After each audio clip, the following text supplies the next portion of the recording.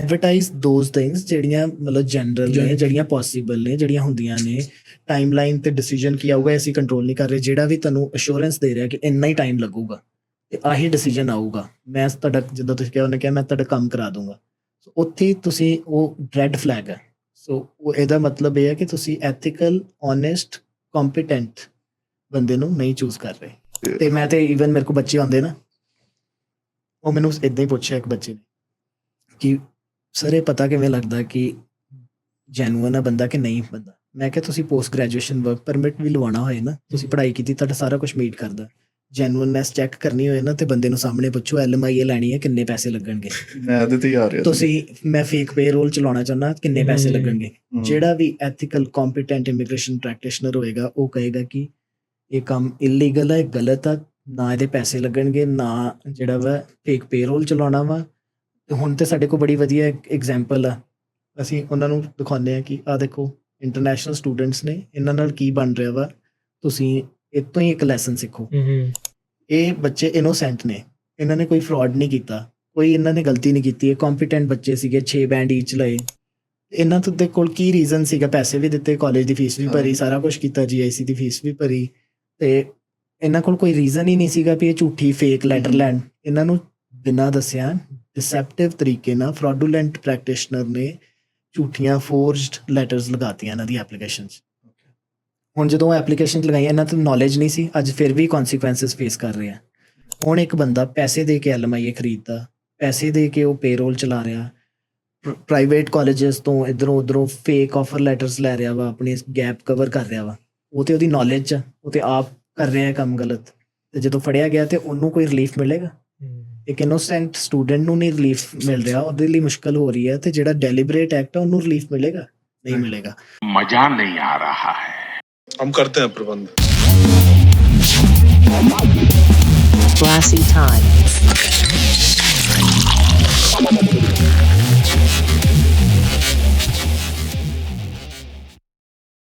Hello and welcome to Glassy time and thank you so much ਸਾਡੇ ਸਾਰੇ subscribers and like Instagram 'ਤੇ ਜਿੰਨੇ ਵੀ followers ਹੈਗੇ ਆ, ਜਿਹੜੇ ਸਾਡਾ ਰੀਸੈਂਟ ਐਪੀਸੋਡ ਵਿਦ ਡੈਨਿਸ ਬਹੁਤ ਜ਼ਿਆਦਾ ਪਸੰਦ ਕਰ ਰਹੇ ਨੇ and thank you so much. ਹਾਲੇ ਵੀ ਬਹੁਤ ਸਾਰੇ ਲੋਕ ਨੇ ਜਿਨ੍ਹਾਂ ਨੇ ਨਹੀਂ ਸਾਨੂੰ ਸਬਸਕ੍ਰਾਈਬ ਕੀਤਾ and please go check out our channel and today we have a very interesting topic. ਅਤੇ ਅੱਜ ਅਸੀਂ ਬੈਠੇ ਹਾਂ ਕਾਲਜ ਲਾਅ ਆਫਿਸ 'ਚ। ਅੱਜ ਅਸੀਂ ਗੱਲ ਕਰਾਂਗੇ ਜਿਹੜਾ ਡਿਪੋਰਟੇਸ਼ਨ ਦਾ ਇਸ਼ੂ ਹੋਇਆ ਸੀ ਸਟੂਡੈਂਟਸ ਦਾ, ਉਹਦੇ ਬਾਰੇ, ਅਤੇ ਹੋਰ ਵੀ ਕਈ ਆਪਾਂ ਜਿਹੜੇ ਇਹਦੇ ਸੋਲਿਊਸ਼ਨ ਕੀ ਨੇ, ਕੀ ਹੋਇਆ, ਕਾਰਨ ਕੀ ਸੀਗਾ, ਉਹਦੇ ਬਾਰੇ ਸਾਰੀ ਆਪਾਂ ਡੀਪ ਡਾਈਵ ਕਰਾਂਗੇ। ਅਤੇ ਨਾਲ ਸਾਡੇ ਨੇ ਅਰਸ਼ਪਾ ਜੀ, ਭਾਈ ਵੈਲਕਮ। ਸਤਿ ਸ਼੍ਰੀ ਅਕਾਲ ਜੀ ਗੁਨੀਤ ਤੇ ਫੈਲਿਕਸ। ਬੜਾ ਵਧੀਆ ਮੈਨੂੰ ਲੱਗਾ ਜਦੋਂ ਤੁਸੀਂ ਆਏ ਕਿ ਤੁਸੀਂ ਆਪ ਇੰਟਰਨੈਸ਼ਨਲ ਸਟੂਡੈਂਟਸ ਹੋ ਅਤੇ ਅੱਜ ਤੁਸੀਂ ਇੰਟਰਨੈਸ਼ਨਲ ਸਟੂਡੈਂਟਸ ਵਾਸਤੇ ਕੁਛ ਕਰਨ ਦੀ ਕੋਸ਼ਿਸ਼ ਕਰ ਰਹੇ ਹੋ ਕਿ ਉਹਨਾਂ ਤੱਕ ਜਾਣਕਾਰੀ ਪਹੁੰਚੇ, ਫਿਊਚਰ ਇੰਟਰਨੈਸ਼ਨਲ ਸਟੂਡੈਂਟਸ ਤੱਕ ਜਾਣਕਾਰੀ ਪਹੁੰਚੇ, ਅਤੇ ਖਾਸ ਕਰਕੇ ਆਪਣੀ ਕਮਿਊਨਿਟੀ ਦੇ ਲੋਕਾਂ ਤੱਕ ਜਾਣਕਾਰੀ ਪਹੁੰਚੇ ਕਿ ਇਹ ਇਸ਼ੂ ਜਾਂ ਹੈ ਕੀ ਆ ਸਾਰਾ ਮੁੱਦਾ। ਅਤੇ ਮੈਨੂੰ ਵੈਲਕਮ, ਅਤੇ ਮੇਰੀ ਕੋਸ਼ਿਸ਼ ਰਹੇਗੀ ਕਿ ਜਿੰਨਾ ਮੈਂ ਇਹਨੂੰ ਬੈਸਟ ਡਿਸਕਰਾਈਬ ਕਰ ਸਕਾਂ ਮੈਂ ਕਰਾਂ। ਹਾਂਜੀ ਹਾਂਜੀ। ਅਤੇ ਭਾਅ ਜੀ ਤੁਹਾਡਾ ਮੇਨ ਆਫਿਸ ਇੱਥੇ ਬਰੈਂਪਟਨ 'ਚ ਲੋਕੇਟਡ ਆ? ਹਾਂਜੀ, ਬਰੈਂਪਟਨ ਦੇ ਵਿੱਚ ਕੈਨੇਡੀ ਐਂਡ ਸੈਂਡਲਵੁੱਡ ਦੇ ਉੱਤੇ ਇੰਟਰਸੈਕਸ਼ਨ ਮੇਨ ਹੈ। ਠੀਕ ਹੈ ਜੀ। ਅਤੇ ਤੁਹਾਨੂੰ ਕਿੰਨਾ ਹੋ ਗਿਆ ਇੱਥੇ ਈਅਰਸ ਪ੍ਰੈਕਟਿਸ ਕਰਦੇ ਹੋ? ਸੋ ਮੈਨੂੰ ਬਰੈਂਪਟਨ ਦੇ ਵਿੱਚ ਹੋ ਗਏ 4 ਸਾਲ, ਅਤੇ ਵੈਸੇ ਓਵਰਆਲ ਜਿਹੜਾ ਵਾ 4.5 ਸਾਲ ਦੇ ਕਰੀਬ ਟਾਈਮ ਹੋ ਗਿਆ। ਠੀਕ ਹੈ ਜੀ। ਹਾਂਜੀ। ਹਾਊ ਵਾਜ਼ ਯੂਰ ਐਕਸਪੀਰੀਅੰਸ ਕਿ ਜਦੋਂ ਤੁਸੀਂ ਕੈਨੇਡਾ ਆਏ, ਕੀ ਡਰੀਮ ਸੀ? ਸੋ ਜਦੋਂ ਮੈਂ ਕੈਨੇਡਾ ਆਇਆ ਅਤੇ ਕੈਨੇਡੀਅਨ PR ਆਪਣੀ ਹੋਮ ਕੰਟਰੀ 'ਚ ਹੀ ਲੈ ਕੇ ਉੱਥੋਂ ਹੀ ਇੱਥੇ ਆਇਆ। ਅੱਛਾ ਜੀ। ਸੋ ਐਕਟਿਵ ਪ੍ਰੈਕਟਿਸ ਸੀਗੀ, ਵਕਾਲਤ ਕਰ ਰਹੇ ਸੀਗੇ ਇੰਡੀਆ 'ਚ। ਇੱਥੇ ਆ ਕੇ ਇੱਕ ਵਾਰੀ ਥੋੜ੍ਹਾ ਜਿਹਾ ਅਡੈਪਟੇਬਿਲਿਟੀ ਇਸ਼ੂਜ਼ ਹੋ ਜਾਂਦੇ ਆ, ਨਾਟ ਜਸਟ ਕਿ ਸਟੂਡੈਂਟਸ ਨੂੰ ਜਾਂ ਕਿਸੇ ਨੂੰ ਵੀ। ਅਸੀਂ ਲਾਅ ਕਰ ਰਹੇ ਸੀ, ਲੋਕਾਂ ਦੇ ਮਸਲੇ ਅਦਾਲਤਾਂ ਦੇ ਵਿੱਚ ਲੈ ਕੇ ਜਾਂਦੇ ਸੀਗੇ। ਉੱਥੇ ਬੜੇ ਕੌਨਫੀਡੈਂਟ ਸੀਗੇ, ਸੁਸਾਇਟੀ ਸਾਡੇ ਵੱਲ ਦੇਖਦੀ ਸੀਗੀ ਕਿ ਇਹ ਕੌਨਫੀਡੈਂਟ ਨੇ, ਲਾਇਰ ਨੇ, ਸਾਡੇ ਮਸਲੇ ਹੱਲ ਕਰਨਗੇ ਜਾਂ ਕਰਦੇ ਨੇ। ਪਰ ਇੱਥੇ ਆ ਕੇ everybody is on the same page. Right. ਅਤੇ ਉਹ ਚਾਹੇ ਸਟੂਡੈਂਟ ਹੈ, ਚਾਹੇ ਕੋਈ ਲਾਇਰ ਹੈ, ਡਾਕਟਰ ਹੈ, ਉਹ ਇੱਕ ਵਾਰੀ ਉਹਦਾ ਕੌਨਫੀਡੈਂਸ ਸ਼ੇਕ ਹੁੰਦਾ, ਇੱਕ ਵਾਰੀ ਉਹਦੀਆਂ ਹੋਪਸ ਜਿਹੜੀਆਂ ਵਾ ਡਿਮਿਨਿਸ਼ਿੰਗ ਲੱਗਦੀਆਂ ਉਹਨੂੰ। ਸ਼ੁਰੂ ਤੋਂ ਸਾਰਾ ਕਰਨਾ ਪੈਂਦਾ ਸਕ੍ਰੈਚ ਤੋਂ। ਫਿਰ ਜਿਹੜਾ ਬੰਦਾ ਫੋਕਸ ਕਰਦਾ ਹੈ, ਹਾਰਡ ਵਰਕ ਕਰਦਾ ਹੈ, ਜਿਹਦਾ ਗੋਲ ਕਲੀਅਰ ਆ, ਪ੍ਰਸਾਈਜ਼ ਆ, ਪਲੱਸ ਸਿਰਫ ਏਜ ਦਾ ਇੰਨਾ ਕੁ ਡਿਫਰੈਂਸ ਹੁੰਦਾ ਕਿ ਯੰਗ ਬੰਦੇ ਨੂੰ ਥੋੜ੍ਹੀ ਜ਼ਿਆਦਾ ਗਾਈਡੈਂਸ ਦੀ ਲੋੜ ਹੁੰਦੀ ਹੈ, ਮੈਂਟਰਸ਼ਿਪ ਦੀ। ਜਿਹੜਾ ਥੋੜਾ ਮੈਚੁਰ ਹੋ ਕੇ ਆਇਆ ਉਹਨੂੰ ਥੋੜਾ ਪਹਿਲਾਂ ਪਤਾ ਹੁੰਦਾ ਕਿ ਉਹਦੀ ਵਿਜ਼ਨ ਕੀ ਹੈ, ਉਹਨੇ ਕਰਨਾ ਕੀ ਹੈ। ਸੋ ਯੰਗ ਬੱਚਿਆਂ ਨੂੰ ਗਾਈਡੈਂਸ ਦੀ ਬੜੀ ਲੋੜ ਪੈਂਦੀ ਹੈ ਜਰਨੀ ਦੇ ਦੌਰਾਨ। ਸੋ ਬੜਾ ਵਧੀਆ ਐਕਸਪੀਰੀਅੰਸ ਰਿਹਾ, ਜਲਦੀ ਆਪਣੇ ਪ੍ਰੋਫੈਸ਼ਨ 'ਚ ਆ ਗਏ 2 ਸਾਲਾਂ ਦੇ ਵਿੱਚ ਤੇ ਮਿਹਨਤ ਕੀਤੀ। ਉਹੀ ਇੰਟਰਨੈਸ਼ਨਲ ਫਿਰ ਹੁਣ ਅੱਛਾ ਵੀ ਫੀਲ ਹੁੰਦਾ ਕਿ ਆਪਣੀ ਕਮਿਊਨਿਟੀ ਦੇ ਯੰਗ ਬੱਚਿਆਂ ਨੂੰ, ਆਪਣੀ ਕਮਿਊਨਿਟੀ ਦੇ ਲੋਕਾਂ ਨੂੰ ਕਾਫੀ ਵਧੀਆ ਤਰੀਕੇ ਨਾਲ ਆਪਾਂ ਆਪਣੀ ਸਰਵਿਸ ਦੇਣ ਦੀ ਕੋਸ਼ਿਸ਼ ਕਰ ਰਹੇ ਹਾਂ। ਉਹਨਾਂ ਦੇ ਲੀਗਲ ਰਾਈਟਸ ਕੀ ਨੇ, ਡੂਜ਼ ਐਂਡ ਡੋਂਟਸ ਕੀ ਹੈ, ਉਹਨਾਂ ਨੂੰ ਕੀ ਕਰਨਾ ਚਾਹੀਦਾ, ਕੀ ਨਹੀਂ ਕਰਨਾ ਚਾਹੀਦਾ, ਉਹਨਾਂ ਚੀਜ਼ਾਂ ਦੇ ਉੱਤੇ ਜਾਣਕਾਰੀ ਜਿਹੜੀ ਆ ਡੇ ਟੂ ਡੇ ਬੇਸਿਸ ਤੇ, ਨਾਟ ਜਸਟ ਇਮੀਗ੍ਰੇਸ਼ਨ ਦੇ ਉੱਤੇ ਕਿ ਇੰਟਰਨੈਸ਼ਨਲ ਸਟੂਡੈਂਟ ਇਨੋਸੈਂਟ ਆ, ਉਹ ਆਉਂਦੇ ਆ ਇਮੀਗ੍ਰੇਸ਼ਨ ਦੇ ਮੈਟਰ ਲਈ, ਪਰ ਉਹ ਸਾਨੂੰ ਜਦੋਂ ਕਈ ਵਾਰੀ ਫੋਨ ਕਰਦੇ ਆ ਕਿ ਘਰ ਬਾਏ ਕਰ ਲੱਗਾ, ਲੋਨ ਦੇ ਪੇਪਰ ਸਾਈਨ ਕਰਨੇ, ਕਰਾਂ ਕਿ ਨਾ ਕਰਾਂ, ਇੰਸ਼ੋਰੈਂਸ ਲਵਾਂ ਕਿ ਨਾ ਲਵਾਂ, ਐਂ ਕਰਾਂ ਕਿ ਨਾ। So even outside of the scope of immigration ਸਾਨੂੰ ਗਾਈਡੈਂਸ ਵਾਸਤੇ ਕਾਲ ਇਨਫਲੂਐਂਸ ਕਰ ਰਹੇ ਹੋ ਆਪਣੀ ਯੰਗਸਟਰਸ ਨੂੰ, ਆਪਣੀ ਸੋਸਾਇਟੀ ਤੋਂ with your experiences.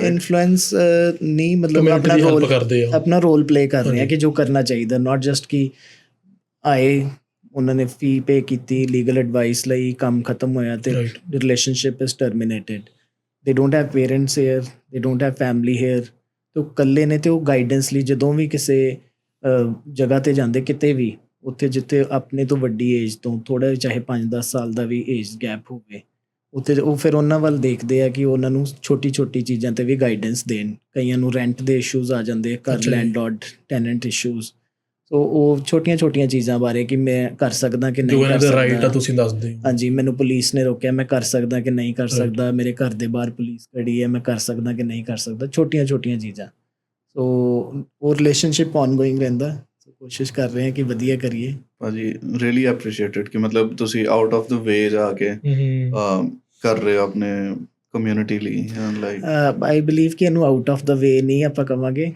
This should be the ਵੇ, ਮੇਰਾ ਇਹ ਮੰਨਣਾ ਵਾ। ਸੋ ਆਪਾਂ ਕਰਨਾ ਭੁੱਲ ਗਏ ਆ, ਕਰਦੇ ਨਹੀਂ ਆ, ਤੇ ਉਹ ਸਾਨੂੰ ਹੁਣ out of the way feel ਹੁੰਦਾ ਜਦੋਂ ਕੋਈ ਆਪਾਂ ਇਹ ਚੀਜ਼ ਕਰਦੇ। ਬਟ ਮੈਨੂੰ ਲੱਗਦਾ ਕਿ this should be the way, and ਆਪਣਾ ਜਿੰਨਾ ਕਿਸੇ ਦੀ ਕਪੈਸਿਟੀ ਹੈ ਕੋਸ਼ਿਸ਼ ਹੈ। ਅਦਰਵਾਈਜ਼ ਤੁਸੀਂ ਫਾਈਨੈਂਸ਼ਲੀ ਕਿਸੇ ਦੀ ਹੈਲਪ ਜ਼ਿਆਦਾ ਨਹੀਂ ਕਰ ਸਕਦੇ, ਉੱਦਾਂ ਨਹੀਂ ਕਰ ਸਕਦੇ, ਤੇ ਗੁੱਡ ਗਾਈਡੈਂਸ ਇੱਕ ਬੜੀ ਵਧੀਆ ਚੀਜ਼ ਆ। ਕਾਫੀ ਚੀਜ਼ਾਂ ਤੋਂ ਸੇਵ ਕਰ ਸਕਦੇ ਹੋ ਤੁਸੀਂ ਸਟੂਡੈਂਟਸ ਨੂੰ ਜਾਂ ਨਿਊ ਕਮਰਸ ਨੂੰ, ਨਾਟ ਜਸਟ ਸਟੂਡੈਂਟਸ। ਜਿਹੜਾ ਵੀ ਕੈਨੇਡਾ 'ਚ ਨਵਾਂ ਆਇਆ, ਇੱਕ ਦੂਜੇ ਨਾਲ ਸਾਡੀਆਂ ਕਲਚਰਲ ਅਫੀਲੀਏਸ਼ਨਸ ਆ, ਭਾਈਚਾਰਾ ਹੈ ਕਮਿਊਨਿਟੀ ਦਾ, ਸੋ ਇੱਕ ਦੂਜੇ ਨੂੰ ਸਪੋਰਟ ਕਰਕੇ ਨਾਲ ਅੱਗੇ ਆਪ ਵੀ ਅੱਗੇ ਵਧਣਾ ਤੇ ਉਹਨਾਂ ਨੂੰ ਵੀ ਨਾਲ ਲੈ ਕੇ ਚੱਲਣਾ। ਭਾਜੀ ਕਿੱਦਾਂ ਦਾ ਡਿਫਰੈਂਸ ਲੱਗਦਾ ਤੁਹਾਨੂੰ Canadian law and Indian law and how the proceedings are? Like ਤੁਸੀਂ ਮਿਸ ਕਰਦੇ ਹੋ ਥੋੜਾ ਕਿ like Canada is like more strict and straightforward, ਜਾਂ ਆਪਾਂ ਇੰਡੀਅਨ ਲਾਅ ਨੂੰ ਲੈ ਕੇ ਚੱਲੀਏ ਥੋੜਾ ਲਾਈਕ ਈਜ਼ੀ ਹੈ, ਲੇਡ ਬੈਕ, ਤਾਰੀਖ ਪੇ ਤਾਰੀਖ ਟਾਈਪ ਚੱਲ ਰਿਹਾ ਕਿਤੇ ਵੀ ਹੋਈ ਸਿਸਟਮ? ਨਹੀਂ, ਬੜਾ ਵਧੀਆ ਕੁਐਸਚਨ ਆ ਕਿ ਆਮ ਲੋਕ ਸੋਚਦੇ, ਇਹ ਬਿਲਕੁਲ ਜਿਹੜੇ ਆਮ ਬੰਦੇ ਦੇ ਮਨ 'ਚ ਇਹੋ ਜਿਹੀਆਂ ਚੀਜ਼ਾਂ ਆਉਂਦੀਆਂ। ਸੋ ਬੜਾ ਵਧੀਆ ਕੁਐਸਚਨ ਆ। ਇੰਡੀਆ ਦੇ ਵਿੱਚ ਤੇ ਇੱਥੇ ਕੀ ਹੈ ਕਿ ਵਕੀਲ ਜਿਹੜੇ ਨੇ, ਜੇ ਬਤੌਰ ਵਕੀਲ ਹੀ ਦੱਸਾਂ, ਤੇ ਉੱਥੇ ਵੀ ਉਹ ਅਦਾਲਤਾਂ ਦੇ ਨਾਲ ਡੀਲ ਕਰਦੇ, ਇੱਥੇ ਵੀ ਕੋਰਟਸ ਦੇ ਨਾਲ ਡੀਲ ਕਰਦੇ ਆ, ਇਮੀਗ੍ਰੇਸ਼ਨ ਡਿਪਾਰਟਮੈਂਟ ਨਾਲ ਵੀ ਡੀਲ ਕਰਦੇ ਆ, ਇਮੀਗ੍ਰੇਸ਼ਨ ਕੋਰਟਸ ਨਾਲ ਵੀ ਡੀਲ ਕਰਦੇ ਆ। ਸੋ ਉਹਨਾਂ ਨੂੰ ਕੋਈ ਜ਼ਿਆਦਾ ਫਰਕ ਨਹੀਂ, ਕਿਉਂਕਿ ਅਦਾਲਤਾਂ ਦਾ ਪ੍ਰੋਟੋਕੋਲ ਉੱਥੇ ਵੀ ਬੜਾ ਸਖਤ ਹੈ, ਇੱਥੇ ਵੀ ਬੜਾ ਸਖਤ ਹੈ। ਵਕੀਲ ਦੀਆਂ ਐਕਸਪੈਕਟੇਸ਼ਨਸ ਉੱਥੇ ਵੀ ਸੋਸਾਇਟੀ ਨੂੰ ਹੈਗੀਆਂ ਵੀ ਇਹ ਵਕੀਲ ਹੈ, ਇਸ ਤਰ੍ਹਾਂ ਆਪਣੇ ਆਪ ਨੂੰ ਕੰਡਕਟ ਕਰੇ ਸੋਸਾਇਟੀ 'ਚ, ਇੱਥੇ ਵੀ ਉਸੇ ਤਰ੍ਹਾਂ ਹੀ ਆ। ਸੋ ਜ਼ਿਆਦਾ ਫਰਕ ਨਹੀਂ ਹੈ, ਕਾਨੂੰਨ ਦਾ ਫਰਕ ਆ, ਉੱਥੇ ਦੇ ਅਲੱਗ ਕਾਨੂੰਨ ਨੇ, ਇੱਥੋਂ ਦੇ ਅਲੱਗ ਕਾਨੂੰਨ ਨੇ ਇਹਨਾਂ ਦਾ। ਜਿਵੇਂ ਸਾਡੇ ਇੰਡੀਆ ਦੇ ਵਿੱਚ ਇਮੀਗ੍ਰੇਸ਼ਨ ਕਾਨੂੰਨ ਬਾਰੇ ਕਿਸੇ ਨੇ ਨਹੀਂ ਸੁਣਿਆ ਹੋਣਾ, ਇੰਡੀਆ ਦੇ ਵਿੱਚ ਵੀ ਇਮੀਗ੍ਰੇਸ਼ਨ ਕਾਨੂੰਨ ਹੈਗਾ, ਪਰ ਉੱਥੇ ਇਮੀਗ੍ਰੈਂਟਸ ਆਉਂਦੇ ਨਹੀਂ ਜ਼ਿਆਦਾ, ਇਸ ਕਰਕੇ ਇਮੀਗ੍ਰੇਸ਼ਨ ਕਾਨੂੰਨ ਪੋਪੂਲਰ ਨਹੀਂ ਹੈ। ਪਰ ਕੈਨੇਡਾ ਦੇ ਵਿੱਚ ਮਤਲਬ ਮੈਨੂੰ ਨਹੀਂ ਲੱਗਦਾ ਕਿ ਕੋਈ ਇੱਕ ਸਿੰਗਲ ਇੰਡੀਵਿਜੂਅਲ ਵੀ ਰਹਿ ਰਿਹਾ ਹੋਏ ਤੇ ਉਹਨੂੰ ਇਮੀਗ੍ਰੇਸ਼ਨ ਕਾਨੂੰਨ ਦਾ ਨਾ ਪਤਾ ਹੋਵੇ, ਜਾਂ ਇਮੀਗ੍ਰੇਸ਼ਨ ਲਾਇਰ ਦਾ ਉਹਨਾਂ ਨੇ ਨਾਂ ਨਾ ਸੁਣਿਆ ਹੋਏ ਕਿ ਇਮੀਗ੍ਰੇਸ਼ਨ ਲਾਇਰ ਕੋਈ ਚੀਜ਼ ਆ। ਪਰ ਇੰਡੀਆ 'ਚ ਤੁਸੀਂ ਕਦੀ ਨਹੀਂ ਸੁਣਿਆ ਹੋਣਾ ਕਿ ਇਮੀਗ੍ਰੇਸ਼ਨ ਲਾਇਰ ਵੀ ਹੁੰਦਾ। ਸੋ ਕੱਲ੍ਹ ਪਰਸੋਂ ਹੀ ਮੇਰੇ ਕੋਲ ਕੋਈ ਆਇਆ, ਉਹ ਮੈਨੂੰ ਕਹਿੰਦਾ ਕਿ ਮੈਂ ਉਹਨਾਂ ਨੂੰ ਕੋਈ ਇਸ਼ੂ ਹੋ ਗਿਆ, ਤੇ ਮੈਂ ਕਿਹਾ ਤੁਸੀਂ ਪਹਿਲਾਂ ਕਿਉਂ ਨਹੀਂ ਲਾਇਰ ਕੋ ਆਏ? ਤੇ ਉਹ ਕਹਿੰਦੇ ਕਿ ਭਾਜੀ ਅਸੀਂ ਤੇ ਇਹ ਸੋਚਦੇ ਰਹੇ ਕਿ ਕੋਈ ਲੜਾਈ ਝਗੜਾ ਹੋ ਜਾਏ ਜਾਂ ਕੋਈ ਡਿਸਪਿਊਟ ਹੈ ਤੇ ਫੇਰ ਹੀ ਲਾਇਰ ਕੋ ਜਾਣਾ, ਇਮੀਗ੍ਰੇਸ਼ਨ ਲਈ ਨਹੀਂ ਜਾਣਾ। ਸੋ ਇਸ ਤਰ੍ਹਾਂ ਦੇ ਉਹ ਹੈਗਾ ਫਰਕ, ਥੋੜ੍ਹਾ ਬਹੁਤਾ ਹੀ ਹੈ, ਪਰ ਓਵਰਆਲ ਜੇ ਦੇਖੀਏ ਵੀ ਮਜ਼ਾ ਕਿੱਥੇ ਆਉਂਦਾ, ਉਹ ਦੋਨੋਂ ਜਗ੍ਹਾ 'ਤੇ, ਕਿਉਂਕਿ ਤੁਸੀਂ ਜਸਟਿਸ ਲਈ ਲੜਾਈ ਲੜਦੇ ਹੋ, ਡੀਕੋਡ ਕਰਦੇ ਹੋ ਲੋਕਾਂ ਦੀਆਂ ਡਿਫਿਕਲਟ ਸਿਚੁਏਸ਼ਨਸ, ਤੇ ਉੱਥੇ ਵੀ ਆਪਣੀ ਕਮਿਊਨਿਟੀ ਨੂੰ ਹੈਲਪ ਕਰੀਦੀ ਸੀ, ਇੱਥੇ ਵੀ ਮੈਜੋਰਿਟੀ ਆਪਣੀ ਕਮਿਊਨਿਟੀ ਦੇ ਲੋਕ ਆ, ਖਾਸ ਕਰਕੇ ਬੜਾ ਵਧੀਆ ਫੀਲ ਹੁੰਦਾ। ਯੰਗ ਬੱਚੇ ਨੇ ਤੇ ਉਹ ਸਮਟਾਈਮਸ ਉਹ ਜਦੋਂ ਤੁਹਾਨੂੰ ਮਿਲਦੇ ਆ, ਉਹ ਤੁਹਾਡੇ ਕੋਲ ਐਲਡਰਲੀ ਫੈਮਿਲੀ ਮੈਂਬਰ ਦੀ ਤਰ੍ਹਾਂ ਵੀ ਗਾਈਡੈਂਸ ਸੀਕ ਕਰਦੇ ਆ, ਪੇਰੈਂਟਿੰਗ ਦੀ ਤਰ੍ਹਾਂ ਵੀ ਗਾਈਡੈਂਸ ਸੀਕ ਕਰਦੇ ਆ। ਤੇ 5 ਸਾਲਾਂ ਦੇ ਵਿੱਚ ਲਗਭਗ ਓਵਰਆਲ ਜੇ ਕਹਾਂ ਹਾਂਜੀ। ਮੈਂ ਆਰਟੀਕਲਿੰਗ ਸਟੂਡੈਂਟ ਦਾ ਵੀ ਐਕਸਪੀਰੀਅੰਸ ਪਾਵਾਂ, ਸੋ 5 ਸਾਲਾਂ 'ਚ ਬੜੇ ਲੋਕਾਂ ਨੂੰ ਮਿਲੇ, ਬੜੇ ਸਟੂਡੈਂਟਸ ਨੂੰ ਮਿਲੇ।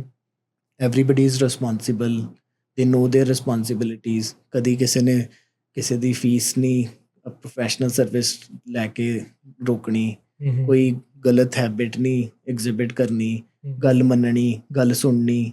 ਜੇ ਇਮੀਗ੍ਰੇਸ਼ਨ ਜਰਨੀ ਦੇ ਵਿੱਚ ਕਹੀਏ 2 ਆਪਸ਼ਨਾਂ ਨੇ, ਤੇ ਆ ਕਰਾਂ ਕਿ ਨਾ ਕਰਾਂ। ਤੇ ਗਲਤ ਰਸਤਾ ਈਜ਼ੀ ਹੁੰਦਾ ਹਮੇਸ਼ਾ, ਚੰਗਾ ਰਸਤਾ ਜਿਹੜਾ ਉਹ ਡਿਫਿਕਲਟ ਹੁੰਦਾ। ਪਰ ਉਹਨਾਂ ਨੇ ਕੌਨਫੀਡੈਂਸ ਨਾਲ ਗੱਲ ਮੰਨਣੀ, ਸੋ ਉਹਨਾਂ ਦੇ ਇੱਕ ਤਰ੍ਹਾਂ ਤੁਸੀਂ ਕਾਫੀ ਹੱਦ ਤੱਕ ਕਈ ਵਾਰੀ ਡਿਸੀਜਨ ਮੇਕਰ ਵੀ ਬਣ ਜਾਂਦੇ ਹੋ। Even Right. ਤੁਹਾਨੂੰ ਅਲਾਊਡ ਵੀ ਨਹੀਂ ਹੈ ਬਣਨਾ, ਪਰ ਉਹਨਾਂ ਨੂੰ ਗਾਈਡੈਂਸ ਇਸ ਤਰ੍ਹਾਂ ਦੀ ਦਿਓ, ਆਪਣੇ ਪ੍ਰੋਜ਼ ਐਂਡ ਕੌਨਸ ਹਰ ਚੀਜ਼ਾਂ ਦੇ ਚੰਗੀ ਤਰ੍ਹਾਂ ਸਮਝਾਓ। ਤੇ ਮੈਨੂੰ ਲੱਗਦਾ ਕਿ ਸਾਰੇ ਸਮਝਦੇ ਚੰਗੀ ਤਰ੍ਹਾਂ। ਤੇ ਇੱਕ ਬੜੀ ਇੰਟਰਸਟਿੰਗ ਚੀਜ਼ ਜਿਹੜੀ ਮੈਂ ਹਰ ਕਲਾਇੰਟ ਨੂੰ ਵੀ ਦੱਸਦਾ, ਕਿ ਇੱਕ ਇੰਟਰਨੈਸ਼ਨਲ ਸਟੂਡੈਂਟ ਟਰਬਲ 'ਚ ਹੁੰਦਾ, ਉਹਨਾਂ ਕੋਲ ਸਿੱਖਣ ਆਪਾਂ ਕਿਵੇਂ ਸਿੱਖਦੇ ਹਾਂ, ਕੀ ਚੀਜ਼ਾਂ ਸਿੱਖਣ ਨੂੰ ਕੀ ਮਿਲਦੀਆਂ। One of them is in trouble. ਇੱਕ ਦੇ ਉੱਤੇ ਕ੍ਰਿਮੀਨਲ ਕੇਸ ਹੋਇਆ, ਇੱਕ ਦੇ ਉੱਤੇ ਉਹ ਆਊਟ ਆਫ ਸਟੇਟਸ ਆ, ਇੱਕ ਦੇ ਉੱਤੇ ਕੋਈ ਫੈਮਿਲੀ ਡਿਸਪਿਊਟ ਦਾ ਉਹਦਾ ਚੱਲ ਰਿਹਾ ਇਸ਼ੂ। ਉਹਦੇ ਕੋਲ ਮਨੀ ਨਹੀਂ ਆ ਲਾਇਰ ਨੂੰ ਕੰਸਲਟ ਕਰਨ ਲਈ, ਉਹਦੇ ਕੋਲ ਕੌਨਫੀਡੈਂਸ ਨਹੀਂ ਹੁੰਦਾ, ਬੰਦਾ ਵੀਕ ਹੋਇਆ ਹੁੰਦਾ, ਸ਼ੈਟਰਡ ਹੁੰਦਾ ਕਿਸ ਲਾਇਰ ਦੇ ਅੱਗੇ ਜਾ ਕੇ ਆਪਣੀ ਗੱਲ ਕਰਨ ਲਈ। ਉਹਦੇ ਨਾਲ 4-4 5-5 ਫੇਸਿਸ ਨਾਲ ਹੁੰਦੇ ਆ। ਉਹ ਆਪ ਵੀ ਕੋਈ ਊਬਰ ਡਰਾਈਵ ਕਰ ਰਿਹਾ, ਕੋਈ ਸਕਿਪ ਦ ਡਿਸ਼ਸ 'ਚ ਕੰਮ ਕਰ ਰਿਹਾ, ਦੇ ਡੋਂਟ ਹੈਵ ਮਨੀ ਟੂ, ਪਰ ਉਹਦੀ ਹਰ ਤਰ੍ਹਾਂ ਹੈਲਪ ਕਰਨੀ ਉਹਨਾਂ ਨੇ, ਮਿਲ ਜੁਲ ਕੇ। ਸੈਂਟਰਲ ਪੂਲ ਉਹਦੇ ਨਾਲ ਖੜੇ, ਉਹਨੂੰ ਡੀਮੋਰਲਾਈਜ਼ ਨਹੀਂ ਹੋਣ ਦਿੰਦੇ, ਹੈਲਪ ਕਰਦੇ ਆ। ਔਨ ਦਾ ਕੰਟਰਰੀ ਆਪਾਂ ਦੇਖਦੇ ਹਾਂ ਕਿ ਜਨਰਲੀ ਇਹ ਪ੍ਰਮੋਟ ਕੀਤਾ ਜਾਂਦਾ ਕਿ ਕੋਈ ਕਿਸੇ ਦੀ ਹੈਲਪ ਨਹੀਂ ਕਰਦਾ, ਪਰ ਉਲਟਾ ਮੇਰਾ ਇਹ ਬਿਲੀਫ ਬਣਿਆ ਇੱਥੇ ਰੋਜ਼ ਦੇਖ ਕੇ ਆ, ਮੇਰੇ ਦੋਨੋਂ ਸਾਥੀ ਨਾਲ ਬੈਠੇ ਆ, ਕਿ ਇੱਕ ਟਰਬਲ 'ਚ 10 ਜਣੇ ਉਹਦੀ ਹੈਲਪ ਕਰਨ ਲਈ ਹੈਗੇ ਆ। Nobody is alone.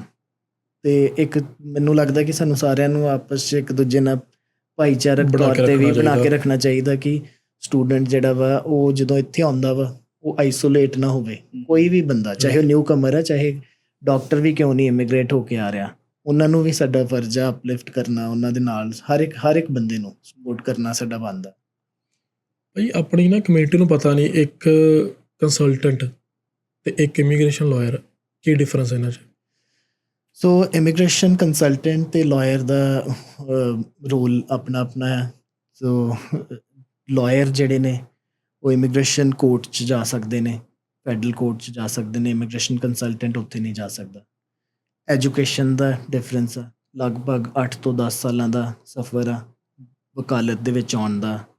3-4 ਸਾਲ 5 ਸਾਲ ਲਾਅ ਦੀ ਪੜ੍ਹਾਈ, 1 ਸਾਲ ਬਾਰ ਐਗਜ਼ਾਮਸ ਦਾ ਪ੍ਰੋਸੈਸ, 1-1.5 ਸਾਲ ਆਰਟੀਕਲਿੰਗ, 1-2 ਸਾਲ ਕਿਸੇ ਨਾਲ ਐਜ਼ ਅ ਜੂਨੀਅਰ ਲਾਇਰ, ਫਿਰ ਜਾ ਕੇ ਤੁਸੀਂ ਇੱਕ ਫੁੱਲੀ ਪ੍ਰੀਪੇਅਰਡ ਲਾਇਰ ਬਣਦੇ ਹੋ। ਸੋ ਕੰਸਲਟੈਂਟ ਦਾ ਡਿਪਲੋਮਾ ਜਿਹੜਾ ਵਾ ਹੁਣ 2 ਇਅਰਸ ਦਾ, ਜਿਵੇਂ ਪੈਲੈਕਸ ਨੇ ਦੱਸਿਆ ਕਿ 2 ਸਾਲਾਂ ਦਾ ਹੈ। ਹਾਂਜੀ। ਵਧੀਆ ਜਗ੍ਹਾ 'ਤੇ ਉਹਨਾਂ ਨੇ ਸ਼ੁਰੂ ਕੀਤਾ, ਕੁਈਨਸ ਯੂਨੀਵਰਸਿਟੀ 'ਚ। ਅਤੇ ਜਿਹੜਾ ਪਹਿਲਾਂ ਸੀਗਾ ਉਹ ਬਰੀਫ ਡਿਊਰੇਸ਼ਨ ਦਾ ਸੀਗਾ। ਸੋ ਐਜੂਕੇਸ਼ਨ ਦਾ ਹਰ ਇੱਕ ਚੀਜ਼ ਦਾ। ਫਿਰ ਲਾਇਰ ਜਿਹੜਾ ਵਾ, ਜਿਵੇਂ ਕ੍ਰਿਮੀਨਲ ਲਾਅ 'ਚ ਵੀ ਉਹਦੀ ਟ੍ਰੇਨਿੰਗ ਆ, ਫੈਮਿਲੀ ਲਾਅ 'ਚ ਵੀ ਉਹਦੀ ਟ੍ਰੇਨਿੰਗ ਆ। ਇਮੀਗ੍ਰੇਸ਼ਨ ਸਿਚੁਏਸ਼ਨ ਕੰਪਲੀਕੇਟਿਡ ਕਈ ਵਾਰੀ ਹੁੰਦੀਆਂ, 2 ਹਸਬੈਂਡ ਵਾਈਫ ਨੇ, ਦੋਨੋਂ ਟੈਂਪਰੇਰੀ ਸਟੇਟਸ 'ਤੇ ਨੇ, ਝਗੜਾ ਹੋ ਗਿਆ, ਬੱਚਾ ਉਹਨਾਂ ਕੋਲ ਸਿਟੀਜ਼ਨ, ਡਿਸਪਿਊਟ ਆ, ਕਸਟਡੀ ਇਸ਼ੂਜ਼ ਆ। ਸੋ ਫੈਮਿਲੀ ਲਾਅ ਵੀ ਪਿਕਚਰ 'ਚ ਆ ਗਿਆ। ਜਾਂ ਕੋਈ ਬੰਦਾ ਸਟੂਡੈਂਟ ਆ, ਉਹਦੇ 'ਤੇ ਕੇਸ ਹੋ ਗਿਆ, ਕ੍ਰਿਮੀਨਲ ਕੇਸ, ਵਾਇਲੈਂਸ ਦਾ, DUI ਦਾ, ਕ੍ਰਿਮੀਨਲ ਲਾਅ ਵੀ ਪਿਕਚਰ 'ਚ ਆ ਗਿਆ। ਸੋ ਅਸੀਂ ਹੋਲਿਸਟਿਕਲੀ ਪੜ੍ਹਾਈ ਕੀਤੀ ਹੈ ਇਮੀਗ੍ਰੇਸ਼ਨ ਲਾਇਰਸ ਨੇ ਕੈਨੇਡਾ 'ਚ। ਉਹਨਾਂ ਨੇ ਕ੍ਰਿਮੀਨਲ ਲਾਅ ਨੂੰ ਵੀ ਪੜ੍ਹਿਆ ਵਾ, ਫੈਮਿਲੀ ਲਾਅ ਨੂੰ ਵੀ ਪੜ੍ਹਿਆ, ਮਲਟੀਪਲ ਲਾਅਸ ਪੜ੍ਹੇ ਆ। ਸੋ ਜਿਹੜੀ ਇੰਟਰਸੈਕਸ਼ਨ ਆ ਇਮੀਗ੍ਰੇਸ਼ਨ ਦੀ ਦੂਸਰੇ ਏਰੀਆਜ਼ ਆਫ ਲਾਅ, ਮੋਸਟਲੀ ਜਿਹੜੀ ਆ ਫੈਮਿਲੀ ਲਾਅ ਜਾਂ ਕ੍ਰਿਮੀਨਲ ਲਾਅ ਨਾਲ ਹੁੰਦੀ ਹੈ। ਕਾਰਪੋਰੇਟ ਲਾਅ ਨਾਲ ਵੀ ਹੈਗੀ ਹੈ ਥੋੜ੍ਹੀ ਬਹੁਤੀ, ਜੇ ਬਿਜ਼ਨਸ ਇਮੀਗ੍ਰੇਸ਼ਨ ਜਾਂ ਹੋਰ ਮੈਟਰਸ ਹੋਣ, ਪਰ ਇਹਨਾਂ ਦੋਨੋਂ ਲਾਅਜ਼ ਨਾਲ ਵੀ ਉਹਨਾਂ ਦੀ ਇੰਟਰਸੈਕਸ਼ਨ ਆ। ਸੋ ਉਹ ਇੱਕ ਫਿਰ ਲਾਇਰ ਦੀ ਜਿਹੜੀ ਕੰਪਲੀਟ ਐਜੂਕੇਸ਼ਨ ਆ, ਉਹ ਕਲਾਇੰਟ ਲਈ ਵਧੀਆ ਸੋਲਿਊਸ਼ਨ ਡਿਫਿਕਲਟ ਸਿਨੈਰੀਓਜ਼ ਨੂੰ ਫਿਕਸ ਕਰਨ ਲਈ। ਫਿਰ ਉਹ ਲੀਗਲ ਰਾਈਟਿੰਗ, ਡਰਾਫਟਿੰਗ, ਵਧੀਆ ਰੀਪ੍ਰੈਜ਼ੈਂਟੇਸ਼ਨ ਲਾਇਰਸ ਕਾਫੀ ਅੱਛੀ ਕਰ ਦਿੰਦੇ ਆ। ਕੰਸਲਟੈਂਟਸ ਦਾ ਆਪਣਾ ਰੋਲ ਆ, ਕਿਉਂਕਿ ਉਹ ਲਾਇਰਸ ਜਿੰਨੀਆਂ ਫਾਈਲਾਂ ਨੇ, ਜਿੰਨੇ ਐਪਲੀਕੈਂਟ ਨੇ ਪੂਰੀ ਦੁਨੀਆ 'ਤੇ ਕੈਨੇਡਾ ਆਉਣਾ ਚਾਹੁੰਦੇ ਆ, ਲਾਇਰਸ ਉਹਨਾਂ ਮੈਨੂੰ ਲੱਗਦਾ ਬਰਡਨ ਹੈਂਡਲ ਨਹੀਂ ਕਰ ਸਕਦੇ, ਕਿਉਂਕਿ ਲਾਇਰਸ ਨੂੰ ਇੱਕ ਵੱਡੀ ਐਕਸਪੈਕਟੇਸ਼ਨ ਆ ਕਿ ਉਹ ਕੰਪੀਟੈਂਸ ਨਾਲ ਕੰਮ ਕਰਨਾ, ਬਹੁਤ ਅੱਛੇ ਤਰੀਕੇ ਨਾਲ ਕੰਮ ਕਰਨਾ। ਕਿਤੇ ਤੁਹਾਡੇ ਐਰਰ ਹੋ ਗਿਆ, ਮਾਰਜਨ ਰਹਿ ਗਿਆ ਤੁਹਾਡੇ ਕੰਮ ਦੇ ਵਿੱਚ, ਤੇ ਤੁਹਾਨੂੰ ਪੈਨਲਟੀ ਜਿਹੜੀ ਹੈ ਤੁਹਾਡਾ ਰੈਗੂਲੇਟਰ ਪ੍ਰੋਵਿੰਸ਼ੀਅਲ ਲਾਅ ਸੁਸਾਇਟੀਜ਼ ਜਿਹੜੀਆਂ ਲਾਇਰਸ ਨੂੰ ਉਹ ਚੰਗੀ ਤਰ੍ਹਾਂ ਰੈਗੂਲੇਟ ਕਰਦੀਆਂ ਵਾ, ਲਾਇਸੈਂਸ ਕੈਂਸਲ ਹੋਣ ਦਾ, ਡਿਸਬਾਰ ਹੋਣ ਦਾ, ਉਹ ਲਾਇਰ ਨੂੰ ਖਤਰਾ ਬਣਿਆ ਰਹਿੰਦਾ ਵਾ। ਠੀਕ ਹੈ। ਸੋ ਐਪਲੀਕੈਂਟ ਦੀ ਚੋਇਸ ਆ, ਜਿੱਤੇ ਵੀ ਉਹਨੇ ਜਾਣਾ ਵਾ। ਕੰਸਲਟੈਂਟਸ ਦਾ ਆਪਣਾ ਰੋਲ ਆ, ਲਾਇਰਸ ਦਾ ਆਪਣਾ ਆ, ਤੇ ਜੋ ਵੀ ਕਰਨਾ ਬਸ ਰੂਲ ਇਹ ਆ, ਥੰਬ ਰੂਲ ਕੀ ਹੈ ਸਾਰੀ ਜਰਨੀ ਦਾ। ਚਾਹੇ ਕੰਸਲਟੈਂਟ ਤੋਂ ਜਾਓ, ਚਾਹੇ ਲਾਇਰ ਤੋਂ ਜਾਓ, ਸਭ ਤੋਂ ਪਹਿਲਾਂ ਉਹਨਾਂ ਦਾ ਲਾਇਸੈਂਸ ਚੈੱਕ ਕਰੋ ਕਿ ਇਹਨਾਂ ਕੋਲ ਲਾਇਸੈਂਸ ਹੈਗਾ ਕਿ ਨਹੀਂ ਹੈਗਾ, ਰਜਿਸਟਰਡ ਨਹੀਂ ਰਜਿਸਟਰਡ ਨੇ ਕਿ ਨਹੀਂ ਨੇ।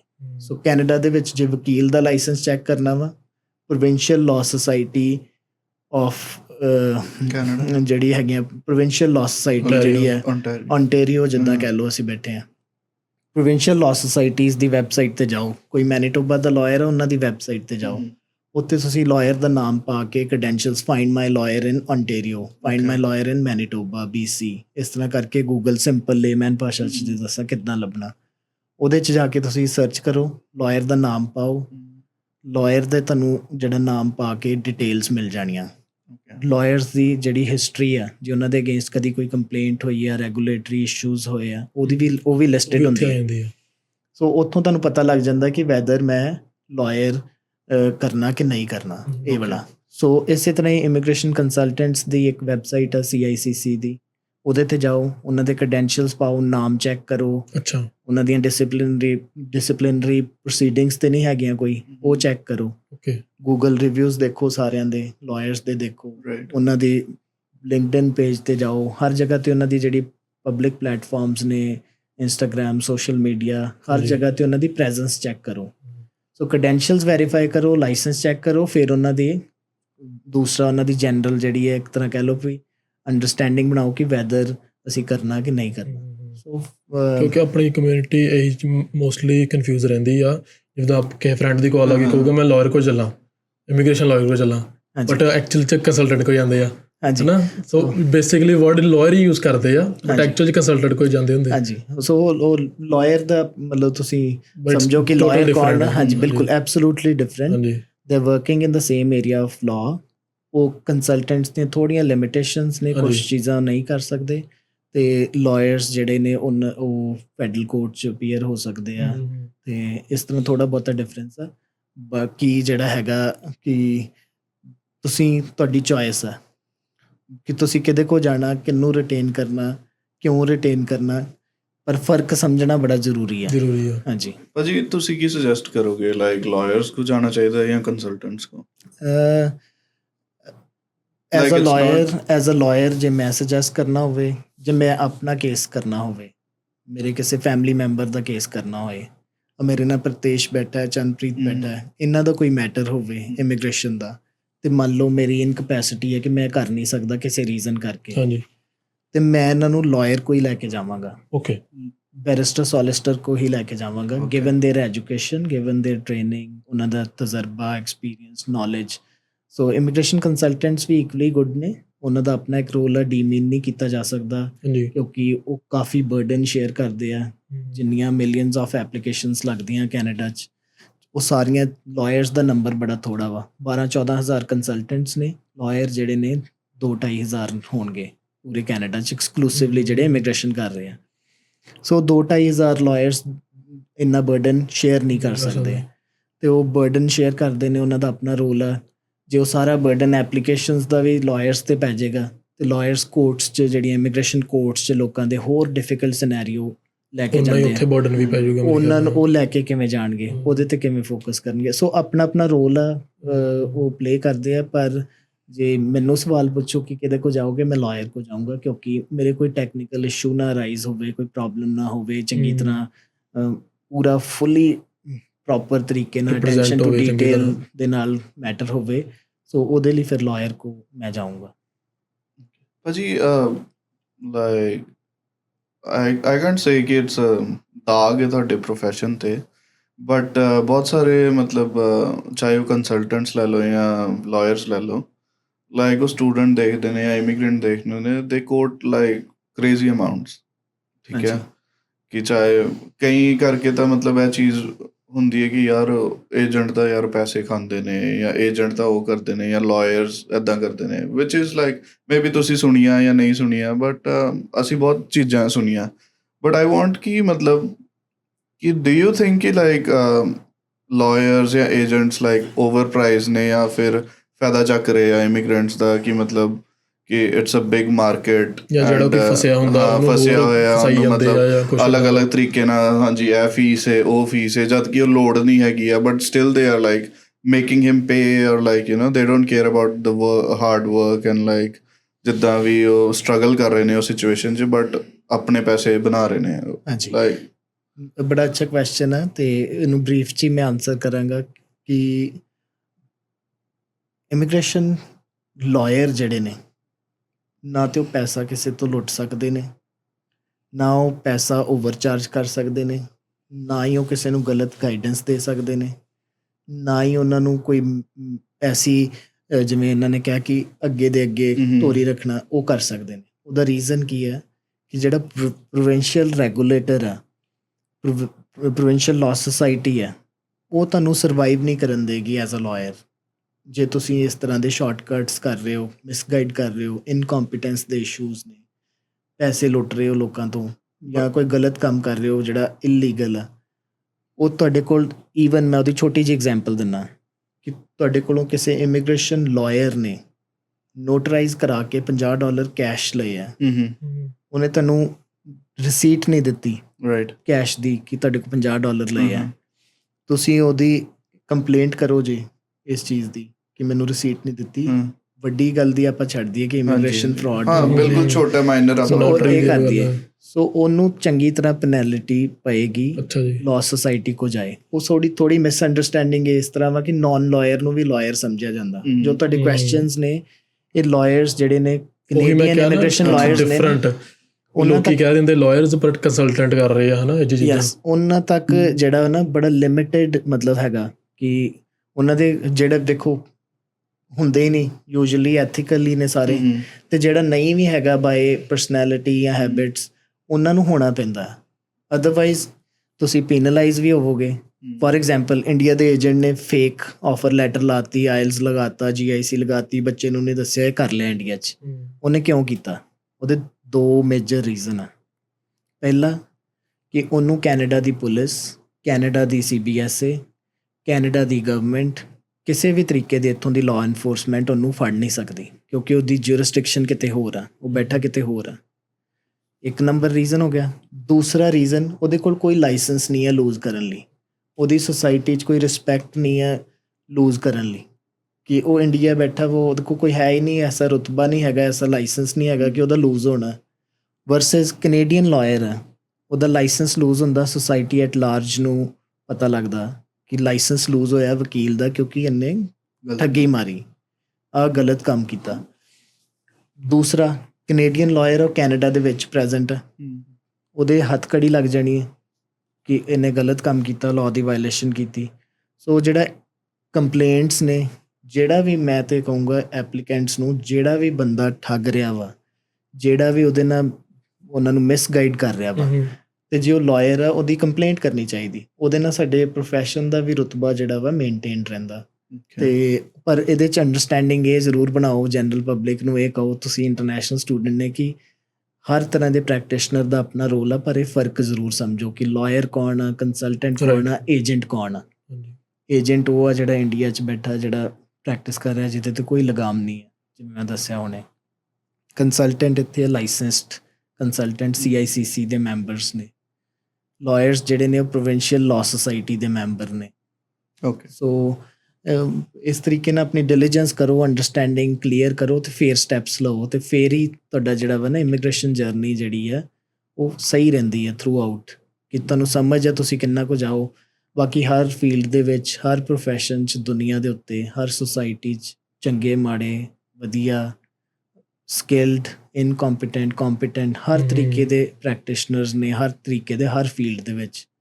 ਪਰ ਤੁਹਾਡਾ ਕੰਮ ਆ ਤੁਸੀਂ ਆਪਣੀ ਰਿਸਰਚ ਚੰਗੀ ਕਰਕੇ ਜਾਣੀ ਆਪਣੇ ਆਪ ਨੂੰ ਇੰਨਾ ਐਜੂਕੇਟ ਕਰ ਲਓ ਹਨਾ ਸੋ ਇੱਕ ਥੰਬ ਰੂਲ ਕੀ ਆ ਬਾਇਰ ਬੀ ਅਵੇਅਰ ਓਕੇ ਬਾਇਰ ਚਾਹੇ ਪ੍ਰੋਡਕਟ ਦਾ ਵਾ ਜਾਂ ਸਰਵਿਸ ਦਾ ਆ ਉਹਨੇ ਮਾਰਕੀਟ 'ਚ ਜਾ ਕੇ ਚਾਹੇ ਕੱਪ ਖਰੀਦਣੇ ਨੇ, ਗਲਾਸੀਆਂ ਖਰੀਦਣੀਆਂ ਨੇ, ਜਿਵੇਂ ਤੁਹਾਡੇ ਚੈਨਲ ਦਾ ਨਾਂ ਹੈ, ਉਹਨੇ ਗਲਾਸੀ ਬਾਏ ਕਰਨੀ ਹੈ ਤੇ ਉਹਨੇ ਦੇਖਣਾ ਕਿ ਕੁਆਲਿਟੀ ਉਹਦੀ ਸਹੀ ਹੈ ਕਿ ਨਹੀਂ। ਬਾਇਰ ਬੀ ਅਵੇਅਰ। ਉਹਨੇ ਜੇ ਇੰਸ਼ੋਰੈਂਸ ਬਾਏ ਕਰਨੀ ਹੈ ਕਾਰ ਲਈ, ਉਹਦੀ ਡਿਊਟੀ ਹੈ, ਉਹਨੇ ਇੰਸ਼ੋਰੈਂਸ ਬਾਏ ਕਰਨੀ ਹੈ। ਲਾਇਰ ਕੋ ਜਾਣਾ, ਉਹਦਾ ਲਾਇਸੈਂਸ ਚੈੱਕ ਕਰਨਾ, ਵੈਦਰ ਉਹ ਲਾਇਰ ਹੈ, ਕੰਸਲਟੈਂਟ ਹੈ, ਏਜੰਟ ਹੈ, ਉਹਦਾ ਲਾਇਸੈਂਸ ਹੈਗਾ ਨਹੀਂ ਹੈਗਾ। ਇਹ ਸਾਰੀਆਂ ਡਿਊਟੀਜ਼ ਕਿਹਦੀਆਂ ਨੇ? ਬਾਇਰ ਦੀਆਂ, ਜਿਹਨੇ ਸਰਵਿਸ ਬਾਏ ਕਰਨੀ ਹੈ। So the person on the other side, ਉਹਦੀ ਡਿਊਟੀ ਕੀ ਹੈ? ਜੇ ਉਹ ਲਾਇਸੈਂਸਡ ਵਕੀਲ ਹੈ ਤੇ ਆਪਣੀ ਫੀਲਡ ਦੇ, ਆਪਣੇ ਪ੍ਰੋਫੈਸ਼ਨ ਦੇ ਰੁਤਬੇ ਨੂੰ ਮੇਨਟੇਨ ਕਰਕੇ ਰੱਖਣਾ। ਅਦਰਵਾਈਜ਼ ਜੇ ਉਹ ਨਹੀਂ ਕਰ ਰਿਹਾ, ਕਿਸੇ ਛੋਟੀ ਜਿਹੀ ਮਿਸਟੇਕ 'ਚ ਲੁੱਟਮਾਰ ਕਰਨੀ ਤੇ ਵੱਡੀ ਗੱਲ ਹੈ, ਛੋਟੇ ਮੋਟੇ ਐਰਰ ਵੀ ਨਹੀਂ ਅਲਾਊਡ ਹੈਗੇ। ਸੋ ਉਹ ਜੇ ਕਰ ਰਿਹਾ ਵਾ ਤੇ ਉਹਦੀ ਕੰਪਲੇਂਟ ਕਰੋ, ਉਹਨੂੰ ਰਿਪੋਰਟ ਕਰੋ, ਉਹਨਾਂ ਨੂੰ ਐਕਸਪੋਜ਼ ਕਰੋ ਵੱਧ ਤੋਂ ਵੱਧ। ਉਹਦੇ ਨਾਲ ਇਕੱਲੇ ਇੱਕ ਪ੍ਰੋਫੈਸ਼ਨ 'ਚ ਨਹੀਂ, ਸੁਸਾਇਟੀ ਐਟ ਲਾਰਜ ਵਧੀਆ ਤਰੀਕੇ ਨਾਲ ਐਸਟੈਬਲਿਸ਼ ਹੁੰਦੀ। ਰਾਈਟ। ਸੁਸਾਇਟੀ ਸਾਡੀ ਕਲੀਨ ਹੋਏਗੀ, ਲੋਕੀ ਅਵੇਅਰ ਹੋਣਗੇ, ਵਿਕਟਮਾਈਜੇਸ਼ਨ ਘੱਟ ਹੋਏਗੀ, ਇਸ ਤਰ੍ਹਾਂ ਦੀਆਂ ਚੀਜ਼ਾਂ ਹੋਣਗੀਆਂ। ਭਾਜੀ ਇੱਕ ਹੋਰ ਚੀਜ਼ ਹੈ, suppose I have a problem, ਮੈਂ ਤੁਹਾਡੇ ਕੋਲ ਆਇਆ, ਤੁਸੀਂ ਮੈਨੂੰ ਇੱਕ ਸੁਜੈਸ਼ਨ ਦਿੱਤੀ ਹੈ, ਠੀਕ ਹੈ, and you quoted me a price also ਕਿ ਇਹ ਫੀਸ ਹੈ ਐਂਡ ਇਹ ਪ੍ਰੋਸੀਜਰ ਹੋਏਗਾ, ਠੀਕ ਹੈ। You are giving me like 6 months ਕਿ ਇੰਨਾ ਟਾਈਮ ਲੱਗੇਗਾ, ਇਹ ਹੈ ਉਹ ਹੈ। ਹੁਣ ਮੈਂ ਸਪੋਜ਼ ਮੇਰਾ ਕੋਈ ਫਰੈਂਡ ਹੈ, ਉਹ ਮੈਨੂੰ ਦੂਸਰੇ ਲਾਇਰ ਕੋਲ ਲੈ ਕੇ ਗਿਆ, ਯਾਰ ਇਹ ਵਾਲਾ ਟਰਾਈ ਕਰ, get a second opinion. And ਬਹੁਤ ਸਾਰੇ ਨੇ, ਕਈ ਵਾਰੀ ਉਹ ਪ੍ਰਾਈਸ ਮੈਚ ਕਰਦੇ ਨੇ ਜਾਂ ਕਈ ਵਾਰੀ ਉਹ ਪ੍ਰਾਈਸ ਤੋੜਦੇ ਨੇ, ਲਾਈਕ ਔਰ ਘੱਟ ਕਹਿਣਗੇ ਪ੍ਰਾਈਸ ਕਰਕੇ। ਐਂਡ ਦੈਨ ਜਿਹੜਾ ਸਪੋਜ਼ ਤੁਸੀਂ ਮੈਨੂੰ 6 ਮਹੀਨੇ ਕਿਹਾ, ਉਹਨਾਂ ਨੇ ਕਹਿਣਾ ਨਹੀਂ 2 ਮਹੀਨੇ 'ਚ ਆਪਾਂ ਕਰ ਦੇਣਾ, ਹੈ ਨਾ। Like how do you find ਕਿ ਹਾਂ ਵੀ ਦੋਨਾਂ 'ਚੋਂ ਕਿਹੜਾ ਜੈਨੂਅਨ ਪਰਸਨ ਹੈ ਐਂਡ ਕਿੱਦਾਂ ਦੀ ਉਹ ਰਾਏ ਦੇ ਰਿਹਾ? ਕਿਉਂਕਿ ਉਸ ਟਾਈਮ ਬੰਦਾ ਪਰੇਸ਼ਾਨ ਹੈ, ਉਹਨੂੰ ਚਾਹੀਦਾ ਕਿ ਹਾਂ ਜਲਦੀ ਤੋਂ ਜਲਦੀ ਮੇਰਾ ਕੰਮ ਹੋਏ, ਸੌਰਟ ਆਊਟ ਹੋਏ। ਐਂਡ ਮੇ ਵੀ ਹੋ ਸਕਦਾ ਕਿ ਹਾਂ ਵੀ ਉਹ ਸੋਚ ਰਿਹਾ ਹੈ ਕਿ ਨਹੀਂ ਯਾਰ ਉਹ ਵਾਲਾ ਜ਼ਿਆਦਾ ਲਾਇਰ ਪੈਸੇ ਲੈ ਰਿਹਾ ਐਂਡ ਉਹ ਟਾਈਮ ਜ਼ਿਆਦਾ ਲੈ ਰਿਹਾ, but this lawyer is like, ਹੈ ਨਾ, ਕੁਇਕ ਸਰਵਿਸਿਜ਼ ਕੁਇਕ ਦੇ ਰਿਹਾ, ਪੈਸੇ ਵੀ ਘੱਟ ਕਰ ਗਿਆ, ਇੱਕਦਮ ਡਿਸਕਾਊਂਟ ਦੇ ਗਿਆ ਸਾਨੂੰ, ਹੈ ਨਾ। ਤਾਂ ਉਹ ਸਿਚੁਏਸ਼ਨ 'ਚ ਬਿਕੋਜ਼ ਜਿੱਥੇ ਵੀ ਸੋਲਿਊਸ਼ਨ ਮਿਲੇ ਬੰਦਾ ਜਾਊਗਾ। How like what do you want to say ਕਿ ਗੁੱਡ ਮਤਲਬ ਕੁਐਸਚਨ। ਇਹਦੇ 'ਚੋਂ ਇੱਕ ਆਨਸਰ ਨਿਕਲ ਕੇ ਆਉਂਦਾ ਕਿ ਜਿਹੜੀ ਤੇ ਹੈਗੀ ਨਾ ਪ੍ਰਾਈਸ, ਚਾਰਜ ਕੀ ਕਰਨਾ, ਉਹ ਹਰ ਇੱਕ ਦਾ ਵੇਰੀ ਕਰ ਸਕਦਾ ਵਾ। ਰਾਈਟ। ਉਹ ਇਸ ਏ ਲਾਇਰ ਦਾ ਕੋਈ ਅਮਾਊਂਟ ਹੋ ਸਕਦੀ, ਬੀ ਦੀ ਕੋਈ ਹੋ ਸਕਦੀ, ਐਕਸਪਰਟੀਜ਼ ਦੀ ਵੀ ਆਪਣੀ ਇੱਕ ਐਕਸਪੀਰੀਅੰਸ ਦੀ, ਤਜਰਬੇ ਦੀ, ਉਹਨਾਂ ਦੀ ਅਵੇਲੇਬਿਲਿਟੀ ਦੀ। ਕਿਸੇ ਲਾਇਰ ਦੇ ਮਗਰ 1000 ਬੰਦਾ ਪਿਆ ਹੈ ਕਿ ਮੇਰੀ ਫਾਈਲ ਤੁਸੀਂ ਕਰਨੀ ਹੈ, ਮੇਰਾ ਕੇਸ ਤੁਸੀਂ ਕਰਨਾ, ਉਹਦੇ ਫੈਕਟਰਸ ਹੁੰਦੇ ਆ ਫੀਸ ਦੇ। ਸੋ ਉਹ ਇੱਕ ਅਲੱਗ ਇਸ਼ੂ, ਹਰ ਲਾਇਰ ਨੂੰ ਇੰਡੀਪੈਂਡੈਂਸ ਆਪਣੀ ਫੀਸ, ਆਪਣੇ ਟਾਈਮ ਦੀ, ਆਪਣੀ ਐਕਸਪਰਟੀਜ਼ ਦੀ ਡਿਸਾਈਡ ਕਰਨ। ਬਟ ਕਿਆ ਉਹ ਰੈਗੂਲੇਟਡ ਹੈਗੀ ਆ ਫੀਸ ਕਿ ਮਤਲਬ ਸਪੋਜ਼ ਜਿੱਦਾਂ ਬਾਰ ਕਾਉਂਸਲ ਨੇ ਜਾਂ ਜਿੱਦਾਂ ਵੀ, ਹੈ ਨਾ। ਫੇਅਰ ਫੀਸ ਮਤਲਬ ਰੈਗੂਲੇਟਡ ਨਹੀਂ ਹੈ, ਫੇਅਰ ਫੀਸ ਲੈਣੀ ਅਲਾਊਡ ਆ। ਹੁਣ ਫੋਰ ਐਗਜ਼ਾਮਪਲ ਤੁਸੀਂ ਪੜ੍ਹਾਈ ਕਰਦੇ ਹੋ, right, post graduation work permit ਮੇਰੇ ਕੋਲ ਲਵਾਉਣ ਆਓ ਤੇ ਮੈਂ ਤੁਹਾਨੂੰ ਕਹਾਂ $40,000 ਇਹਦੀ ਫੀਸ ਹੈ ਪੋਸਟ ਗ੍ਰੈਜੂਏਸ਼ਨ ਵਰਕ ਪਰਮਿਟ ਲਾਉਣ ਦੀ। ਬਿਲਕੁਲ, this is not a fair price. Right. ਮਤਲਬ ਤੁਸੀਂ ਆਪਣੀ ਫੀਸ ਆਪੇ ਡਿਸਾਈਡ ਕਰਦੇ ਹੋ, ਪਰ ਤੁਸੀਂ ਫੇਅਰ ਪ੍ਰਾਈਸ ਵੀ ਡਿਸਾਈਡ ਕਰਨਾ ਵਾ। ਇਹ ਨਹੀਂ ਕਿ ਜਿੰਨਾ ਕੁ ਕੰਮ ਆ ਸਕੋਪ ਆਫ ਵਰਕ ਦੇ ਪ੍ਰਪੋਰਸ਼ਨੇਟ ਤੁਸੀਂ ਡਿਸੀਜਨ ਮਤਲਬ ਫੀਸ ਜਿਹੜੀ ਹੈਗੀ ਆਪਣੀ ਡਿਸਾਈਡ ਕਰਨੀ ਹੈ। ਉਸ ਤਰ੍ਹਾਂ ਦੇ ਡਿਸੀਜਨ ਲੈਣੇ ਜਿਹੜੇ ਪ੍ਰਪੋਰਸ਼ਨੇਟ ਹੋਣ। ਇਹ ਤੇ ਹੋ ਗਈ ਫੀਸ ਦੀ ਗੱਲ। ਦੂਜੀ ਗੱਲ ਕੀਤੀ ਕਿ ਉਹ ਐਡਵਾਈਸ ਕਰ ਰਿਹਾ ਇਸ ਤਰ੍ਹਾਂ, ਉਹ ਐਡਵਾਈਸ ਇਸ ਤਰ੍ਹਾਂ ਕਰ ਰਿਹਾ। ਜੇ ਤੇ ਬੱਚਾ ਗਿਆ ਕੈਨੇਡੀਅਨ ਇਮੀਗ੍ਰੇਸ਼ਨ ਲਾਇਰ ਤੋਂ, ਰਾਈਟ, ਬੈਰਿਸਟਰ ਸੋਲਿਸਟਰ ਤੋਂ, ਇੱਥੋਂ ਦੇ ਲਾਇਰ ਨੂੰ, ਜਿਵੇਂ ਇੰਡੀਆ 'ਚ ਲਾਇਰ ਨੂੰ ਐਡਵੋਕੇਟ ਕਹਿੰਦੇ, ਇੱਥੋਂ ਦੇ ਨੂੰ ਬੈਰਿਸਟਰ ਸੋਲਿਸਟਰ ਕਹਿੰਦੇ ਆ।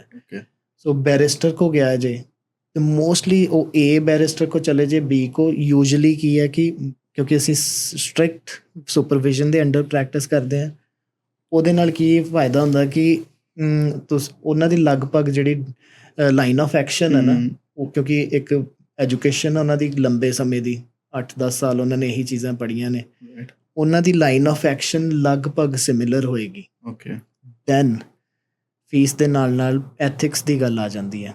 ਦੇਰ ਆਰ 2 ਥਿੰਗਸ ਜਿਹੜੀਆਂ ਇਮੀਗ੍ਰੇਸ਼ਨ 'ਚ ਨੇ। ਨੰਬਰ 1 ਕਿ ਡਿਸੀਜਨ ਕੀ ਆਊਗਾ, ਨੰਬਰ 2 ਟਾਈਮ ਕਿੰਨਾ ਲੱਗੂਗਾ। These are beyond the control of any immigration practitioner. Okay. ਜੇ ਮੈਂ ਆਪਣੀ ਗੱਲ ਕਰਾਂ, ਇੰਸਟਾਗ੍ਰਾਮ 'ਤੇ ਮੈਂ ਰੋਜ਼ ਪੋਸਟ ਪਾਉਂਦਾ, light post, serious post, immigration ਦੇ ਰਿਲੇਟਿਡ ਹਰ ਤਰ੍ਹਾਂ ਦੀ, ਪਰ ਹਜੇ ਤੱਕ ਮੈਂ ਕਦੀ ਉਹ ਟਾਈਮ ਲਾਈਨ ਵਾਲੀ ਕਦੀ ਪੋਸਟ ਨਹੀਂ ਪਾਈ ਕਿ ਇੱਦਣ ਵੀਜ਼ਾ ਲੱਗਾ, ਇੱਦਣ ਅਪਰੂਵਲ ਆ ਗਈ, ਇੱਦਣ ਹੋ ਗਿਆ। That is not something that I control. Okay ਉਹਦਾ ਮੇਰੇ ਕੋਲ ਵੀਜ਼ਾ ਲੱਗਾ ਜਾਂ ਕਿਸੇ ਹੋਰ ਕੋਲ ਲੱਗਾ, ਮੇਰੇ ਕੋਲ ਉਹ ਵੀ ਵੀਜ਼ਾ ਨੇ ਜਿਹੜੇ 5 ਦਿਨ 'ਚ ਆ ਜਾਂਦੇ ਆ, ਮੇਰੇ ਕੋਲ ਉਹ ਵੀ ਵੀਜ਼ਾਸ ਨੇ ਜਿਹੜੇ 4 ਸਾਲ ਤੋਂ ਚੱਲ ਰਿਹਾ। ਓਕੇ ਅੰਦਰ ਦਾ ਮੈਟਰ ਆ and I am not the one ਜਿਹੜਾ ਟਾਈਮਲਾਈਨ ਨੂੰ ਕੰਟਰੋਲ ਕਰ ਰਿਹਾ ਵਾ। ਸੋ ਅਸੀਂ ਉਹਨੂੰ ਐਡਵਰਟਾਈਜ਼ ਵੀ ਨਹੀਂ ਕਰ ਸਕਦੇ। ਉਹ ਮੇਰੇ ਪਰਸਨਲ ਐਥਿਕਸ ਨੇ, ਰੂਲਸ ਨੇ ਕਿ ਅਸੀਂ ਕਿਸੇ ਨੂੰ ਲੈ ਕੇ ਆਉਣਾ ਵਾ। ਹੁਣ 60 ਸਾਲ ਦੇ ਬੰਦੇ ਦਾ ਸਟੱਡੀ ਪਰਮਿਟ ਲਗਾਇਆ ਐਗਜ਼ਾਮਪਲ, ਉਹਨੂੰ ਅਸੀਂ ਐਡਵਰਟਾਈਜ਼ ਨਹੀਂ ਕਰ ਸਕਦੇ। ਉਹ ਉਹਦੀ ਸਿਚੁਏਸ਼ਨ ਆ, ਉਹਨੂੰ ਮਿਲਿਆ ਕਿਉਂ ਆ। ਦੈਟ ਡਜ਼ਨਟ ਮੀਨ ਕਿ ਹਰ 60 ਸਾਲ ਦੇ ਬੰਦੇ ਨੂੰ ਸਟੱਡੀ ਪਰਮਿਟ ਮਿਲ ਕਿ ਜਾਣਾ। ਨਹੀਂ? ਹਾਂਜੀ, ਮੇਰੇ ਕਲੀਗ ਨੇ, ਉਹਨਾਂ ਨੇ ਲਗਾਇਆ। ਠੀਕ ਹੈ ਜੀ। ਸੋ ਮਿਲਿਆ। ਅੱਛਾ ਐਗਜ਼ਾਮਪਲ ਉਹ ਜੂਲਰ ਸੀਗਾ, ਉਹਨੇ ਕੋਈ ਇੱਥੇ ਸਪੈਸ਼ਲ ਜੂਲਰੀ ਦੀ ਪੜ੍ਹਾਈ ਕਰਨੀ ਸੀ। ਉਹ ਸਕੂਲ ਜਿਹੜਾ ਵਾ ਉਹ ਏਜ ਕੋਈ ਬਾਰ ਨਹੀਂ ਸੀ, ਉਹਨਾਂ ਨੇ ਦੇਣੀ ਸੀਗੀ ਉਹਨਾਂ ਨੂੰ ਲੈਟਰ ਆਫ ਐਕਸੈਪਟੈਂਸ। ਠੀਕ ਹੈ, 60 ਸਾਲ ਦੇ ਬੰਦੇ ਨੂੰ ਅਦਰਵਾਈਜ਼ ਤੁਸੀਂ ਕਿਸੇ ਇੱਥੇ ਪਬਲਿਕ ਕਾਲਜ ਨੂੰ ਕਹੋ ਲੈਟਰ ਆਫ ਐਕਸੈਪਟੈਂਸ ਦੇ ਦੇ, ਕਾਲਜ ਨੇ ਲੈਟਰ ਨਹੀਂ ਦੇਣੀ, ਸਟੱਡੀ ਪਰਮਿਟ ਕਿਵੇਂ ਲੱਗੇਗਾ।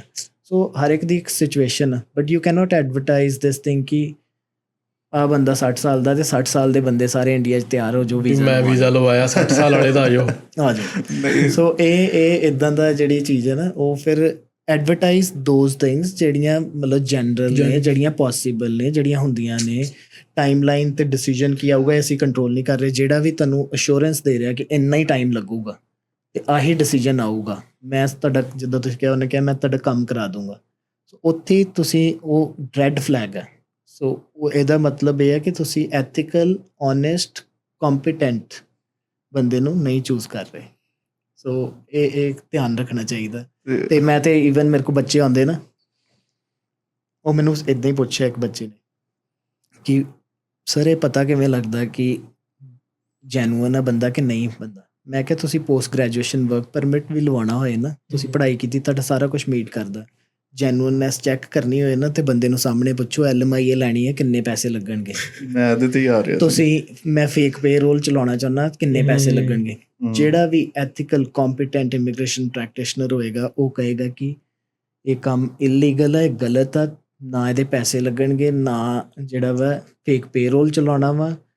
ਤੇ ਹੁਣ ਤੇ ਸਾਡੇ ਕੋਲ ਬੜੀ ਵਧੀਆ ਐਗਜ਼ਾਮਪਲ ਆ, ਅਸੀਂ ਉਹਨਾਂ ਨੂੰ ਦਿਖਾਉਂਦੇ ਹਾਂ ਕਿ ਆਹ ਦੇਖੋ ਇੰਟਰਨੈਸ਼ਨਲ ਸਟੂਡੈਂਟਸ ਨੇ, ਇਹਨਾਂ ਨਾਲ ਕੀ ਬਣ ਰਿਹਾ ਵਾ, ਤੁਸੀਂ ਇਹ ਤੋਂ ਹੀ ਇੱਕ ਲੈਸਨ ਸਿੱਖੋ।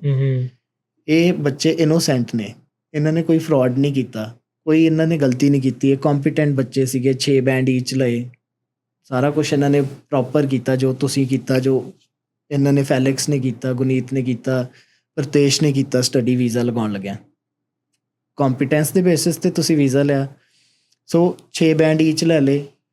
ਇਹਨਾਂ ਦੇ ਕੋਲ ਕੀ ਰੀਜ਼ਨ ਸੀਗਾ? ਪੈਸੇ ਵੀ ਦਿੱਤੇ, ਕਾਲਜ ਦੀ ਫੀਸ ਵੀ ਭਰੀ, ਸਾਰਾ ਕੁਝ ਕੀਤਾ, GIC ਦੀ ਫੀਸ ਵੀ ਭਰੀ, ਤੇ ਇਹਨਾਂ ਕੋਲ ਕੋਈ ਰੀਜ਼ਨ ਹੀ ਨਹੀਂ ਸੀਗਾ ਵੀ ਇਹ ਝੂਠੀ ਫੇਕ ਲੈਟਰ ਲੈਣ। ਇਹਨਾਂ ਨੂੰ ਬਿਨਾਂ ਦੱਸਿਆ ਡਿਸੈਪਟਿਵ ਤਰੀਕੇ ਨਾਲ ਫਰਾਡੂਲੈਂਟ ਪ੍ਰੈਕਟੀਸ਼ਨਰ ਨੇ ਝੂਠੀਆਂ ਫੋਰਜਡ ਲੈਟਰਸ ਲਗਾਤੀਆਂ ਇਹਨਾਂ ਦੀ ਐਪਲੀਕੇਸ਼ਨ 'ਚ। ਹੁਣ ਜਦੋਂ ਐਪਲੀਕੇਸ਼ਨ ਲਗਾਈਆਂ, ਇਹਨਾਂ ਤੋਂ ਨੌਲੇਜ ਨਹੀਂ ਸੀ, ਅੱਜ ਫਿਰ ਵੀ ਕੌਨਸੀਕੁਐਂਸਿਸ ਫੇਸ ਕਰ ਰਹੇ ਆ। ਹੁਣ ਇੱਕ ਬੰਦਾ ਪੈਸੇ ਦੇ ਕੇ LMIA ਖਰੀਦਦਾ, ਪੈਸੇ ਦੇ ਕੇ ਉਹ ਪੇਰੋਲ ਚਲਾ ਰਿਹਾ, ਪ੍ਰਾਈਵੇਟ ਕਾਲਜਸ ਤੋਂ ਇੱਧਰੋਂ ਉੱਧਰੋਂ ਫੇਕ ਆਫਰ ਲੈਟਰਸ ਲੈ ਰਿਹਾ ਵਾ, ਆਪਣੀ ਗੈਪ ਕਵਰ ਕਰ ਰਿਹਾ ਵਾ। ਉਹ ਤੇ ਉਹਦੀ ਨੌਲੇਜ 'ਚ, ਉਹ ਤੇ ਆਪ ਕਰ ਰਿਹਾ ਹੈ ਕੰਮ ਗਲਤ। ਤੇ ਜਦੋਂ ਫੜਿਆ ਗਿਆ ਤੇ ਉਹਨੂੰ ਕੋਈ ਰਿਲੀਫ ਮਿਲੇਗਾ? ਇੱਕ ਇਨੋਸੈਂਟ ਸਟੂਡੈਂਟ ਨੂੰ ਨਹੀਂ ਰਿਲੀਫ ਮਿਲ ਰਿਹਾ, ਉਹਦੇ ਲਈ ਮੁਸ਼ਕਲ ਹੋ ਰਹੀ ਹੈ। ਤੇ ਜਿਹੜਾ ਡੈਲੀਬਰੇਟ ਐਕਟ ਆ ਉਹਨੂੰ ਰਿਲੀਫ ਮਿਲੇਗਾ? ਨਹੀਂ ਮਿਲੇਗਾ। ਸੋ ਇਹ ਗੱਲਾਂ ਸਮਝਣ ਦੀਆਂ ਵਾ, ਗਾਈਡੈਂਸ ਚੰਗੀ ਲੈਣ, ਇਮਾਨਦਾਰ। ਭਾਈ ਐਕਚੁਅਲ LMIs ਵਗੈਰਾ ਕਿੱਥੋਂ ਬੰਦਾ ਇਦਾਂ ਲੱਭ ਸਕਦਾ? ਸੋ ਸਰਕਾਰ ਦੀ ਇੱਕ ਵੈਬਸਾਈਟ ਆ, ਗਵਰਨਮੈਂਟ ਨੇ ਇੱਕ ਵੈਬਸਾਈਟ ਬਣਾਈ jobbank.gc.ca। ਰਾਈਟ। ਉਹਦੇ 'ਚ ਕੀ ਹੈ ਕਿ ਜਿੱਦਾਂ ਕਿਸੇ ਵੀ EMPLOYER ਨੇ LMIA ਲੈਣੀ ਹੈ, ਉਹਨੇ ਐਡਵਰਟਾਈਜ਼ ਕਰਨਾ ਉਸ ਪਲੇਟਫਾਰਮ ਦੇ ਉੱਤੇ, ਉਹਦੇ ਲਈ ਜ਼ਰੂਰੀ ਹੈ। ਸੋ ਦੈਟ ਮੀਨਸ ਕਿਹੜੀ ਵੀ LMIA ਅਪਰੂਵ ਹੋ ਰਹੀ, ਮੈਜੋਰਿਟੀ ਆਫ ਦੈਮ, ਕੁਛ ਹੈਗੀਆਂ ਨੇ ਐਡਵਰਟਾਈਜ਼ਮੈਂਟ ਐਗਜ਼ੈਂਪਟ, ਜਿਵੇਂ ਐਗਰੀਕਲਚਰ ਦੀ ਕੀਤੀ ਸੀ ਪਿੱਛੇ ਜੀ ਇਹਨਾਂ ਨੇ। ਪਰ ਜਿੱਥੇ ਜਿਹੜੀ ਵੀ ਐਡਵਰਟਾਈਜ਼ ਹੋ ਰਹੀ ਹੈ, ਜਿੱਥੇ ਵੀ LMIA ਮਿਲ ਰਹੀ ਹੈ, ਉਹ ਇੱਕ ਟਾਈਮ 'ਤੇ ਐਡਵਰਟਾਈਜ਼ ਹੋਈ, ਉਹ ਜੌਬ ਬੈਂਕ ਦੇ ਉੱਤੇ ਐਡਵਰਟਾਈਜ਼ ਹੋਈ। ਸੋ ਬੱਚੇ ਜਾਣ, ਜੌਬ ਬੈਂਕ ਦੇ ਉੱਤੇ ਜਾਣ, ਆਪਣੀ ਰਿਸਰਚ ਕਰਨ, ਸਾਰੇ EMPLOYERS ਨੂੰ ਰੀਚ ਆਊਟ ਕਰਨ, ਕਿਸੇ ਮਿਡਲ ਮੈਨ ਨੂੰ ਨਾ ਮਿਲਣ, ਕਿਸੇ ਨਾਲ ਗੱਲ ਨਾ ਕਰਨ। ਉੱਥੇ EMPLOYERS ਨਾਲ ਸਿੱਧੇ ਡਾਇਰੈਕਟ ਕਮਿਊਨੀਕੇਸ਼ਨ ਹੋ ਸਕਦੀ ਹੈ। ਉੱਥੇ ਤੁਹਾਨੂੰ ਚੰਗਾ ਮਾੜਾ ਸਭ ਤਰ੍ਹਾਂ ਦਾ ਮਿਲਣਾ। ਕਿਸੇ ਨੇ ਕਹਿਣਾ ਕਿ ਬਿਲਕੁਲ ਜੈਨੂਅਨ ਲੀਗਲ ਤਰੀਕੇ ਨਾਲ ਚੱਲਣਾ ਵਾ, ਕਿਸੇ ਨੇ, ਉਹਦੀ ਮੇਰੇ ਕੋਲ ਐਗਜ਼ਾਮਪਲ ਹੈ, ਨਿਊਜ਼ੀਲੈਂਡ ਤੋਂ ਇੱਕ ਲੜਕਾ ਆਇਆ। ਸੋ ਉਹ ਜਿਵੇਂ ਸਾਨੂੰ ਵੀ ਇਮੀਗ੍ਰੇਸ਼ਨ ਲਾਇਰਸ ਨੂੰ ਵੀ ਏਜੰਟ ਸਮਝ ਲੈਂਦੇ ਕਈ ਵਾਰੀ, ਤੇ ਉਹ ਆਇਆ ਤੇ ਮੈਨੂੰ ਕਹਿੰਦਾ ਕਿ LMIA ਖਰੀਦਣੀ ਹੈ ਤੇ ਕਿੰਨੇ ਪੈਸੇ ਲੱਗਦੇ ਆ। ਸੋ ਮੈਂ ਉਹਨੂੰ ਕਿਹਾ ਕਿ LMIA ਲਾਇਰਸ ਜਿਹੜੇ ਆ LMIAs ਇਹ ਸਾਰੀਆਂ ਚੀਜ਼ਾਂ ਨਹੀਂ ਵੇਚਦੇ। ਤੁਹਾਨੂੰ ਅੰਡਰਸਟੈਂਡਿੰਗ ਉਹਦੀ ਕਲੀਅਰ ਕੀਤੀ ਕਿ ਕੀ ਸਿਸਟਮ ਆ, ਠੀਕ ਹੈ। ਸੋ ਉਹ LMIA ਮੈਂ ਉਹਨੂੰ ਜੌਬ ਬੈਂਕ ਬਾਰੇ ਗਾਈਡੈਂਸ ਦਿੱਤੀ, ਕਿਆ ਤਰੀਕਾ ਵਾ। ਸੋ ਲਿਟਰਲੀ ਉਹ ਬੰਦਾ ਥੱਲੇ ਗਿਆ 15-20 ਮਿੰਟ ਦੇ ਬਾਅਦ, ਉਹ ਚੰਨਪ੍ਰੀਤ ਦੇ ਨੋ ਨਹੀਂ ਸੀਗੇ। ਅੱਛਾ 15 ਤੋਂ 20 ਮਿੰਟ ਬਾਅਦ ਉਹਦਾ ਫੋਨ ਆਇਆ ਕਿ ਭਾਜੀ ਥੈਂਕਸ, ਮੈਂ ਥੱਲੇ ਪਾਰਕਿੰਗ 'ਚ ਬਹਿ ਕੇ ਰਿਸਰਚ ਕੀਤੀ, ਜੌਬ ਬੈਂਕ ਤੇ ਫੋਨ ਕੀਤੇ, ਇੱਕ ਬੰਦੇ ਨਾਲ ਅੜ ਗਿਆ ਮੇਰਾ ਕੰਮ ਤੇ ਮੈਂ ਜਿਹੜਾ ਵਾ ਉਹਨੂੰ ਇੰਟਰਵਿਊ ਦੇਣ ਜਾਣਾ ਇੱਦਣ। ਹੁਣ ਦੇਖੋ ਅੱਗੇ ਗੱਲ ਬਣਦੀ ਹੈ ਕਿ ਨਹੀਂ ਮੈਂ ਬਣਦੀ। ਇੱਕ ਵੀਡੀਓ ਦੇਖਦਾ ਸੀਗਾ, ਕਿਸੇ ਨੇ ਇਦਾਂ ਦੱਸਿਆ ਸੀ ਵੀ ਫ੍ਰੀ LMIA ਹੁੰਦੀਆਂ ਨਾ ਜੌਬ ਬੈਂਕ ਤੇ, ਉੱਥੋਂ ਲੱਭ ਲਓ। ਤੇ ਕਹਿੰਦੇ ਵੀ ਅਸੀਂ ਕਿੰਨਿਆਂ ਨੂੰ ਮੈਸੇਜ ਕਰਦੇ ਆ, ਹੰਡਰਡਸ ਆਫ ਨੂੰ, ਵੀ ਕਿਸੇ ਦਾ ਰਿਪਲਾਈ ਨਹੀਂ ਆਉਂਦਾ। ਨਹੀਂ ਬਟ ਮੋਸਟਲੀ ਇਹ ਵੀ ਤੇ ਹੈ ਨਾ ਕਿ ਸਾਰਿਆਂ ਨੇ ਐਡਸ ਪਵਾਈ ਦੀਆਂ ਨੇ ਆਲਰੇਡੀ, ਜਿਨ੍ਹਾਂ ਦਾ ਉਹ ਲੱਗ ਗਿਆ ਹੋਇਆ। ਤਾਂ ਜੇ ਤੁਸੀਂ ਅਪਲਾਈ ਵੀ ਕਰੋਗੇ ਰਿਪਲਾਈ ਨਹੀਂ ਕਰਨਗੇ, ਕਿਉਂਕਿ ਆਲਰੇਡੀ ਕਿਸੇ ਨਾ ਕਿਸੇ ਲਾਇਰ ਨੇ ਜਾਂ ਕੰਸਲਟੈਂਟ ਨੇ ਉਹ ਆਲਰੇਡੀ ਪੋਸਟ ਕੀਤੀ ਹੋਈਆਂ ਨੇ, ਰਾਈਟ। ਇਹ ਵੀ ਤੁਸੀਂ ਐਡਵਰਟਾਈਜ਼ 1 ਮਹੀਨੇ ਲਈ ਆਈ ਗੈਸ ਕਰਨੀਆਂ ਹਾਂਜੀ, ਨੇ। ਜਿਹੜਾ LMIA ਵੇਚ ਰਿਹਾ ਵਾ ਉਹ ਵੀ ਉੱਥੇ ਡੰਮੀ LMIA ਦੀ ਐਡ ਪਾ ਰਿਹਾ ਵਾ, ਉਹਨੇ ਰਿਪਲਾਈ ਹੋ ਸਕਦਾ ਉਹ ਕਰੇ ਨਾ ਕਰੇ। ਪਰ ਉਹਦੇ 'ਚ ਕੀ ਹੈ ਕਿ ਜਿੱਦਾਂ ਹੁਣ ਮੈਂ ਆਪਣੀ ਕੰਪਨੀ ਦੀ LMIA ਐਡਵਰਟਾਈਜ਼ ਕੀਤੀ, ਲੀਗਲ ਅਸਿਸਟੈਂਟ ਦੀ ਪੋਜੀਸ਼ਨ ਦੀ, ਮੈਨੂੰ ਬਹੁਤ ਸਾਰੇ ਈਮੇਲਸ ਆਏ। ਮੈਂ ਸਕਰੂਟਨਾਈਜ਼ ਕਰਦਾ ਕਿ ਕਿਹਨੂੰ ਕਰਨਾ ਕਿਹਨੂੰ ਨਹੀਂ ਕਰਨਾ। ਸੋ ਉਹ ਦੇਖ ਕੇ ਤੁਸੀਂ ਧਿਆਨ ਨਾਲ, ਮਤਲਬ ਜੇ ਤੁਹਾਨੂੰ ਨਹੀਂ ਰਿਸਪੌਂਸ ਆ ਰਿਹਾ ਤੁਸੀਂ ਉਹਨਾਂ ਨੂੰ ਵੱਖ-ਵੱਖ ਤਰੀਕੇ ਨਾਲ ਰੀਚ ਆਊਟ ਕਰੋ। ਉਹਨਾਂ ਜੇ ਤੁਹਾਨੂੰ ਲੋਕਲ ਹੈਗਾ EMPLOYER ਤੁਸੀਂ ਵਿਜ਼ਿਟ ਕਰ ਲਓ, ਉਹਨਾਂ ਕੋਲ ਜਾਓ ਤੇ ਉਹਨਾਂ ਨੂੰ ਕਹੋ ਕਿ ਤੁਸੀਂ ਐਡਵਰਟਾਈਜ਼ਮੈਂਟ ਲਗਾਈ ਆ। ਸੋ ਵੱਖ-ਵੱਖ ਤਰੀਕੇ, ਤੁਹਾਡੇ ਐਫਰਟਸ 'ਚ ਕਮੀ ਨਹੀਂ ਹੋਣੀ ਚਾਹੀਦੀ। ਤੇ ਅਲਟੀਮੇਟਲੀ ਇਹਦਾ ਸੋਲਿਊਸ਼ਨ ਕੀ ਹੈ ਕਿ ਸਾਰੇ ਪ੍ਰੈਕਟੀਸ਼ਨਰਸ ਜਿਹੜੇ ਵੀ ਇਹ ਕੰਮ ਕਰ ਰਹੇ ਆ ਜੀ, ਬੰਦ ਕਰਨ ਇਹ ਚੀਜ਼ ਤੇ ਮਨੀ ਦੀ ਅਰਜ਼ ਨੂੰ ਘਟਾਉਣ, ਉਹਨੂੰ ਸਿਸਟਮ ਨੂੰ, ਤਾਂ ਹੀ ਸਹੀ ਹੋਏਗਾ। ਜਾਂ ਸਰਕਾਰ ਐਸਾ ਕਾਨੂੰਨ ਬਣਾਏ ਜਿਵੇਂ ਇੰਟਰਨੈਸ਼ਨਲ ਸਟੂਡੈਂਟਸ ਨੇ 227 ਇੰਟਰਨੈਸ਼ਨਲ। ਮੈਂ ਸਰਕਾਰ ਨੂੰ ਜੇ ਅਪੀਲ ਕਰਨੀ ਹੋਏ, ਮੈਂ ਕਹੂੰਗਾ ਕਿ ਤੁਸੀਂ 227 ਸਟੂਡੈਂਟ, ਜਿਹੜਾ 700 ਨੰਬਰ ਹੈ ਨਾ, ਉਹ ਵੀ ਮੈਂ ਤੁਹਾਨੂੰ ਦੱਸੂਗਾ ਫੈਕਟ ਕੀ ਨੇ ਐਕਚੁਅਲ 'ਚ। ਇਹ 700 ਸਟੂਡੈਂਟ ਨਹੀਂ ਹੈ, 227 ਨੇ। ਅੱਛਾ ਜੀ। ਸੋ ਇੰਡੀਅਨ ਮੀਡੀਆ ਨੇ 700 ਸਟੂਡੈਂਟ ਕੋਟ ਕਰਤਾ, ਉਹ ਸਾਰਿਆਂ ਨੂੰ 700 ਸਟੂਡੈਂਟ ਹੀ ਚੱਲ ਰਿਹਾ ਵਾ। ਸੋ ਰਿਲਾਇਬਲ ਸੋਰਸ ਤੋਂ, ਇੰਟਰਨਲ ਤੋਂ ਐਗਜ਼ੈਕਟ ਫਿਗਰ ਮੈਂ ਤੁਹਾਨੂੰ ਦੱਸਾਂਗਾ ਸਾਰੀਆਂ ਕੀ ਨੇ, ਕਿੰਨੇ ਚਲੇ ਗਏ ਕਿੰਨੇ ਇੱਥੇ। ਉਹ ਵੀ ਤੁਹਾਡੇ ਚੈਨਲ ਲਈ ਇੱਕ ਵਧੀਆ ਇਨਫੋਰਮੇਸ਼ਨ ਹੋਏਗੀ ਸਾਰਿਆਂ ਲਈ। ਹਾਂਜੀ। ਸੋ 227 ਸਟੂਡੈਂਟ ਤੇ ਤੁਸੀਂ ਆਈਡੈਂਟੀਫਾਈ ਕਰ ਲਏ ਕਿ ਇਹਨਾਂ ਨੇ ਫਰਾਡ ਕੀਤਾ। ਇਹਨਾਂ ਨੇ ਫਰਾਡ ਵੀ ਨਹੀਂ ਕੀਤਾ, ਇਹਨਾਂ ਨੇ ਮਿਨੀ ਐਕਸ਼ਨ ਸੀਗੇ, ਇਹਨਾਂ ਦੇ ਏਜੰਟਸ ਨੇ ਫਰਾਡ ਕੀਤਾ। ਤੁਸੀਂ ਸਟੂਡੈਂਟ ਨੂੰ ਆਈਡੈਂਟੀਫਾਈ ਕਰ ਲਿਆ ਕਿ ਇਹਦੀ ਐਪਲੀਕੇਸ਼ਨ ਚ ਫਰਾਡ ਹੋਇਆ। ਸੋ ਲੋੜ ਕੀ ਹੈ ਆਈਡੈਂਟੀਫਾਈ ਕਰਨ ਦੀ? ਕੈਨੇਡਾ ਦੇ ਵਿੱਚ ਬੈਠੇ 40-40 ਹਜ਼ਾਰ ਡਾਲਰ ਚਾਰਜ ਕਰਕੇ LMIA ਵੇਚਣ ਵਾਲੇ EMPLOYERS, ਉਹ 227 ਕੰਸਲਟੈਂਟਸ, ਏਜੰਟਸ, EMPLOYERS ਜਿਹੜੇ ਪੈਸਾ ਚਾਰਜ ਕਰ ਰਹੇ, ਉਹ 227 ਬੰਦੇ ਲੱਭੋ ਇੱਥੋਂ, ਉਹਨਾਂ ਨੂੰ ਪੈਨਲਾਈਜ਼ ਕਰੋ, ਇਹ ਸਾਰਾ ਸਿਸਟਮ ਬੰਦ ਹੋ ਜਾਏਗਾ। ਜਿੰਨੀ ਬੱਚਿਆਂ ਨਾਲ। ਤੇ ਮੈਂ ਕਿਸਾਨੀ ਅੰਦੋਲਨ ਵੇਲੇ ਵੀ ਇੱਕ ਪੋਸਟ ਪਾਈ ਸੀਗੀ, ਜੋ ਫਾਰਮਰਸ ਪ੍ਰੋਟੈਸਟ ਚੱਲ ਰਿਹਾ ਨਾ, ਬੜੀ ਵਧੀਆ ਐਗਜ਼ਾਮਪਲ ਆ। ਕਾਫੀ ਲੋਕ ਇੱਥੇ EMPLOYERS ਪੋਸਟਾਂ ਪਾ ਰਹੇ ਸੀਗੇ, ਕਿਸਾਨ ਜਿੰਦਾਬਾਦ, ਫਾਰਮਰਸ ਦੇ ਨਾਲ ਆ, we are with farmers, protest ਦੇ ਵਿੱਚ ਵੀ ਸ਼ਾਮਲ ਹੋਏ ਹੋਣੇ ਆ, ਬਿਜ਼ਨਸ ਆਪਰੇਟਰਸ, ਵੱਖ-ਵੱਖ ਤਰ੍ਹਾਂ ਦੇ ਲੋਕ। ਉਹੀ ਕਿਸਾਨ ਦੇ ਬੱਚੇ ਨੂੰ ਤੁਸੀਂ ਇੱਥੇ LMIA ਵੇਚ ਕੇ ਲੁੱਟ ਰਹੇ ਹੋ 40-40 ਹਜ਼ਾਰ ਦੀ। ਉਹੀ ਕਿਸਾਨ ਦੇ ਬੱਚੇ ਨੂੰ ਤੁਸੀਂ ਕਦੀ ਕਹਿੰਦੇ ਹੋ CA ਦਾ ਖਰਚਾ ਵਾ, ਇਹ ਤਨਖਾਹ ਚੋਂ ਕੱਟਣਾ। ਉਹੀ ਬੱਚੇ ਨੂੰ ਤੁਸੀਂ ਕਹਿੰਦੇ ਹੋ ਪੇ ਚੋਂ ਤੇਰੀ ਇੰਨੇ ਪੈਸੇ ਰੱਖ ਲਏ, ਆਹ ਕਰਨਾ ਉਹ ਕਰਨਾ। ਤੁਸੀਂ ਉਸੇ ਕਿਸਾਨ ਦੇ ਸਮਰਥਕ ਬਣ ਕੇ ਜਿੰਦਾਬਾਦ ਕਰ ਰਹੇ ਹੋ ਸੋਸ਼ਲ ਮੀਡੀਆ ਦੇ ਉੱਤੇ। ਤੇ ਉਹ ਗਰੀਬ ਕਿਸਾਨ ਦਾ ਬੱਚਾ ਕੈਨੇਡਾ ਦੇ ਵਿੱਚ ਆਇਆ, ਉਹ ਆਲਰੇਡੀ ਕਰਜ਼ਾ ਚੁੱਕ ਕੇ ਆਇਆ, ਆਲਰੇਡੀ ਫਸੇ ਹੋਏ ਹਾਲਾਤਾਂ ਤੋਂ ਆਇਆ। ਡਜ਼ਨਟ ਮੈਟਰ, ਮੇਰੇ ਕੋਲ 2 ਏਕੜ ਜ਼ਮੀਨ ਆ ਜਿਹੜੇ ਬੱਚੇ ਦੀ ਪਿੱਛੇ, ਜਿਹਦੀ 40 ਏਕੜ ਆ, ਹਾਲਾਤ ਲਗਭਗ ਸੇਮ ਨੇ। ਕਿਉਂਕਿ ਜਦੋਂ ਤੁਸੀਂ ਕੈਨੇਡਾ ਆ ਗਏ ਤੁਸੀਂ ਪੈਸਾ ਜੋੜ ਕੇ ਇਕੱਠੇ ਉਸ ਤਰੀਕੇ ਨਾਲ ਆਏ। ਜਿਹਦੀ 40 ਏਕੜ ਆ ਉਹਦੇ ਕੋਲ ਉਸ ਤਰ੍ਹਾਂ ਦੇ ਉਹਦੇ ਖਰਚੇ ਆ ਉੱਥੇ। ਸੋ ਪਹੁੰਚੇ ਇੱਥੇ, ਉਹ ਮਿਹਨਤ ਦੇ ਪੈਸੇ ਨਾਲ ਪਹੁੰਚੇ ਆ। ਉਹਨਾਂ ਨੂੰ ਫਿਰ ਫਰਦਰ ਐਕਸਪਲੋਇਟੇਸ਼ਨ ਜਿਹੜੀ ਆ ਉਹ ਹਰ ਲੈਵਲ 'ਤੇ ਬਾਹਰ ਹੋ ਰਹੀ ਹੈ। ਸੋ ਉਹ ਬੱਚਾ ਜਿਹੜਾ ਵਾ ਇੱਕ ਆਲਰੇਡੀ ਆਪਣੀ ਫੈਮਿਲੀ ਨੂੰ ਪਿੱਛੇ ਛੱਡ ਆਇਆ, ਨਵੀਂ ਜਗ੍ਹਾ 'ਤੇ ਆਇਆ, ਐਸਟੈਬਲਿਸ਼ ਹੋ ਰਿਹਾ, ਅਡੈਪਟੇਬਿਲਿਟੀ ਕਰ ਰਿਹਾ ਵਾ, ਵੈਦਰ ਨਵੇਂ 'ਚ ਆਇਆ, ਨਵੀਂ ਰੂਲਸ ਰੈਗੂਲੇਸ਼ਨਸ ਨੇ, ਰੋਡਸ ਕ੍ਰਾਸ ਕਰਨ ਦਾ ਰੂਲ ਆ ਅਲੱਗ ਆ, ਗੱਡੀ ਚਲਾਉਣ ਦਾ ਅਲੱਗ ਆ। ਉਹ ਤਾਂ ਆਲਰੇਡੀ ਨਵੇਂ ਸਿਰੇ ਤੋਂ ਜ਼ਿੰਦਗੀ ਜੀ ਰਿਹਾ ਵਾ। ਚੂਜ਼ ਉਹਨੇ ਕੀਤਾ, ਉਹ ਠੀਕ ਗੱਲ ਆ। ਪਰ ਜੇ ਤੁਸੀਂ ਉਹਨੂੰ ਚਾਰਜ ਕਰੋਗੇ, ਉਹਨੂੰ ਲੁੱਟੋਗੇ, ਉਹਨੂੰ ਜਿਹੜੀਆਂ ਚੀਜ਼ਾਂ ਤੁਹਾਡੇ ਹੁਣ ਜੌਬ ਮੈਨੂੰ ਬੱਚੇ ਦੱਸਦੇ ਆ ਕਿ EMPLOYMENT 1 ਸਾਲ ਕੰਮ ਕੀਤਾ, ਇੱਕ ਬੱਚਾ ਕਹਿੰਦਾ EMPLOYER ਬੜਾ ਚੰਗਾ ਮੇਰਾ, ਸਰ ਮੇਰੇ ਕੋ ਕੋਈ ਪੈਸਾ ਨਹੀਂ ਲਿਆ ਉਹਨੇ ਜੌਬ ਦੇਣ ਦਾ ਜਾਂ ਕਿਸੇ ਤਰੀਕੇ ਦਾ, ਕਦੀ ਮੇਰੇ ਪੈਸੇ ਨਹੀਂ ਕੱਟੇ, ਬਸ $2500 ਚਾਰਜ ਕੀਤੇ ਆ ਜੌਬ ਲੈਟਰ ਸਾਈਨ ਕਰਕੇ ਦੇਣ ਦੇ। ਅੱਛਾ। ਸੋ ਜਿਹੜਾ ਉਹਦਾ ਹੱਕ ਬਣਦਾ, ਜਿਹੜੀ ਉਹਨੇ ਤੁਹਾਡੀ ਕੰਪਨੀ 'ਚ ਕੰਟਰੀਬਿਊਸ਼ਨ ਕੀਤੀ ਹੈ, ਉਹਦਾ ਤੁਸੀਂ ਉਹਨੂੰ ਇਨਸੈਂਟਿਵ $2500 ਸਿਰਫ ਇੱਕ ਸਾਈਨ ਕਰਕੇ ਦੇਣ ਦੇ ਕਰ ਰਹੇ ਹੋ, ਕਿਉਂਕਿ EMPLOYER ਨੂੰ ਸ਼ਾਇਦ ਅੰਡਰਸਟੈਂਡਿੰਗ ਹੈ ਕਿ ਜੇ ਜੌਬ ਲੈਟਰ ਨਹੀਂ ਸਾਈਨ ਹੋਏਗੀ ਤੇ PR ਨਹੀਂ ਲਾ ਸਕਦਾ। ਰਾਈਟ। ਸੋ ਬਹੁਤ ਮਤਲਬ ਇਹ ਚੀਜ਼ ਗੰਭੀਰ ਮੁੱਦਾ ਵਾ। ਸਿਰਫ ਪਬਲਿਕ ਪਲੇਟਫਾਰਮਸ 'ਤੇ ਕਹਿ ਦੇਣਾ ਕਿ ਕਿਸਾਨ ਜਿੰਦਾਬਾਦ, ਅਸੀਂ ਪੰਜਾਬ ਦੇ ਨਾਲ ਆ, ਉਸੇ ਪੰਜਾਬ ਦੇ ਬੱਚੇ ਨੂੰ ਲੁੱਟ ਲੈਣਾ ਜਦੋਂ ਕੈਨੇਡਾ ਆ ਜੇ, ਤੇ ਤੁਹਾਡੇ ਡਬਲ ਫੇਸ ਹਿਪੋਕ੍ਰੇਸੀ ਨਹੀਂ, ਉਹਨੂੰ ਮਤਲਬ ਕਿ ਡਬਲ ਤਰੀਕੇ ਨਾਲ ਤੁਸੀਂ ਚੱਲ ਰਹੇ ਹੋ। ਸਟੈਂਡਰਡਸ ਤੁਹਾਡੇ ਕਹਿ ਤੁਸੀਂ ਇੱਕ ਚੀਜ਼ ਰਹੇ ਹੋ, ਕਰ ਤੁਸੀਂ ਡਿਫਰੈਂਟ ਰਹੇ ਹੋ। ਸੋ ਆਪਾਂ ਆਪਣੀ ਦੂਸਰੀ ਕਮਿਊਨਿਟੀ ਦੇ ਵਿੱਚ ਜਾ ਕੇ ਕਿਸੇ ਨੂੰ ਹੋਰ ਨੂੰ ਠੀਕ ਕਰਨ ਨਹੀਂ ਕਰ ਸਕਦੇ ਜੇ ਉਹ ਕੋਈ ਹੋਰ ਕਰ ਰਿਹਾ, ਪਰ ਅਸੀਂ ਆਪਣੇ ਲੋਕ, ਅਸੀਂ ਆਪਣੇ ਆਪ ਨੂੰ ਕੱਲ੍ਹ ਨੂੰ ਹੁਣ ਫੈਲਿਕਸ ਦੀ ਕੰਪਨੀ ਬਣ ਜੇ, ਗੁਨੀਤ ਦੀ ਇੱਕ ਕੰਪਨੀ ਬਣ ਜੇ, ਤੁਸੀਂ ਹਾਇਰ ਕਰਨਾ, ਤੁਸੀਂ ਇੰਟਰਨੈਸ਼ਨਲ ਸਟੂਡੈਂਟ ਆਏ ਹੋ, ਤੁਸੀਂ ਇੱਕ ਰਸਤਾ ਤੈਅ ਕਰਕੇ PR ਹੋਏ, ਅੱਗੇ ਸਿਟੀਜ਼ਨ ਬਣ ਜਾਣਾ। ਸੋ ਇਹ ਕੰਟਰੀ ਐਸੀ ਹੈ, ਇੱਥੇ ਹਰ ਬੰਦਾ 2 ਬੈਗ ਲੈ ਕੇ ਆਉਂਦਾ। ਬਿਲਕੁਲ। ਉਹਦੀ ਐਗਜ਼ਾਮਪਲ AP ਢਿੱਲੋਂ ਸਿੰਗਰ ਹੈ, ਉਹਨੇ ਕਿਹਾ came to this country with 2 suitcases, ਅੱਜ ਰਾਈਜ਼ਿੰਗ ਸਟਾਰ ਹੈ, ਠੀਕ ਹੈ, ਮਿਲੀਅਨਸ ਆਫ ਡਾਲਰਸ ਦਾ ਮਾਲਕ ਹੋਏਗਾ। ਹਰ ਬੰਦੇ ਨੇ ਇੱਥੋਂ ਦਾ ਮਜ਼ਬੂਤ ਸਿਟੀਜ਼ਨ ਬਣ ਜਾਣਾ। ਜਿਹੜਾ ਇੰਟਰਨੈਸ਼ਨਲ ਸਟੂਡੈਂਟ ਅੱਜ ਇੱਥੇ 2 ਬੈਗ ਲੈ ਕੇ ਆ ਰਿਹਾ ਵਾ, ਸਧਾਰਨ ਕੱਪੜੇ ਪਾ ਕੇ ਆ ਰਿਹਾ, ਸਧਾਰਨ ਸ਼ੂਜ਼ ਪਾ ਕੇ ਆ ਰਿਹਾ ਵਾ, ਉਹਨੇ ਆਪਣੀ ਮਿਹਨਤ ਦੇ ਸਦਕਾ, ਡਜ਼ਨਟ ਮੈਟਰ ਕਿੰਨੇ ਔਡਸ ਆ ਜਾਣ, ਉਹਨੂੰ ਕੋਈ ਲੁੱਟ ਲੇ, ਕੋਈ ਇੱਦਾਂ ਕਰ ਲੇ, ਉਹ ਮਿਹਨਤੀ ਨੇ, ਮਿਹਨਤੀ ਬੈਕਗਰਾਊਂਡ ਤੋਂ ਆਏ ਨੇ, ਬਹੁਤੇ ਕਿਸਾਨੀ ਬੈਕਗਰਾਊਂਡ ਤੋਂ ਨੇ।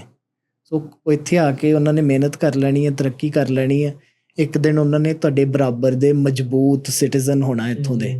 ਪਰ ਤੁਸੀਂ ਜੇ ਅੱਜ ਬੱਚੇ ਨੂੰ ਲੈਟਰ ਦੇਣ ਲੱਗਿਆ $2500, LMIA ਵੇਚਣ ਲੱਗਿਆ ਲੁੱਟ ਰਹੇ ਹੋ, ਤੁਹਾਡਾ ਕਿਰਦਾਰ ਥੱਲੇ ਦੇ ਥੱਲੇ ਜਾਈ ਜਾਣਾ ਵਾ। ਤੁਹਾਡੇ ਸਾਹਮਣੇ ਇੱਕ ਮਜ਼ਬੂਤ ਸਿਟੀਜ਼ਨ, ਇੱਕ ਮਜ਼ਬੂਤ ਇੱਥੋਂ ਦਾ ਨਾਗਰਿਕ ਜਿਹੜਾ ਆਪਣੇ ਦਮ 'ਤੇ ਬਣਿਆ ਹੋਇਆ, ਉਹ ਇੱਥੇ ਉਹਨੇ ਬਰੈਂਪਟਨ 'ਚ ਜਾਂ ਆਪਣੇ ਜਿਹੜੇ ਸਿਟੀਜ਼ ਨੇ ਕੈਨੇਡਾ ਦੇ ਵਿੱਚ ਕਿਤੇ ਵੀ, ਉਹਨੇ ਤੁਹਾਡੇ ਸਾਹਮਣੇ ਬਰਾਬਰ ਖੜੇ ਹੋਣਾ। ਸੋ ਪਰ ਤੁਸੀਂ ਆਪਣਾ ਕਰੈਕਟਰ ਲੂਜ਼ ਕਰ ਲੈਣਾ ਵਾ। ਸੋ ਇਹ ਚੀਜ਼ਾਂ ਬੰਦ ਹੋਣੀਆਂ ਚਾਹੀਦੀਆਂ। ਤੇ ਭਾਈ ਇਹ ਤੋਂ ਜਿੱਦਾਂ ਆਮ ਜਿਹੜਾ ਹੁਣ ਫਸ ਗਿਆ ਬੰਦਾ, ਜਿਹਨੂੰ LMI ਵਗੈਰਾ ਦੀ ਲੋੜ ਆ, ਉਹ ਕਿੱਦਾਂ ਬਚ ਸਕਦਾ? ਕੋਈ ਇੱਦਾਂ ਦਾ ਸੋਲੂਸ਼ਨ ਆ ਕਿ ਲੈਟਸ ਸੇ ਮੇਰੀ ਫਰੈਂਡ ਦੀ ਕੰਪਨੀ ਆ, ਉਹ ਹਾਂਜੀ LMI ਇਸ਼ੂ ਕਰ ਸਕਦਾ? ਆਪਣੇ ਦੋਸਤ ਮਿੱਤਰ ਨੇ 40-40 50-50 ਹਜ਼ਾਰ ਏਜੰਟਸ ਨੂੰ ਦੇ ਦੇਣਾ LMIAs ਲਈ। ਉਹਦੇ ਨੂੰ ਚੰਗਾ ਜੇ 40-40 ਹਜ਼ਾਰ ਤੁਸੀਂ 3 ਜਾਣੇ ਦੇ ਰਹੇ ਹੋ, ਤੁਸੀਂ ਇੱਕ ਸੋਸ਼ਲ ਪਲੇਟਫਾਰਮ ਬਣਾਓ, ਆਪਣੇ WhatsApp ਗਰੁੱਪ ਬਣਾਓ, ਸੋਸ਼ਲ ਮੀਡੀਆ 'ਤੇ ਜੁਆਇੰਟ ਪੇਜਸ ਬਣਾਓ, ਵੱਖ-ਵੱਖ ਪਲੇਟਫਾਰਮਸ 'ਤੇ ਇਕੱਠੇ ਹੋਵੋ। ਜਿੱਦਾਂ ਹੁਣ ਵੀ ਸਟੂਡੈਂਟ ਪ੍ਰੋਟੈਸਟ 'ਤੇ ਅਸੀਂ ਸਾਰੇ ਇਕੱਠੇ ਹੀ ਹਾਂ ਇੱਕ ਪਲੇਟਫਾਰਮ 'ਤੇ, ਹਾਂਜੀ, ਉਸ ਤਰ੍ਹਾਂ ਤੁਸੀਂ ਇਹ ਪਲੇਟਫਾਰਮ 'ਤੇ ਇਕੱਠੇ ਹੋ ਜਾਓ। ਜਿਹੜਾ ਤੁਸੀਂ 2-2.5 ਲੱਖ 5 ਜਾਣਿਆਂ ਨੇ ਮਿਲ ਕੇ ਕਿਸੇ ਏਜੰਟ ਨੂੰ ਦੇਣਾ ਵਾ, ਤੁਸੀਂ 2.5 ਲੱਖ ਦਾ ਆਪਣਾ ਬਿਜ਼ਨਸ ਖਰੀਦੋ। ਉਹਨੂੰ ਇੱਕ ਜਿਹੜਾ ਤੁਹਾਡੇ 'ਚੋਂ PR ਉਹਦੀ ਮਦਦ ਲਓ, ਉਹਦੇ ਨਾਂ 'ਤੇ ਬਿਜ਼ਨਸ ਖਰੀਦੋ, ਉਹ ਚਲਾਏ, ਤੁਸੀਂ LMIA ਉੱਥੋਂ ਕਰੋ, ਲੇਬਰ ਦੀ ਵੀ ਨੀਡ ਹੈ। ਬਿਜ਼ਨਸ ਉਹ ਕੁਛ ਪੁਰਾਣਾ ਹੋਣਾ ਚਾਹੀਦਾ, ਕੀ ਰਿਕੁਆਇਰਮੈਂਟ ਉਹਦੀ? LMIA ਦੀ ਉਹ ਫਿਰ ਇੱਕ ਐਕਸਟੈਂਸਿਵ ਇੱਕ ਵੱਖਰਾ ਟੌਪਿਕ ਹੈ, ਮਤਲਬ ਪੁਰਾਣਾ ਨਵਾਂ ਹਰ ਇੱਕ ਤਰੀਕੇ ਨਾਲ। LMIA 'ਚ 2 ਹੀ ਮੇਜਰ ਚੀਜ਼ਾਂ ਤੁਸੀਂ ਇਸਟੈਬਲਿਸ਼ ਕਰਨੀਆਂ ਕਿ ਲੇਬਰ ਦੀ ਨੀਡ ਹੈ, ਮਿਲ ਨਹੀਂ ਰਹੀ, ਦੂਸਰਾ ਸਾਡੇ ਕੋਲ ਫਾਈਨੈਂਸਿਸ ਹੈਗੇ ਆ ਲੈਜਿਟੀਮੇਟ, ਅਸੀਂ ਪੇ ਕਰਾਂਗੇ ਜੋ ਅਗਰੀ ਕਰਾਂਗੇ। ਸੋ ਬਾਕੀ ਹੋਰ ਬਹੁਤ ਸਾਰੀਆਂ ਕੰਡੀਸ਼ਨਸ ਨੇ, ਮੇਨ ਮੋਟੀਆਂ 2 ਕੰਡੀਸ਼ਨਸ ਨੇ, ਜੇ ਤੁਸੀਂ ਮੀਟ ਕਰ ਲੀਆਂ ਤੇ ਲੇਬਰ ਦੀ ਨੀਡ ਵੀ ਹੈਗੀ ਆ, ਸ਼ਾਰਟੇਜ ਵੀ ਆ, ਤੁਸੀਂ ਐਡਵਰਟਾਈਜ਼ ਕਰਕੇ ਦੇਖ ਲਓ, ਤੁਹਾਨੂੰ ਰੈਲੇਵੈਂਟ ਲੇਬਰ ਨਹੀਂ ਮਿਲਦੀ, ਬਿਲਕੁਲ ਜੈਨੂਅਨ ਤਰੀਕੇ ਨਾਲ ਕਰ ਸਕਦੇ ਹੋ। ਸੋ ਇਹ ਵੀ ਆ। ਦੂਸਰਾ ਇਹਦਾ ਸੋਲੂਸ਼ਨ, ਆਪਣੀ ਕੰਪੀਟੈਂਸ ਨੂੰ ਇਨਕਰੀਜ਼ ਕਰੋ, ਇੰਗਲਿਸ਼ ਲੈਂਗੁਏਜ ਸਕੋਰ ਵਧਾਓ, ਐਜੂਕੇਸ਼ਨ ਇੰਪਰੂਵ ਕਰੋ, ਐਕਸਪੀਰੀਅੰਸ ਵਧੀਆ ਜਗ੍ਹਾ ਤੋਂ ਕਰੋ, ਦੂਸਰੀ ਪ੍ਰੋਵਿੰਸ 'ਚ ਰੀਲੋਕੇਟ ਕਰਨ ਲਈ ਓਪਨ ਹੋ ਜਾਓ, ਪ੍ਰੋਗਰਾਮ ਲੱਭੋ, ਆਪਸ਼ਨਸ ਲੱਭੋ ਜਿੱਥੇ ਫਲੈਕਸੀਬਿਲਿਟੀ ਹੈ। ਮਤਲਬ ਦੇਰ ਆਰ ਮੈਨੀ ਵੇਜ਼ ਜਿਹਦੇ ਨਾਲ ਫਰੋਡ ਤੋਂ ਬਚਿਆ ਜਾ ਸਕਦਾ। LMIA ਖਰੀਦਣਾ ਕੋਈ ਵਾਈਜ਼ ਡਿਸੀਜਨ ਨਹੀਂ ਹੈਗਾ। ਤੁਸੀਂ ਜੇ ਇੱਕ ਬੱਚਾ ਵਾ ਹੁਣ ਕਹਿ ਰਿਹਾ ਕਿ ਮੈਂ ਜਾਣਾ ਹੀ ਨਹੀਂ ਓਨਟਾਰੀਓ ਛੱਡ ਕੇ, ਬਰੈਂਪਟਨ ਨਹੀਂ ਮੈਂ ਜਾ ਸਕਦਾ ਛੱਡ ਕੇ, ਪੈਸੇ ਲੱਗ ਜਾਣ ਜੋ ਮਰਜ਼ੀ ਹੋ ਜਾਏ, ਮੈਂ ਇੱਥੇ ਰਹਿਣਾ, ਸੋ ਉਹ ਗਲਤ ਆ। ਅਤੇ ਜਿਵੇਂ ਸਟੂਡੈਂਟ ਹੁਣ ਫੇਸ ਕਰ ਰਹੇ ਆ ਬਿਨਾਂ ਗਲਤੀ ਦੇ, ਉਹਨਾਂ ਦੇ ਪ੍ਰੋਸੀਡਿੰਗਸ ਫੇਸ ਕਰ ਰਹੇ ਆ, LMIA ਖਰੀਦਣਾ ਇਲੀਗਲ ਆ। ਕਿਸੇ ਵੇਲੇ ਵੀ ਇਹ ਆਈਡੈਂਟੀਫਾਈ ਹੋ ਜੇ ਜਿਹੜੇ ਏਜੰਟ ਵੇਚ ਰਹੇ ਆ, ਜਿਹੜੇ ਲੋਕ ਵੇਚ ਰਹੇ ਆ, ਉਹਨਾਂ ਦਾ ਰਜਿਸਟਰ ਖਾਤਾ ਲੱਭ ਜੇ ਸਰਕਾਰ ਨੂੰ ਕਿਸੇ ਵੇਲੇ ਕਿ ਇਹਨੂੰ ਕਿੰਨਿਆਂ ਨੂੰ ਵੇਚੀਆਂ, ਕਿੱਦਾਂ ਕੀਤਾ, ਜਿਹਨੂੰ ਵੇਚੀ, ਜਿੰਨੇ ਖਰੀਦੀ, ਉਹ ਇਕੁਅਲ ਹਿੱਸੇਦਾਰ ਹੈ ਇਸ ਕ੍ਰਾਈਮ ਦਾ। ਤੁਸੀਂ ਫੇਕ ਪੇਰੋਲ ਸ਼ੋ ਕਰ ਰਹੇ ਸੀ, ਸਾਰਾ ਚੀਜ਼ਾਂ। ਮੇਰੇ ਕੋਲ ਬੱਚੇ ਆਉਂਦੇ ਸਟਾਫਿੰਗ ਏਜੰਸੀ 'ਚ ਜੀ, 40 ਘੰਟੇ 60 ਘੰਟੇ ਕੰਮ ਕਰਦੇ ਰਹੇ ਜਦੋਂ 20 ਘੰਟੇ ਅਲਾਉਡ ਸੀਗਾ। ਅੱਛਾ। ਉਹ ਸਟਾਫਿੰਗ ਏਜੰਸੀ ਨੂੰ ਕਿਸੇ ਹੋਰ ਮਸਲੇ ਲਈ ਉਹਨਾਂ ਨੇ ਦੇਖਿਆ, ਆਡਿਟ ਕੀਤਾ, ਦੇਖਿਆ, ਉਹਨੇ ਸਟਾਫਿੰਗ ਏਜੰਸੀ ਨੇ XYZ ਨੇ ਰਿਪਲਾਈ ਕਰ ਦਿੱਤਾ ਸਰਕਾਰ ਨੂੰ ਵੀ ਮੇਰੀ ਆਹ ਸਿਚੁਏਸ਼ਨ ਹੀ, ਇੰਨੇ ਬੰਦੇ ਕੰਮ ਕਰਦੇ ਸੀਗੇ ਵਾਟਐਵਰ। ਉਹ ਬੱਚਿਆਂ ਨੂੰ ਲੈਟਰਸ ਆ ਰਹੀਆਂ ਕਿ ਸਾਡੇ ਕੋਲ ਇੱਕ ਐਵੀਡੈਂਸ ਆ, ਇਹੀ ਡਿਪਾਰਟਮੈਂਟ ਸੇਮ ਲੈਟਰ ਭੇਜਦਾ ਜਿਹੜਾ ਹੁਣ ਆ ਸਟੂਡੈਂਟਸ ਨੂੰ ਭੇਜ ਰਿਹਾ ਅੱਛਾ, CBSE CBSE ਵਾਲੇ, ਕਿ ਸਾਡੇ ਕੋਲ ਐਵੀਡੈਂਸ ਆ ਕਿ ਤੁਸੀਂ 40 ਘੰਟੇ ਕੰਮ ਕੀਤਾ, ਡਿਕਲੇਅਰ ਨਹੀਂ ਕੀਤਾ, ਅਨਆਥੋਰਾਈਜ਼ਡ ਵਰਕ ਕੀਤਾ। ਸੋ ਉਨੀ ਦੇਰ ਤੇ ਉਹ ਕੈਸ਼ ਚੱਲਦਾ ਗਿਆ, ਕੰਮ ਚੱਲ ਰਿਹਾ, ਪਰ ਜਿੱਦਣ ਆਈਡੈਂਟੀਫਾਈ ਹੋ ਗਿਆ ਤੇ 100 ਦਿਨ ਚੋਰ ਦੇ 1 ਦਿਨ ਪੁਲਿਸ ਦਾ। ਠੀਕ ਹੈ, ਉਸ ਸਿਚੁਏਸ਼ਨ ਹੈ ਕਿ ਚੱਲਦਾ ਗਿਆ ਗਲਤ, ਕਿਸੇ ਨੇ ਨਹੀਂ ਦੇਖਿਆ, ਓਵਰਲੁਕਡ ਰਿਹਾ ਤੇ ਉਹ 1 ਦਿਨ ਆਈਡੈਂਟੀਫਾਈ ਹੋ ਗਿਆ। ਸੋ ਉਸ ਦਿਨ ਓਕੇ, ਉਹਨਾਂ ਦੇ ਸਿਨ ਵਗੈਰਾ ਤੇ ਪਾਉਂਦੇ ਰਹੇ ਕਿ ਕੀ ਕਰਦੇ ਰਹੇ ਕੁਛ? ਇਹ ਨਹੀਂ ਇੰਟਰਨਲ ਨਹੀਂ ਪਤਾ, ਲੈਟਰ ਆਈ ਕਿ ਬੱਚੇ ਨੂੰ, ਤੇ ਬੱਚਾ ਹੁਣ ਲੀਗਲ ਸਪੋਰਟ ਸੀਕ ਕਰ ਰਿਹਾ ਕਿ ਕੀ ਕੀਤਾ ਜਾ ਸਕਦਾ, ਕਿ ਉਹ ਕਹਿ ਰਿਹਾ ਬਿਲਕੁਲ ਮੈਂ ਕੰਮ ਵੀ ਕੀਤਾ ਵਾ। ਸੋ ਐਥੀਕਲੀ ਬੱਚੇ ਨੂੰ ਡਿਕਲੇਅਰ ਕਰਨਾ ਪਏਗਾ। ਸੋ ਕਹਿਣ ਦਾ ਮਤਲਬ ਇਹ ਹੈ ਕਿ ਗਲਤ ਕੰਮ ਜਿਹੜੇ ਕਰਵਾਉਂਦੇ ਨੇ, ਜਿੱਦਣ ਉਹ ਵੀ ਫੜੇ ਗਏ, ਤੁਸੀਂ ਵੀ ਉਹਨਾਂ ਦੇ ਕਿਤੇ ਨਾ ਕਿਤੇ ਰਡਾਰ ਦੇ ਉੱਤੇ ਆ ਸਕਦੇ ਹੋ। ਪਰ ਅਲਟੀਮੇਟ ਸੋਲੂਸ਼ਨ ਕੀ ਹੈ ਮੈਨੂੰ ਲੱਗਦਾ, ਤੁਸੀਂ ਕੋਈ 227 ਪ੍ਰੈਕਟੀਸ਼ਨਰ ਕੈਨੇਡਾ 'ਚ ਆਈਡੈਂਟੀਫਾਈ ਕਰ ਲਓ, ਉਹਨਾਂ ਨੂੰ ਅੱਗੇ ਪਿੱਛੇ ਸੁਪਰਵਾਈਜ਼ ਕਰੋ, ਉਹਨਾਂ ਨੂੰ ਪੁਲਿਸ ਕਰੋ, ਚੰਗੀ ਤਰ੍ਹਾਂ ਚੈੱਕ ਕਰੋ ਉਹਨਾਂ ਦੇ ਕ੍ਰੈਡੈਂਸ਼ੀਅਲਸ, ਤੇ ਉਸ ਤੋਂ ਬਾਅਦ ਜਦੋਂ ਤੁਸੀਂ ਉਹਨਾਂ ਨੂੰ ਪੀਨਲਾਈਜ਼ ਕਰੋਗੇ ਅੱਛੇ ਤਰੀਕੇ ਨਾਲ, ਇੰਸਟੈਡ ਆਫ ਸਟੂਡੈਂਟਸ, ਇਹਨਾਂ ਨੂੰ ਕੋਈ ਐਕਸੈਪਸ਼ਨਲ ਰਿਲੀਫ ਦੇ ਦਿਓ। ਗਲਤੀ ਹੈ, ਲਾਅ ਦੀ ਬੜੀ ਵਾਇਲੇਸ਼ਨ ਹੈ, ਸਾਰਾ ਕੁਝ ਗਲਤ ਹੈ, ਕਿਉਂ ਨਹੀਂ ਬੱਚਾ ਜਿਹੜਾ ਵਾ ਉਹ ਲਾਇਸੈਂਸਡ ਪ੍ਰੈਕਟੀਸ਼ਨਰ ਕੋ ਗਿਆ, ਬਚ ਸਕਦਾ ਸੀਗਾ ਥੋੜਾ ਧਿਆਨ ਕਰਦਾ, ਜਾਂ ਜੇ ਇੱਥੇ ਆਇਆ ਸੀਗਾ ਉਹਦਾ ਕਾਲਜ ਨਹੀਂ ਸੀਗਾ, ਉਹ ਜਾ ਸਕਦਾ ਸੀਗਾ, ਸਰਕਾਰ ਨੂੰ ਰਿਪੋਰਟ ਕਰ ਸਕਦਾ ਸੀਗਾ। ਵਿੱਚ ਹੈਗੇ ਕਈ ਜਿਨ੍ਹਾਂ ਨੇ ਕੀਤਾ ਵੀ, ਉਹ ਬਚਣਗੇ, ਜੋ ਮੇਰੀ ਐਜ਼ ਅ ਲਾਇਰ ਅੰਡਰਸਟੈਂਡਿੰਗ ਕਹਿੰਦੀ ਉਹ ਬਚ ਸਕਦੇ ਆ, ਬਚਣਗੇ, ਬਚੇ ਵੀ ਆ ਉਹਦੇ 'ਚੋਂ। ਠੀਕ ਹੈ, ਪਰ ਤੁਸੀਂ ਸਰਕਾਰ ਨੂੰ ਇਹ ਚਾਹੀਦਾ ਹੈ ਕਿ ਇਲੀਗਲ ਪ੍ਰੈਕਟੀਸ਼ਨਰਸ ਕੈਨੇਡਾ ਦੇ ਵਿੱਚ ਵੀ ਜਿਹੜੇ ਕੰਮ ਕਰ ਰਹੇ ਆ, ਗਲਤ ਕੰਮ ਕਰ ਰਹੇ ਆ, ਫਰਾਡ ਕਰ ਰਹੇ ਆ ਬੱਚਿਆਂ ਨਾਲ, ਉਹਨਾਂ ਨੂੰ ਗਲਤ ਰਸਤੇ 'ਤੇ ਤੋਰ ਰਹੇ ਆ, ਉਹਨਾਂ ਨੂੰ ਆਈਡੈਂਟੀਫਾਈ ਕਰੋ। ਕੋਈ 227 ਛੱਡ ਕੇ 27 ਕਰ ਲਓ, ਸਾਰੇ ਅਲਰਟ ਹੋ ਜਾਣਗੇ, ਸਾਰਿਆਂ ਨੂੰ ਵਾਰਨਿੰਗ ਹੋ ਜਾਏਗੀ ਕਿ 27 ਬੰਦੇ ਅੰਦਰ ਕਰਤੇ ਆ, CBSE ਨੇ ਫੜ ਲਏ ਆ, ਕ੍ਰਿਮੀਨਲ ਕੇਸ ਵੀ ਪਏ, ਲਾਇਸੈਂਸ ਵੀ ਗਏ, ਤੇ ਉਸ ਤੋਂ ਬਾਅਦ ਬੱਚੇ ਵੀ ਡਰਨਗੇ ਕਿ ਗਲਤ ਕੰਮ ਨਹੀਂ ਕਰਨਾ ਸੀ।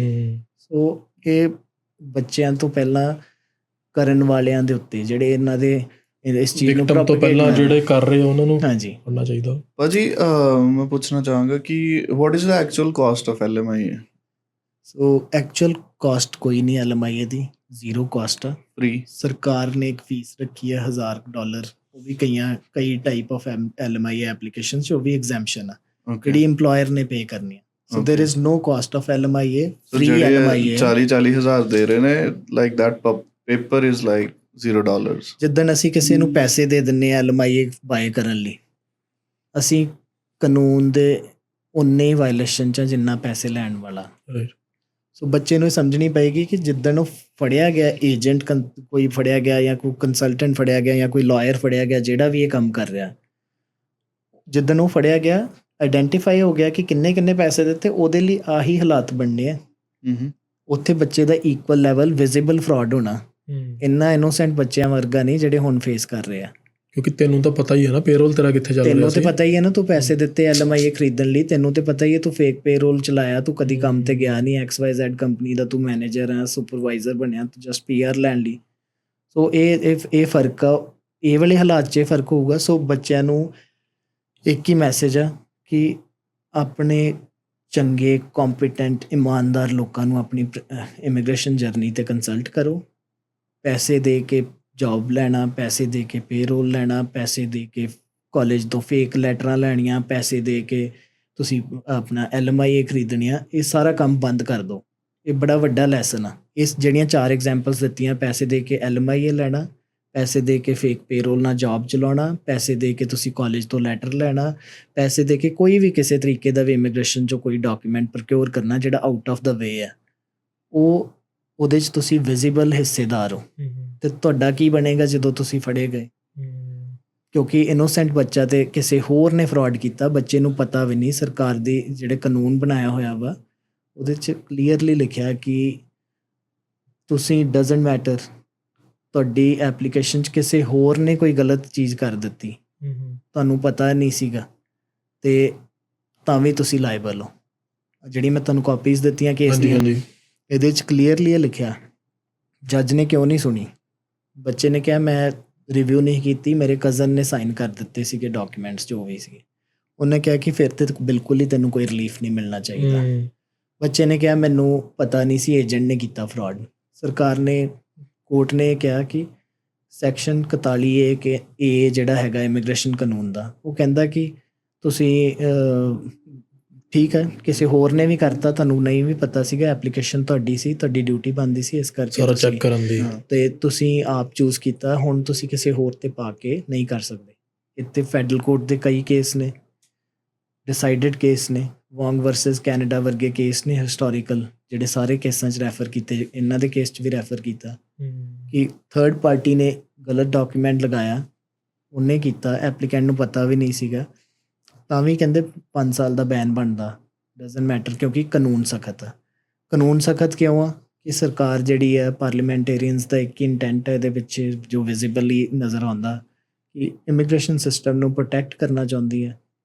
ਫੇਅਰ ਇਮੀਗ੍ਰੇਸ਼ਨ ਸਿਸਟਮ ਹੀ ਹੈ, ਅਤੇ ਅਸੀਂ ਇਸ ਰੂਮ 'ਚ 4-5 ਬੰਦੇ ਬੈਠੇ ਹਾਂ, ਅਸੀਂ ਪੰਜੇ ਇਮੀਗ੍ਰੇਸ਼ਨ ਕਾਨੂੰਨ ਦੇ ਅੰਡਰ ਹੀ ਇੱਥੇ ਪਹੁੰਚੇ ਹਾਂ ਨਾ। ਹਾਂਜੀ ਤੁਸੀਂ ਸਟੱਡੀ ਪਰਮਿਟ 'ਤੇ ਆਏ ਦੋਨੋਂ, ਉਹ ਵਰਕ ਪਰਮਿਟ 'ਤੇ ਆਏ, ਪ੍ਰਤੇਸ਼ ਸਟੱਡੀ ਪਰਮਿਟ 'ਤੇ ਆਏ, ਮੈਂ PR ਲੈ ਕੇ ਆਇਆ।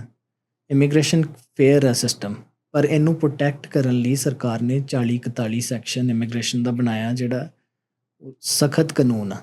ਡਜ਼ਨਟ ਮੈਟਰ, ਉਹਦੀ ਕੋਈ ਐਕਸੈਪਸ਼ਨਸ ਬਹੁਤ ਨੈਰੋ ਨੇ।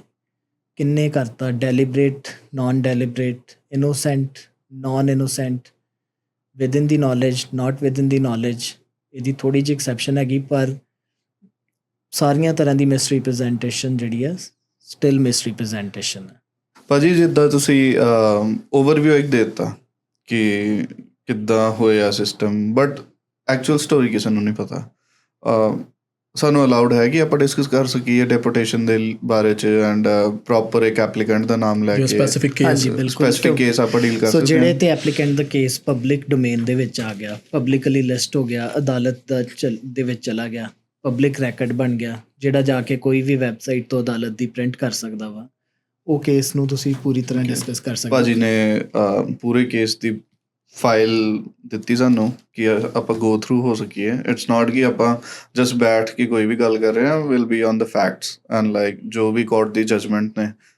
ਭਾਜੀ ਆਪਾਂ ਨਾ ਕਰਮਜੀਤ ਕੌਰ ਦਾ one of the famous case ਜਿਹੜਾ ਕਾਫੀ ਹਾਈਲਾਈਟ ਹੋਇਆ, I want to discuss that case, ਠੀਕ ਹੈ, ਕਿਉਂਕਿ ਮੈਂ ਵੀ ਇਹ ਚੀਜ਼ ਦਾ ਸ਼ਿਕਾਰ ਹੋਇਆ ਤਾਂ, okay, and I am very keen towards this, ਠੀਕ ਹੈ।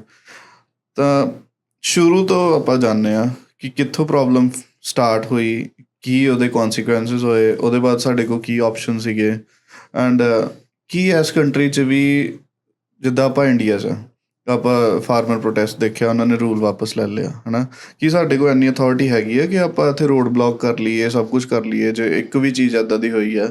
ਕਿਉਂਕਿ ਬਹੁਤ ਸਾਰੇ ਕਮੈਂਟ ਸੀਗੇ, ਚਾਹੇ ਉਹ YouTube ਹੋਏ, TikTok ਹੋਏ, ਜਦੋਂ ਕਰ ਰਹੇ ਸੀਗੇ ਸੋਸ਼ਲ ਮੀਡੀਆ 'ਤੇ, ਤਾਂ ਬਹੁਤ ਸਾਰੇ ਲੋਕੀ, ਮੈਜੋਰਟੀ ਮਤਲਬ ਹੇਟਰਡ ਇੰਨੀ ਸਟੂਡੈਂਟਸ ਲਈ ਹੈ ਨਾ। ਈਵਨ ਕਿ TikTok 'ਤੇ ਵੀ ਆਪਾਂ ਇੱਕ ਵੀਡੀਓ ਪਾਈ, ਮਤਲਬ ਬਹੁਤ ਵਾਇਰਲ ਹੋਈ, ਬਟ 10-15 ਸਹੀ ਕਮੈਂਟ ਹੋਣਗੇ, ਇੰਨੇ ਰੇਸਿਸਟ ਕਮੈਂਟਸ, ਮਤਲਬ ਕਿ go back to your country, we don't need you, ਮਤਲਬ ਉਹ ਬੱਚਿਆਂ ਨੂੰ ਇੰਨੀ ਮਾਂ ਭੈਣ ਦੀਆਂ ਗਾਲਾਂ ਐਂਡ ਆਲ ਦੈਟ, ਮਤਲਬ ਕਿ ਸਾਨੂੰ ਬੁਰਾ ਲੱਗ ਰਿਹਾ ਸੀ ਕਿ ਆਪਾਂ ਇੰਨੇ ਹਾਰਡ ਵਰਕ ਕਰਕੇ ਇਹ ਕੰਟਰੀ 'ਚ ਆਏ ਦੇ ਹਨ। ਬਹੁਤ ਸਾਰੇ ਸਾਡੀ ਕਮਿਊਨਿਟੀ ਦੇ ਵੀ ਸੀਗੇ, ਮੈਜੋਰਟੀ ਗੋਰੇ ਨਹੀਂ ਇੰਨੇ ਕੱਢ ਰਹੇ ਸੀਗੇ ਗਾਲਾਂ, ਬਟ ਇਹ ਪ੍ਰੋਟੈਸਟ ਨੂੰ ਲੈ ਕੇ ਆਪਣੇ ਹੀ ਬਹੁਤ ਸਾਰੇ ਲੋਕ ਸੀ ਜਿਹੜੇ ਇਹ ਚੀਜ਼ ਦੇ ਖਿਲਾਫ ਸੀਗੇ ਕਿ ਸਾਡੇ ਕੋਲ ਇੰਨਾ ਅਥਾਰਟੀ ਹੈਗੀ ਹੈ ਕਿ ਆਪਾਂ ਰੂਲ ਚੇਂਜ ਕਰ ਲਈਏ, ਚੈਲੰਜ ਕਰ ਲਈਏ। ਦੇਖੋ ਸਾਰਾ ਮੁੱਦਾ ਜਿਹੜਾ ਨਾ, ਇੱਕ ਕਰਮਜੀਤ ਕੌਰ ਦਾ ਕੇਸ ਡਿਸਕਸ ਕਰਕੇ ਨਹੀਂ, ਜਨਰਲ ਮੁੱਦਾ ਕੀ ਹੈ ਕਿ ਹਰ ਇੱਕ ਬੰਦੇ ਦੇ ਮਨ 'ਚ ਇਹ ਸਵਾਲ ਹੈ ਕਿ ਬੱਚਿਆਂ ਨੇ ਗਲਤੀ ਕੋਈ ਨਹੀਂ ਕੀਤੀ, ਉਹਨਾਂ ਦਾ ਕੋਈ ਰੋਲ ਨਹੀਂ ਇਸ ਫਰਾਡ ਦੇ ਵਿੱਚ, ਉਹਨਾਂ ਦੀ ਐਪਲੀਕੇਸ਼ਨ ਦੇ ਵਿੱਚ ਜ਼ਰੂਰ ਗਲਤੀ ਸੀਗੀ, ਪਰ ਉਹਨਾਂ ਨੇ ਤਾਂ ਕੀਤੀ ਨਹੀਂ, ਉਹਨਾਂ ਨੂੰ ਪਤਾ ਵੀ ਨਹੀਂ। ਬੱਚੇ ਜਿਹੜੇ ਆ ਕੰਪੀਟੈਂਟ ਸੀਗੇ, 6 ਬੈਂਡ ਤੋਂ ਉੱਤੇ ਹਰ ਇੱਕ ਨੇ ਲਏ ਸੀਗੇ, ਉਹਨਾਂ ਕੋਲ ਕੋਈ ਰੀਜ਼ਨ ਹੀ ਨਹੀਂ ਸੀਗਾ ਫੇਕ ਆਫਰ ਲੈਟਰ ਲੈਣ ਦਾ, ਪਰ ਫਿਰ ਵੀ ਉਹਨਾਂ ਨੂੰ ਕਿਉਂ ਇੱਦਾਂ ਦੀ ਪਰੇਸ਼ਾਨੀ ਫੇਸ ਕਰਨੀ ਪੈ ਰਹੀ ਹੈ, ਹਰ ਇੱਕ ਦਾ ਸਵਾਲ ਆ। ਉਹ ਚਾਹੇ ਤੁਹਾਡੇ ਵਰਗੇ concerned international students turned permanent residents ਨੇ ਅੱਜ, ਚਾਹੇ ਮੈਂ ਆ ਬਤੌਰ ਇਮੀਗ੍ਰੇਸ਼ਨ ਵਕੀਲ, ਚਾਹੇ ਮੇਰੇ ਪੇਰੈਂਟਸ ਨੇ, ਚਾਹੇ ਤੁਹਾਡੇ ਪੇਰੈਂਟਸ ਨੇ, ਇੰਡੀਆ 'ਚ ਬੈਠੇ ਨੇ ਕੋਈ ਐਵਰੀਬਾਡੀ ਇਜ਼ ਸਾਰਿਆਂ ਦੇ ਕੰਸਰਨਡ। ਮਨ 'ਚ ਸਵਾਲ ਹੈਗਾ। ਨਿਊਜ਼ੀਲੈਂਡ 'ਚ ਬੈਠਾ ਬੰਦਾ, ਆਸਟ੍ਰੇਲੀਆ 'ਚ ਬੈਠਾ ਬੰਦਾ, ਕਿ ਕਿਉਂਕਿ ਸਾਡੀ ਕਲੋਜ਼ ਨੈਟ ਕਮਿਊਨਿਟੀ ਆਪਸੀ ਜਿੱਥੇ ਇਹੋ ਜਿਹੇ ਮਸਲੇ ਹੈ ਕਿ ਹੇਟ ਵਾਲੇ ਕਮੈਂਟ ਆਉਂਦੇ ਆ, ਪਰ ਪੋਜ਼ੀਟਿਵ ਸਾਈਡ 'ਤੇ ਮੈਜੋਰਿਟੀ ਸਾਡੀ ਕਮਿਊਨਿਟੀ ਦਾ ਭਾਈਚਾਰਾ ਹੈ। ਇਕੱਠਾ ਹੋ ਜਾਂਦਾ। ਆਸਟ੍ਰੇਲੀਆ ਬੈਠਾ ਬੰਦਾ ਟਰੱਕ ਚਲਾ ਰਿਹਾ ਜਿਹਦਾ ਕੋਈ ਇੱਥੇ ਰਿਲੇਟਿਵ ਨਹੀਂ, ਉਹਨੂੰ ਵੀ ਕੰਸਰਨ ਹੈ ਆਪਣੇ ਬੰਦੇ ਨੂੰ ਕਿ ਯਾਰ ਸਟੂਡੈਂਟਸ ਜਿਹੜੇ ਆ ਡਿਪੋਰਟ ਕਿਉਂ ਹੋ ਰਹੇ ਆ, ਉਹਨਾਂ ਦਾ ਕੀ ਐਸਾ ਮਸਲਾ। ਪਰ ਉਹਨਾਂ ਦੇ ਮਨ 'ਚ ਸਵਾਲ ਇੱਕ ਹੀ ਹੈ ਕਿ ਕਿਉਂ ਡਿਪੋਰਟ ਕੀਤਾ ਜਾ ਰਿਹਾ। ਇਹਨਾਂ ਦੀ ਤੇ ਗਲਤੀ ਕੋਈ ਨਹੀਂ, ਬਿਲਕੁਲ ਸਹੀ, ਗਲਤੀ ਕੋਈ ਨਹੀਂ ਹੈ, ਪਰ ਲਾਇਬਿਲਿਟੀ ਇਹਨਾਂ ਦੀ ਹੈ ਕਿਉਂਕਿ ਐਪਲੀਕੇਸ਼ਨ ਇਹਨਾਂ ਦੀ ਸੀਗੀ, ਜ਼ਿੰਮੇਵਾਰੀ ਇਹਨਾਂ ਦੀ ਹੀ। ਇਮੀਗ੍ਰੇਸ਼ਨ ਕਾਨੂੰਨ ਦੇ ਵਿੱਚ ਕਲੀਅਰ ਲਿਖਿਆ ਹੈ ਕਿ ਤੁਸੀਂ ਜ਼ਿੰਮੇਵਾਰ ਹੋ, ਤੁਹਾਡੀ ਐਪਲੀਕੇਸ਼ਨ 'ਚ ਕੀ ਲਗਾਇਆ ਗਿਆ ਉਹਦੇ ਲਈ। ਫਿਰ ਜੇ ਤੁਸੀਂ ਜ਼ਿੰਮੇਵਾਰ ਜੇ ਤੇ ਤੁਸੀਂ ਤੁਹਾਡੀ ਰਿਸਪੌਂਸਿਬਿਲਿਟੀ ਨਿਕਲ ਕੇ ਆਉਂਦੀ ਕਿ ਐਥੀਕਲ ਕੰਪੀਟੈਂਟ ਲਾਇਸੈਂਸਡ ਪ੍ਰੈਕਟੀਸ਼ਨਰ ਨੂੰ ਚੁਣਿਆ ਜਾਏ ਤਾਂ ਕਿ ਐਸੀ ਗਲਤੀ ਨਾ ਹੋਏ। ਗਲਤੀ ਇੱਥੇ ਆ ਜਾਂਦੀ ਹੈ ਕਿ ਤੁਸੀਂ ਅਨਲਾਇਸੈਂਸਡ ਪ੍ਰੈਕਟੀਸ਼ਨਰ ਨੂੰ ਚੁਣਿਆ ਜਿਹੜਾ ਖੁੱਲ੍ਹੇਆਮ ਗਲਤੀਆਂ ਕਰ ਸਕਦਾ ਸੀ, ਜਿਹਨੂੰ ਕੋਈ ਖਤਰਾ ਨਹੀਂ ਆਪਣੀ ਰੈਪੂਟੇਸ਼ਨ ਦਾ, ਆਪਣੇ ਲਾਇਸੈਂਸ ਦਾ, ਕਿਸੇ ਤਰੀਕੇ ਦਾ ਕੋਈ ਨੁਕਸਾਨ ਹੋਣ ਦਾ, ਕੈਨੇਡਾ ਦੀ ਜੇਲ੍ਹ ਫੇਸ ਕਰਨ ਦਾ ਖਤਰਾ ਨਹੀਂ ਹੈਗਾ ਜ਼ਿਆਦਾ ਕੋਈ, ਕਿਉਂਕਿ ਉਹ ਬਾਹਰ ਬੈਠਾ ਫਰਾਡ ਕਰ ਰਿਹਾ ਵਾ। ਠੀਕ ਹੈ, ਕਿਉਂਕਿ ਜੇ ਕੁਛ ਉਹਨਾਂ ਨੇ ਫਾਰਮ ਵਗੈਰਾ 'ਚ ਕੁਛ ਗਲਤ ਲਿਖਿਆ ਹੁੰਦਾ, ਉਹ ਬੰਦਾ ਪੜ੍ਹ ਕੇ ਕਹਿ ਦਿੰਦਾ ਕਿ ਤੁਸੀਂ ਗਲਤ ਲਿਖਿਆ ਨੂੰ ਫਿਕਸ ਕਰੋ। ਜਿਹੜੀ ਆਫਰ ਲੈਟਰ ਸੀ ਉਹ ਬੰਦਾ ਕਿੱਦਾਂ ਬਿਲਕੁਲ ਦੇਖ ਕੇ ਦੱਸ ਫੜੀ ਸਕਦਾ? ਕਿਉਂ ਨਹੀਂ ਗਈ? ਮਤਲਬ ਉਹਨਾਂ ਦਾ ਪੂਰਾ ਪ੍ਰੋਸੈਸ ਚੱਲ ਗਿਆ, ਸਟੱਡੀ ਪਰਮਿਟ ਇਸ਼ੂ ਹੋ ਗਏ, ਵਰਕ ਪਰਮਿਟ ਇਸ਼ੂ ਹੋ ਗਏ, ਜਾਂ ਕਈਆਂ ਦੇ ਹੋਣੇ ਸੀਗੇ, ਵੀਜ਼ਾ ਮਿਲ ਗਿਆ, ਐਂਡ ਕਿੱਦਾਂ ਸਕਿਪ ਹੋ ਗਿਆ ਕਿ ਸਾਨੂੰ ਪਤਾ ਹੀ ਨਹੀਂ ਲੱਗਿਆ। ਇਮੀਗ੍ਰੇਸ਼ਨ ਕਾਨੂੰਨ 'ਚ ਜਿੱਦਾਂ ਐਪਲੀਕੈਂਟਸ ਦੀ ਡਿਊਟੀ ਹੈ ਵੀ ਉਹਨਾਂ ਨੇ ਸਹੀ ਸਾਰਾ ਕੁਝ ਕਰਨਾ, ਤੇ ਸਰਕਾਰ ਦੀ ਵੀ ਡਿਊਟੀ ਹੈਗੀ ਆ ਆਫਿਸਰਸ ਦੀ, ਉਹ ਕੀ ਡਿਲੀਜੈਂਸ ਕਰਨ। ਪਰ ਉਹਦੇ 'ਚ ਜੇ ਇੱਕ ਨਾਲ ਦੀ ਨਾਲ ਕਾਨੂੰਨ ਇਹ ਵੀ ਕਹਿੰਦਾ ਕਿ ਜੇ ਗਲਤੀ ਨਹੀਂ ਨਜ਼ਰ ਆਈ ਤੇ ਕਿਸੇ ਵੇਲੇ ਅੱਗੇ ਜਾ ਕੇ ਆ ਗਈ, ਉਹਦਾ ਨੁਕਸਾਨ ਐਪਲੀਕੈਂਟ ਨੂੰ ਹੋਏਗਾ, ਕਿਉਂਕਿ ਗਲਤੀ ਤੇ ਅਲਟੀਮੇਟ ਇਹ ਉਸੇ ਤਰ੍ਹਾਂ ਹੀ ਹੈ ਕਿ ਤੁਸੀਂ ਕੋਈ ਕ੍ਰਾਈਮ ਹੋਇਆ ਕੁਝ ਸਾਲ ਪਹਿਲਾਂ ਤੇ ਉਹ ਸਰਕਾਰ ਨੂੰ ਨਹੀਂ ਪਤਾ ਲੱਗਾ ਤੇ ਕੁਝ ਸਾਲ ਬਾਅਦ ਪਤਾ ਲੱਗ ਗਿਆ। ਸੋ ਹੁਣ ਅੱਛਾ। ਸਰਕਾਰ ਜਿਹੜਾ ਵਾ ਪੈਨਲਟੀ ਕਰਨ ਦੀ ਕੋਸ਼ਿਸ਼ ਕਰ ਰਹੀ ਹੈ। ਸੋ ਇਹ ਬੋਥ ਵੇਜ਼ ਹੈ। ਪੈਨਲਟੀ ਇੱਥੇ ਹੋਣੀ ਚਾਹੀਦੀ, ਜਿਹੜੇ ਏਜੰਟ ਕੰਸਲਟੈਂਟ ਉਹਨੂੰ ਵਿਕਟਮ ਨੂੰ ਮੈਂ ਕਰ ਉਹੀ ਰਹੇ ਆ। ਕਹਿਣਾ ਕਿ 227 ਸਟੂਡੈਂਟਸ ਜਿਨ੍ਹਾਂ ਨੂੰ ਨੌਲੇਜ ਨਹੀਂ ਕਿ ਉਹਨਾਂ ਦੀ ਲੈਟਰ ਦੇ ਵਿੱਚ ਕੀ ਗੜਬੜ ਹੋਈ, ਫਾਈਲ 'ਚ ਕਿੰਨੇ ਕੀ ਕਰ ਦਿੱਤਾ, ਉਹ ਕੰਪੀਟੈਂਟ ਬੱਚੇ ਵਧੀਆ ਘਰਾਂ ਦੇ, ਵਧੀਆ ਫੈਮਲੀਜ਼ ਤੋਂ ਕੈਨੇਡਾ ਇੱਕ ਸੁਪਨਾ ਲੈ ਕੇ ਆਏ ਕਿ ਅਸੀਂ ਸੈਟਲ ਹੋਣਾ, ਇੱਥੇ ਆ ਕੇ ਆਪਣੀ ਲਾਈਫ ਬਿਲਡ ਕਰਨੀ। ਰਾਈਟ।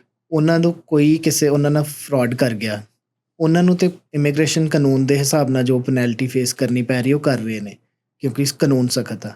ਪਰ ਐਟ ਦਾ ਸੇਮ ਟਾਈਮ ਜੇ 227 ਬੰਦੇ ਅਸੀਂ ਕੈਨੇਡਾ ਦੇ ਵਿੱਚ ਕੋਈ ਐਸੇ ਆਇਡੈਂਟੀਫਾਈ ਕਰ ਲਈਏ ਜਿਹੜੇ ਇਮੀਗ੍ਰੇਸ਼ਨ ਫਰਾਡ ਕਰ ਰਹੇ ਨੇ ਤੇ ਇਮੀਗ੍ਰੇਸ਼ਨ ਪ੍ਰੈਕਟਿਸ ਕਰ ਰਹੇ ਨੇ, ਇਹ ਸਾਰਾ ਕੰਮ ਇਨਸਾਈਡ ਕੈਨੇਡਾ ਤੇ ਫਰਾਡ ਬੰਦ ਹੋ ਜਾਊਗਾ ਨਾ। ਡਰ ਹੋ ਜਾਊਗਾ ਹਰ ਇੱਕ ਨੂੰ ਕਿ ਫੇਕ ਪੇਰੋਲ ਨਹੀਂ ਚਲਾਉਣਾ, ਫੇਕ ਜੌਬ ਨਹੀਂ ਕਰਨੀ, ਫੇਕ LMIA ਨਹੀਂ ਲੈਣੀ, LMIA ਪੈਸੇ ਨਹੀਂ ਦੇ ਕੇ ਕਰਨੀ, ਕੋਈ ਵੀ ਗਲਤ ਕੰਮ ਕਰਨ ਦਾ ਡਰ ਹੋ ਜਾਏਗਾ। ਸੋ ਇੱਥੇ ਵੀ ਫੋਕਸ ਕਰਨ ਦੀ ਲੋੜ ਹੈ, ਇੱਥੋਂ ਦਾ ਸਿਸਟਮ ਵੀ ਕਲੀਨ ਕਰਨ ਦੀ ਲੋੜ ਹੈ। ਠੀਕ ਹੈ, ਸੋ ਜਿੱਥੋਂ ਤੱਕ ਗੱਲ ਤੁਹਾਡੀ ਸਵਾਲ ਹੈ ਕਿ ਮੁੱਦਾ ਹੈ, ਕਿ ਮੁੱਦਾ ਇਹੀ ਹੈ ਕਿ ਇਮੀਗ੍ਰੇਸ਼ਨ ਫਰਾਡ ਕੀਤਾ ਏਜੰਟ ਨੇ ਬਿਨਾਂ ਦੱਸਿਆਂ ਬੱਚਿਆਂ ਨੂੰ। ਉਹਨਾਂ ਨੇ ਬੇਸਿਕਲੀ ਕਾਲਜ ਦੇ ਨਾਂ 'ਤੇ ਏਜੰਟ ਨੇ ਜਿਹੜੀ ਫੀਸ ਲਈ ਉਹ ਇਹਨਾਂ ਦੀ ਦੱਬ ਲਈ ਫੀਸ। ਬੱਚਾ ਇੱਥੇ ਆਉਂਦਾ ਵਾ, ਜਦੋਂ ਵਾਪਸ ਕੈਨੇਡਾ ਲੈਂਡ ਕਰਦਾ, ਕੈਨੇਡਾ ਪਹੁੰਚਦਾ, ਉਹ ਬੱਚਾ ਜਿਹੜਾ ਵਾ ਉਹ ਆਲਰੇਡੀ ਨਵਾਂ ਹੁੰਦਾ, ਉਹ ਤੇ ਸੜਕ ਪਾਰ ਕਰਨੀ ਜਿਹੜੀ ਹੈ, ਸੜਕ ਕ੍ਰਾਸ ਕਰਨੀ ਜਿਹੜੀ ਹੈ, ਨਾਲ ਦੇ ਨੂੰ ਪੁੱਛ ਕੇ ਕਰਦਾ ਕਿੱਦਾਂ ਕਰਨੀ ਹੈ। ਸੋ ਉਹ ਬੱਚਾ ਜਿਹੜਾ ਵਾ ਵਲਨਰੇਬਲ ਆ, ਉਹ ਡਿਲੀਜੈਂਸ ਕਿੱਦਾਂ ਕਰ ਸਕਦਾ ਇੰਨੀ ਜ਼ਿਆਦਾ, ਉਹ ਨਹੀਂ ਕਰ ਸਕਦਾ। ਪਰ ਐਟ ਦਾ ਸੇਮ ਟਾਈਮ ਉਹਨਾਂ ਨੂੰ ਜੇ ਪਤਾ ਲੱਗ ਗਿਆ ਸੀਗਾ ਕਾਲਜ 'ਚ ਤੇ ਉਹ ਥੋੜ੍ਹੀ ਜਿਹੀ ਰਿਪੋਰਟ ਕਰ ਦਿੰਦੇ ਤੇ ਸ਼ਾਇਦ ਬਚ ਜਾਂਦੇ। ਪਰ ਉਹਦੇ ਲਈ ਹੁਣ ਸਖਤ ਕਾਨੂੰਨ ਦੀਆਂ ਪ੍ਰੋਵੀਜ਼ਨਸ ਦੇ ਜਿਹੜੇ ਕੌਨਸੀਕੁਐਂਸਿਸ ਆ ਉਹ ਫੇਸ ਕਰ ਰਹੇ। ਜਿਹੜਾ ਤੁਹਾਡਾ ਸਵਾਲ ਸੀਗਾ ਕਿ ਪ੍ਰੋਟੈਸਟ ਕਰਨਾ ਅਲਾਊਡ ਆ ਕਿ ਨਹੀਂ ਅਲਾਊਡ, ਉਹ ਇੱਕ ਸੈਕਿੰਡ ਕੁਐਸਚਨ ਆ। ਜਿਹੜਾ ਮਾਮਲਾ ਜਿਹੜੇ ਬੱਚੇ ਦਾ ਤੇ ਮਾਮਲਾ ਅਦਾਲਤ ਦੇ ਅਧੀਨ ਆ, ਉਹ ਸ਼ਾਇਦ ਪ੍ਰੋਟੈਸਟ ਉਹਦੇ ਲਈ ਸਹੀ ਹੈ ਨਹੀਂ ਹੈ, ਉਹਦੇ 'ਚ ਉਹ ਇੱਕ ਲੰਬੀ ਡਿਬੇਟ ਆ। ਫੈਕਟਸ 'ਤੇ ਜਾਣਾ ਪਏਗਾ, ਲਾਅ ਦੇ ਵਿੱਚ ਜਾ ਕੇ ਡੀਪ ਡਿਗ ਕਰਕੇ। ਯੂਜੂਅਲੀ ਇਹ ਹੁੰਦਾ ਕਿ ਜਿਹੜਾ ਮਾਮਲਾ ਅਦਾਲਤ 'ਚ ਪੈਂਡਿੰਗ ਆ ਉਹਦੇ 'ਤੇ ਪ੍ਰੋਟੈਸਟ ਨਹੀਂ ਕੀਤਾ ਜਾ ਸਕਦਾ, ਪਰ ਉਹ ਹਰ ਇੱਕ ਦਾ ਅਜੇ ਪੈਂਡਿੰਗ ਨਹੀਂ ਆ। ਫਿਗਰਸ ਮੈਂ ਐਂਡ 'ਤੇ ਤੁਹਾਨੂੰ ਦੱਸਾਂਗਾ ਸਾਰੀਆਂ। ਉਹਦਾ ਫਾਇਦਾ ਕੀ ਹੈ? ਅਦਾਲਤਾਂ, ਇੱਥੋਂ ਦੇ ਲਾਇਰਸ, ਅਸੀਂ ਸਾਰੇ being members of the court, ਜੱਜ ਜਿਹੜੇ ਕੋਰਟ 'ਚ ਬੈਠੇ ਆ ਜਾਂ ਜਿਹੜਾ ਕੋਰਟ ਦਾ ਸਟਾਫ ਆ, ਇਹ ਸਾਰੇ ਜਿਹੜੇ ਨੇ ਕਾਨੂੰਨ ਦੇ ਨਾਲ ਬਾਉਂਡ ਨੇ।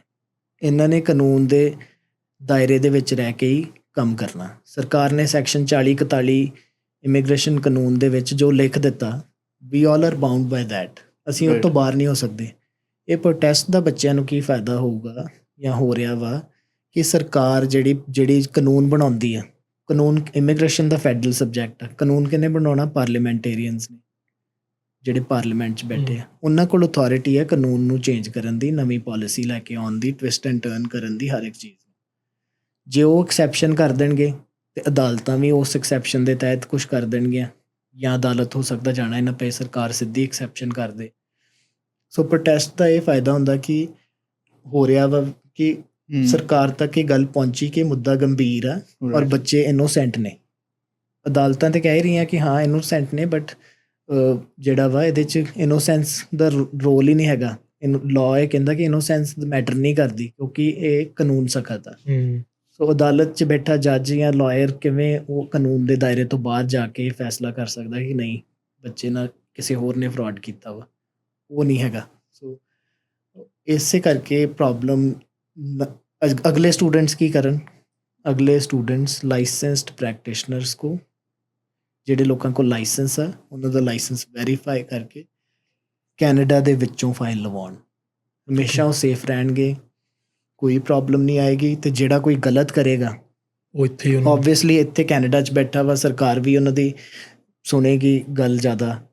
ਇੱਥੋਂ ਦੇ ਬੰਦੇ ਨੂੰ ਵੀ ਅਰੈਸਟ ਕੀਤਾ ਜਾਏਗਾ, ਉਹਦੇ 'ਤੇ ਵੀ ਕ੍ਰਿਮੀਨਲ ਚਾਰਜਸ ਬਣਨਗੇ, ਸੀਰੀਅਸ ਵਾਲੇ ਨੂੰ, ਛੋਟੇ ਚਾਰਜਸ ਨਹੀਂ, ਸੀਰੀਅਸ ਚਾਰਜਸ। ਲਾਇਸੈਂਸ ਵੀ ਲੂਜ਼ ਕਰੇਗਾ। ਸੋ ਜਿਹੜਾ ਭਾਜੀ ਹੁਣ ਆ ਕੇਸ ਨੇ ਹਨਾ, ਇਹਨਾਂ ਦਾ ਜੇ ਆਪਾਂ ਲਾਅ ਦੇ ਹਿਸਾਬ ਨਾਲ ਦੇਖੀਏ ਕੀ ਸੋਲੂਸ਼ਨ ਆ? ਇਹਨਾਂ ਨੂੰ ਲਾਅ ਚੇਂਜ ਕਰਨਾ ਪਊਗਾ, ਕੀ ਕਰਨਾ ਪਊਗਾ? ਲਾਈਕ ਜਿੱਦਾਂ ਹੁਣ ਸ਼ੌਨ ਫਰੇਜ਼ਰ ਨੇ ਕੀਤਾ ਕਿ ਹਾਂ ਵੀ ਪਾਲਿਸੀ ਚੇਂਜ ਕਰ, ਮਤਲਬ ਉਹਨਾਂ ਨੇ ਐਗਜ਼ੈਂਪਟ ਕੀਤਾ ਕਿ ਕਾਰਵਾਈ ਕਰ ਰਹੇ ਨੇ। ਜਿਹੜਾ ਥੋੜੇ ਦਿਨ ਪਹਿਲੇ ਆਇਆ ਕਿ ਰੋਕ ਡਿਲੇ ਕੀਤਾ, ਹਾਂ ਡਿਲੇ ਕਰਤਾ ਜਾਂ ਡਿਪੋਰਟੇਸ਼ਨ ਉਹਦੇ ਰੋਕਤੀ। 'ਚ ਉਹਨਾਂ ਨੇ ਕੁਛ ਨਵਾਂ ਐਕਸੈਪਸ਼ਨਲ ਨਹੀਂ ਕੀਤਾ। Stay order forget about the students, ਇਹਨਾਂ ਨੂੰ ਛੱਡ ਦਈਏ। ਕੋਈ ਵੀ ਬੰਦਾ ਜਿਹਦੇ ਤੇ 5 ਸਾਲ ਦਾ ਬੈਨ ਲੱਗਾ ਜਾਂ ਜਿਹਦੇ ਤੇ ਕੌਨਸੀਕੁਐਂਸਿਸ ਬਣ ਰਹੇ ਕੋਈ ਫੇਕ ਡਾਕੂਮੈਂਟ ਯੂਜ਼ ਕਰਨ ਦਾ, ਡੈਲੀਬਰੇਟਲੀ ਵੀ ਜਿਹਨੇ ਕੀਤਾ, ਉਹਨਾਂ ਕੋਲ ਇੱਕ ਆਪਸ਼ਨ ਬਣੀ ਹੈ ਟੈਂਪਰੇਰੀ ਰੈਜ਼ੀਡੈਂਟ ਪਰਮਿਟ, TRP, ਕਿ TRP ਲਗਾ ਦਿਓ ਤੇ ਮੰਨ ਲਓ ਗਲਤੀ ਜਾਂ ਜਸਟੀਫਾਈ ਕਰ ਦਿਓ, ਜੋ ਵੀ ਸਿਨੈਰੀਓ ਦੱਸ ਦਿਓ ਕੀ ਹੋਇਆ, ਐਗਜ਼ੈਕਟ ਫੈਕਟਸ ਦੱਸ ਦਿਓ ਸਰਕਾਰ ਨੂੰ, ਤੇ ਤੁਸੀਂ ਟੈਂਪਰੇਰੀ ਰੈਜ਼ੀਡੈਂਟ ਪਰਮਿਟ ਲੈ ਲਓ ਸਰਕਾਰ ਤੋਂ ਕੈਨੇਡਾ ਦੇ ਵਿੱਚ ਰਹਿਣ ਲਈ। ਉਹਦੇ ਲਈ ਤੁਸੀਂ ਕੋਈ ਵੀ ਬੰਦਾ ਐਲੀਜੀਬਲ ਹੈ ਜਿਹੜਾ ਇਹ ਸਿਚੁਏਸ਼ਨ ਫੇਸ ਕਰ ਰਿਹਾ। ਸਰਕਾਰ ਨੇ ਇੰਨਾ ਕੁ ਕੀਤਾ ਕਿ ਜਿਹੜੇ ਬੱਚੇ ਫੇਸ ਕਰ ਰਹੇ ਹੋ TRP ਲਗਾਉਣ ਤੇ ਅਸੀਂ ਉਹਨਾਂ ਨੂੰ ਰਿਲੀਫ ਦੇਵਾਂਗੇ ਕੈਨੇਡਾ ਦੇ ਵਿੱਚ ਰਹਿਣ ਲਈ। ਇਹ ਵੀ ਨਾਲੇ ਕਿਹਾ ਬਟ ਦੇ ਕਾਂਟ ਵਰਕ। ਹਾਂ ਨਹੀਂ, ਉਹ ਜਿੱਦਾਂ ਦੀ TRP ਜਿਹੜੀ ਹੈ ਨਾ ਸਟੈਂਡ ਅਲੋਨ ਐਪਲੀਕੇਸ਼ਨ ਨਹੀਂ ਹੈ, ਉਹਦੇ ਨਾਲ TRP for and authorization to work, TRP and authorization to study, stay in Canada as a visitor ਨਾਲ ਕਿਸੇ ਪਰਪਸ ਲਈ ਕੀਤੀ ਜਾਂਦੀ ਹੈ।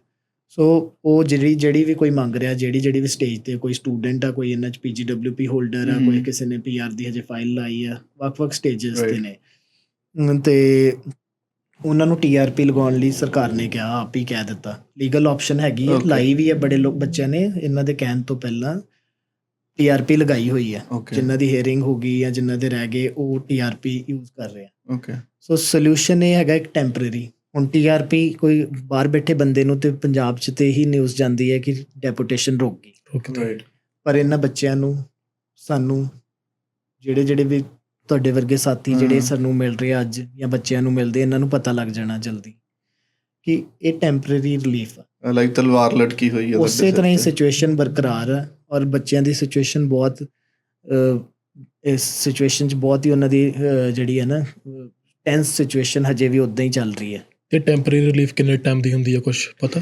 ਸੋ ਇਹ ਬਿਲਕੁਲ ਸਹੀ ਸਵਾਲ ਹੈ। ਹੁਣੇ ਮੈਂ ਇੱਕ ਹੋਰ ਚੈਨਲ ਨਾਲ ਇੰਟਰਵਿਊ ਕੀਤੀ, ਉਹਨਾਂ ਨੇ ਵੀ ਸੇਮ ਸਵਾਲ ਪੁੱਛਿਆ ਸੀਗਾ। ਉਹ ਵੀ ਕਿਸੇ ਦਾ ਪਰਪਸ ਕੀ ਹੈ, ਕਿਸ ਤਰੀਕੇ ਨਾਲ ਲਗਾਈ, ਸਾਲ ਦਾ ਮੰਗੇਗਾ, ਕੋਈ 2 ਸਾਲ ਦਾ ਮੰਗੇਗਾ, ਕੋਈ ਇਹਨਾਂ 'ਚ ਮੈਰਿਡ ਨੇ ਦੂਸਰੇ ਬੰਦੇ ਦੇ ਨਾਲ, ਉਹ ਹੋਰ ਤਰ੍ਹਾਂ ਦਾ ਰਿਲੀਫ ਮੰਗਣਗੇ, ਸਾਰੇ ਅਲੱਗ-ਅਲੱਗ ਟਾਈਮ ਲਾਈਨ ਮੰਗਣਗੇ। ਕਿਸੇ ਹਰ ਇੱਕ ਦੀ ਕੇਸ ਬਾਈ ਕੇਸ ਬੇਸਿਸ 'ਤੇ ਅਸੈਸਮੈਂਟ ਹੋਣੀ ਹੈ। ਸੋ TRP ਲਗਾਉਣ ਲਈ ਕਿਹਾ, ਉਹਨੂੰ ਅਪਰੂਵਲ ਕਰਨ ਲਈ ਕਹਿ ਦਿੱਤਾ, ਉਹ ਮਿਲਦੀ ਹੈ। ਇਹ ਵੀ ਕਿਹਾ ਕਿ ਮਿਲੇਗੀ, ਬਟ TRP ਬਾਰੇ ਇੱਕ ਗੱਲ ਸਮਝਣ ਦੀ ਲੋੜ ਹੈ ਕਿ TRP ਦੇ ਉੱਤੇ ਕੀਤਾ ਹੋਇਆ ਕੰਮ, TRP ਦੇ ਉੱਤੇ ਕੀਤੀ ਗਈ ਪੜ੍ਹਾਈ PR ਪਰਪਸਿਸ ਲਈ ਯੂਜ਼ ਨਹੀਂ ਹੁੰਦੀ। TRP ਦੇ ਨੇਚਰ ਆਫ ਜਿਹੜਾ ਲੀਗਲ ਡਾਕੂਮੈਂਟ ਹੈ, TRP ਦਾ ਕਾਨੂੰਨ ਇਹ ਕਹਿੰਦਾ ਕਿ TRP is not a status document, that is just an authorisation to stay in Canada. So ਸਰਕਾਰ ਕੰਟਰੋਲ ਕਰਦੀ CBSA ਨੂੰ ਉਹਨਾਂ ਨੇ, ਸਰਕਾਰ ਨੇ ਕਿਹਾ ਹੋਊਗਾ ਵੀ ਹਜੇ ਇਹਨਾਂ ਦੇ ਰਿਮੂਵਲ 'ਤੇ ਸਾਰਿਆਂ 'ਤੇ ਹੋਲਡ ਲਗਾ ਦਿਓ। 227 ਬੱਚੇ ਜਿਹੜੇ ਫੇਸ ਕਰ ਰਹੇ ਇਸ਼ੂ, ਇਹਨਾਂ ਤੇ ਰਿਮੂਵਲ ਤੇ ਹੋਲਡ ਲਗਾ ਦਿਓ, ਇਹਨਾਂ ਨੂੰ TRP ਲਗਾਉਣ ਦਿਓ। TRP ਵਾਲੇ ਅਸੈਸਮੈਂਟ ਕਰਨਗੇ ਆਪਣੀ, ਜਿਹੜੇ ਨੂੰ ਬਣਦੀ ਹੋਏਗੀ ਮਿਲਦੀ ਹੋਏਗੀ। ਇਹਦੇ 'ਚ ਕਈ ਹੋਰ ਵੀ ਹੈ ਨਾ, ਜਿਹੜੇ ਕਈ ਸਟੂਡੈਂਟਸ ਐਸੇ ਨੇ ਜਿਨ੍ਹਾਂ ਦਾ IELTS ਫੇਕ ਆ, ਉਹ ਐਸੇ ਵੀ ਵਿੱਚ ਆਏ ਆ ਸਾਡੇ ਕੋਲ। ਸੋ ਸਾਰੇ ਫੇਕ ਆ, ਆਫਰ ਲੈਟਰ ਵਾਲੇ ਨਹੀਂਗੇ, ਦੂਜੇ ਵੀ ਨੇ? ਹਾਂ, ਸਾਰੇ ਫੇਕ ਆਫਰ ਲੈਟਰਸ ਵਾਲੇ। ਇਹ 227 ਤੇ ਮੇਰੇ ਖਿਆਲ ਨਾਲ ਨੰਬਰ ਸ਼ਾਇਦ ਫੇਕ ਆਫਰ ਲੈਟਰ ਵਾਲਿਆਂ ਦਾ ਹੀ ਹੈ, ਪਰ ਅੱਛਾ। ਇਸ ਤੋਂ ਬਿਯੋਂਡ ਵੀ ਹੈਗੇ ਆ ਬੱਚੇ, ਫੇਕ GIC ਵਾਲੇ, ਫੇਕ IELTS ਵਾਲੇ। ਉਹ ਵੀ ਫੇਸ ਕਰ ਰਹੇ ਆ ਕਾਫੀ ਕੌਨਸੀਕੁਐਂਸਿਸ। ਸੋ ਇਹ ਮੁੱਦਾ ਬੜਾ ਪੁਰਾਣਾ ਵਾ, ਪਬਲਿਕ ਡੋਮੇਨ 'ਚ ਹੁਣ ਆਇਆ। ਇਹ ਮੁੱਦਾ ਨਵੰਬਰ ਦਸੰਬਰ 2021 'ਚ 1-1 ਕਰਕੇ ਕੇਸ ਆਉਣੇ ਸ਼ੁਰੂ ਹੋ ਗਏ। ਠੀਕ ਆ। ਸੋ ਕਰਦੇ ਅਰਲੀ ਜਨਵਰੀ 2022 'ਚ ਕਾਫੀ ਲੋਕਾਂ ਨੇ ਸਾਨੂੰ ਸੰਪਰਕ ਮੈਨੂੰ ਤਾਂ ਲੱਗਦਾ ਕੀਤਾ। ਫਿਰ ਆਹ ਨੰਬਰ ਹੁਣ ਵਧੀ ਜਾਣੇ ਆ ਹੋਰ। ਹੁਣ ਸੋ ਜਿਹੜੇ ਜਿਵੇਂ ਬਿਲਕੁਲ ਹੁਣ ਤੁਹਾਡਾ ਜੇ- ਜੇ ਨੰਬਰਸ ਦੀ ਗੱਲ ਕਰ ਰਹੇ ਆਪਾਂ, ਨੰਬਰਸ ਮੈਂ ਤੁਹਾਨੂੰ ਦੱਸ ਦਿੰਦਾ, ਬੜੇ ਇੰਟਰਨਲ ਸੋਰਸ ਤੋਂ ਜਿਹੜਾ ਮੌਜੂਦਾ ਨੰਬਰ ਆ, 700 ਨੰਬਰ ਨਹੀਂ ਹੈ, ਇੰਡੀਅਨ ਮੀਡੀਆ ਨੇ ਕੋਟ ਕੀਤਾ।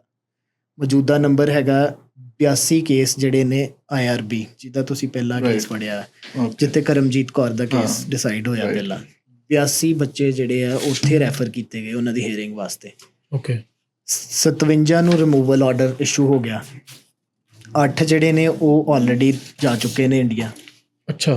ਅੱਛਾ 10 ਜਿਹੜੇ ਨੇ ਉਹ ਆਪਣੇ ਆਪ ਚਲੇ ਗਏ ਤੇ ਕਾਫੀਆਂ ਦੇ ਇਹਨਾਂ ਦੇ ਵਿੱਚੋਂ ਜੁਡੀਸ਼ੀਅਲ ਰਿਵਿਊ ਪੈਂਡਿੰਗ ਨੇ ਫੈਡਰਲ ਕੋਰਟ ਦੇ ਵਿੱਚ। ਸੋ ਮਤਲਬ ਫਿਗਰਸ ਇਹ ਨੇ, ਪਰ ਜੇ ਅਸੀਂ ਫਿਗਰਸ ਦੀ ਗੱਲ ਕਰੀਏ 700 ਕੀ ਇਸ ਤੋਂ ਵੀ ਜ਼ਿਆਦਾ ਨੰਬਰ ਹੋ ਸਕਦਾ, ਹਜ਼ਾਰਾਂ ਇਸ ਚ ਤੋਂ ਵੀ ਹੋਣਗੇ। ਹਜ਼ਾਰਾਂ 'ਚ ਨੰਬਰ ਆ। ਕਿਉਂਕਿ ਉਹਦਾ ਰੀਜ਼ਨ ਕੀ ਹੈ ਕਿ 700 ਬੱਚੇ ਨੇ ਤੇ ਸਾਡੇ ਆਫਿਸ ਹੀ ਫੋਨ ਕਰਤਾ ਹੋਣਾ ਪਿਛਲੇ ਸਾਲ ਕਿ ਮੇਰੇ ਇਸ਼ੂਜ਼ ਨੇ। ਅੱਜ ਵੀ on day to day basis ਅਸੀਂ ਬੱਚੇ ਸਾਡੇ ਕੋਲ ਆਉਂਦੇ ਆ ਕਿ ਸਰ ਮੇਰਾ ਐਗਜ਼ੈਕਟ ਸੇਮ ਇਸ਼ੂ ਆ, ਬਸ ਮੈਨੂੰ ਹਜੇ ਕੋਈ ਲੈਟਰ ਨਹੀਂ ਆਈ, ਮੈਨੂੰ ਕੋਈ ਮੈਸੇਜ ਨਹੀਂ ਆਇਆ, ਮੈਨੂੰ ਕਿਸੇ ਨੇ ਰੀਚ ਆਊਟ ਨਹੀਂ ਕੀਤਾ, ਮੈਨੂੰ CBSE ਨੇ ਕੋਈ ਕਮਿਊਨੀਕੇਟ ਨਹੀਂ ਕੀਤਾ। ਪਰ ਮੈਂ ਵੀ ਜਦੋਂ ਕਾਲਜ ਆਇਆ ਸੀਗਾ, ਮੈਨੂੰ ਵੀ ਕਾਲਜ ਵਾਲਿਆਂ ਨੇ ਕਿਹਾ ਤੂੰ ਇੱਥੋਂ ਦਾ ਸਟੂਡੈਂਟ ਨਹੀਂ ਹੈ, ਜਾਂ ਬੱਚੇ ਨੇ ਕਿਹਾ ਮੈਂ ਹੁਣ ਜਾ ਕੇ ਆਇਆ ਕਾਲਜ, ਕਿਉਂਕਿ ਉਦੋਂ ਮੈਨੂੰ ਲੱਗਾ ਮੇਰਾ ਵੀ ਕੇਸ ਸੇਮ ਹੈ। ਮੈਂ ਇੱਥੇ ਆਇਆ, ਮੇਰੇ ਏਜੰਟ ਨੇ ਕਿਹਾ ਤੂੰ ਉਸ ਕਾਲਜ ਨਾ ਜਾਈਂ। ਅੱਛਾ। ਬਹੁਤੇ ਹੁਣ ਬੱਚਾ ਨਵਾਂ, ਉਹਦਾ ਕੌਨਫੀਡੈਂਸ ਸ਼ੇਕ ਹੋਇਆ ਹੁੰਦਾ ਨਵੀਂ ਕੰਟਰੀ 'ਚ ਆ ਕੇ, ਉਹ ਕਿੱਥੋਂ ਕਰ ਲੇ ਡਿਊ ਡਿਲੀਜੈਂਸ ਇੰਨੀ। ਬੱਚੇ ਨੂੰ ਇੱਕ ਐਗਜ਼ਾਮਪਲ, ਮੇਰੇ ਕੋਲ ਇੱਕ ਲੜਕਾ ਆਇਆ, ਕਹਿੰਦਾ ਭਾਜੀ ਕਿ ਮੈਂ 2 ਸਾਲ ਤੇ ਬੈਂਕ ਆਫ ਨੋਵਾ ਸਕੋਸ਼ੀਆ ਦੇ ਲਾਗੋਂ ਲੰਘ ਜਾਂਦਾ ਰਿਹਾ ਗੱਡੀ ਤੇਜ਼ ਕਰਕੇ, ਜਿਹਨੂੰ ਇਹ ਲੈਟਰ ਆਈ ਇੱਕ ਬੱਚੇ ਨੂੰ ਕਿ ਤੇਰਾ ਫੇਕ GIC ਸੀਗਾ। ਅੱਛਾ। ਬੱਚੇ ਉਹ ਵੀ ਕੰਸਲਟੈਂਟ ਨੇ, ਉਹ ਇੰਡੀਆ ਦੇ ਬੈਠੇ ਨੇ, ਉਹਨੇ ਫੇਕ ਕਰਕੇ ਫੋਰਜ ਲਗਾਇਆ ਸੀਗਾ ਉਹਦੀ ਫਾਈਲ 'ਚ।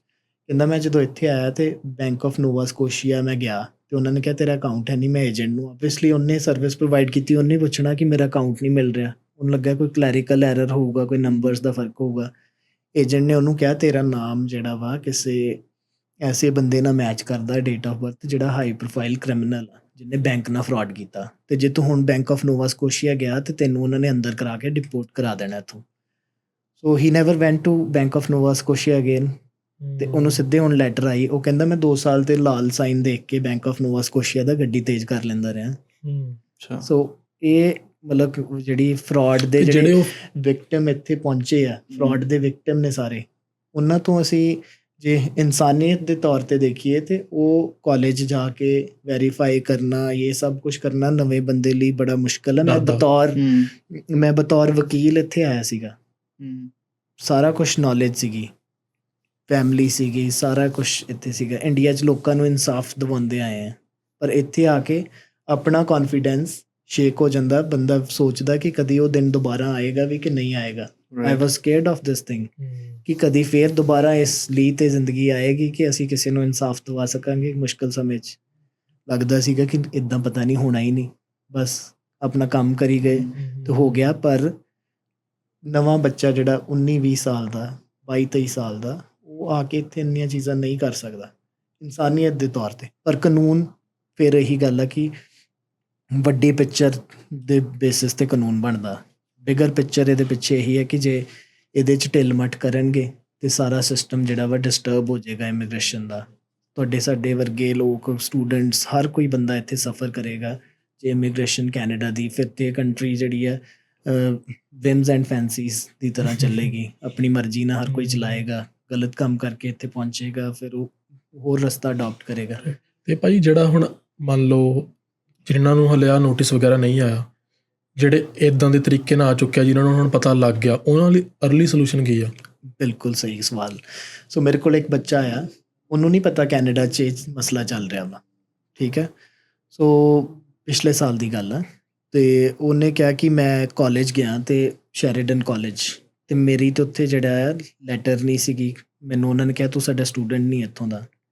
ਤੇ ਮੈਂ ਤੇ ਮੇਰੇ ਪੇਰੈਂਟਸ ਕੋਲ ਤੇ ਜੋ ਪੈਸੇ ਸੀ ਉਹਨਾਂ ਨੇ ਸਾਰੇ ਲਾਤੇ। ਤੇ ਮੈਂ ਘਰ ਆਈ ਹਾਂ ਤੇ ਜਿਹੜੇ ਲੈਂਡਲੋਰਡ ਨੇ ਜਿਨ੍ਹਾਂ ਦੇ ਘਰ ਰਹਿ ਰਹੀ ਹਾਂ, ਉਹ ਮੈਨੂੰ ਕਹਿੰਦੇ ਤੈਨੂੰ ਪੁਲਿਸ ਨੇ ਅਰੈਸਟ ਕਰ ਲੈਣਾ ਕਿ ਤੂੰ ਝੂਠ ਬੋਲ ਕੇ ਕੈਨੇਡਾ ਆਈ, ਤੇਰੀ ਫੇਕ ਆਫਰ ਲੈਟਰ ਸੀਗੀ ਸ਼ੈਰੀਡਨ ਦੀ। ਸੋ ਬੱਚਾ came to my office, the student. ਉਹਦੇ ਰੋਣ ਵਾਲੇ ਹਾਲਾਤ, ਉਹਦੇ ਨਾਲ 2-3 ਫੈਮਿਲੀ ਮੈਂਬਰ ਆਏ, ਕਾਫੀ ਪਰੇਸ਼ਾਨ। ਸੋ ਉਹਨੂੰ ਗਾਈਡੈਂਸ ਅਸੀਂ ਦਿੱਤੀ ਕਿ ਕਰਮਜੀਤ ਕੌਰ ਦਾ ਕੇਸ ਸ਼ਾਇਦ ਉਦੋਂ ਡਿਸਾਈਡ ਹੋਇਆ ਸੀਗਾ ਜਾਂ ਹੋ ਰਿਹਾ ਸੀਗਾ।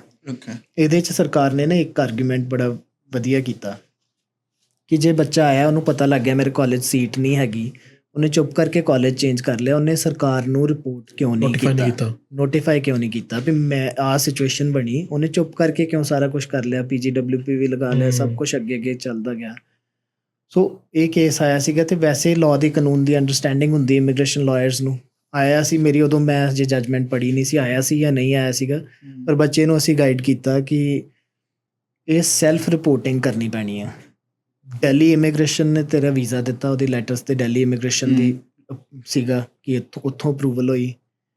ਓਟਵਾ ਦੇ ਵਿੱਚ ਇਹਨਾਂ ਦਾ ਮੇਨ ਆਫਿਸ ਆ। ਰਾਈਟ।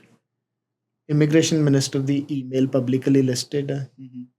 CBSA ਨੇ ਇਮੀਗ੍ਰੇਸ਼ਨ ਫਰਾਡ ਰਿਪੋਰਟ ਕਰਨ ਦੀ ਈਮੇਲ ਆਪਣੀ ਪਬਲਿਕਲੀ ਲਿਸਟ ਕੀਤੀ ਹੈ।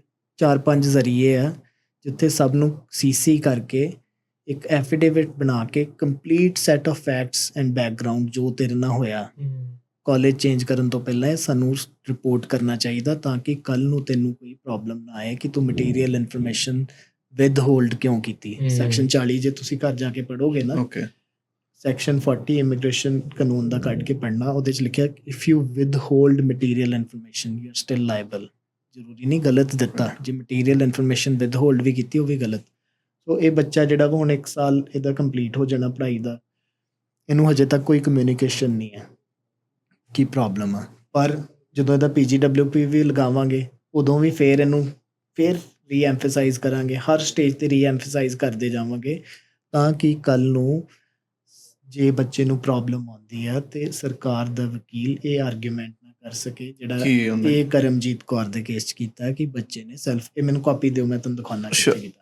ਸੋ ਕਿ ਇਹਨੇ ਸੈਲਫ ਰਿਪੋਰਟ ਕਿਉਂ ਨਹੀਂ ਕੀਤਾ ਜਦੋਂ ਕਾਲਜ ਚੇਂਜ ਕੀਤਾ ਵਾ, ਲਾਸਟ ਪੇਜ 'ਤੇ ਕਿੱਥੇ ਲਿਖਿਆ। ਸੋ ਕਿ ਮੰਨ ਲਿਆ ਸਾਰਾ ਕੁਛ ਹੈ, ਪਰ ਬੱਚੇ ਦੀ ਇੱਥੇ ਗਲਤੀ ਹੋ ਜਾਂਦੀ। ਉਹ ਪਿਛਲੇ ਦੀ ਕਹਿੰਦੇ ਅਸੀਂ ਕੇਅਰ ਨਹੀਂ ਕਰਦੇ ਪਿੱਛੇ ਕੀ ਹੋਇਆ, ਮੰਨ ਲਿਆ ਇੱਕ ਵਾਰੀ, ਪਰ ਇੱਥੇ ਆ ਕੇ ਰਿਪੋਰਟ ਕਿਉਂ ਨਹੀਂ ਕੀਤਾ ਜਦੋਂ ਕਾਲਜ ਚੇਂਜ ਕੀਤਾ। ਉੱਥੇ ਤੁਸੀਂ ਵਿਜ਼ੀਬਲ ਹੀ ਕੀਤਾ ਨਾ, ਲਾਸਟ 'ਤੇ ਮੈਂ ਤੁਹਾਨੂੰ ਜਾਣ ਤੋਂ ਪਹਿਲਾਂ ਮਾਰਕ ਕਰ ਦੂੰਗਾ।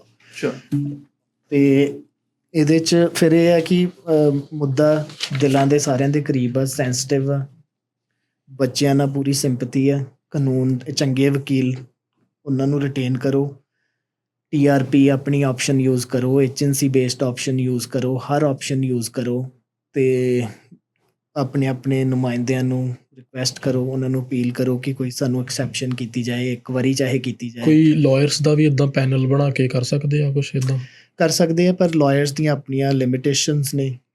ਰਾਈਟ।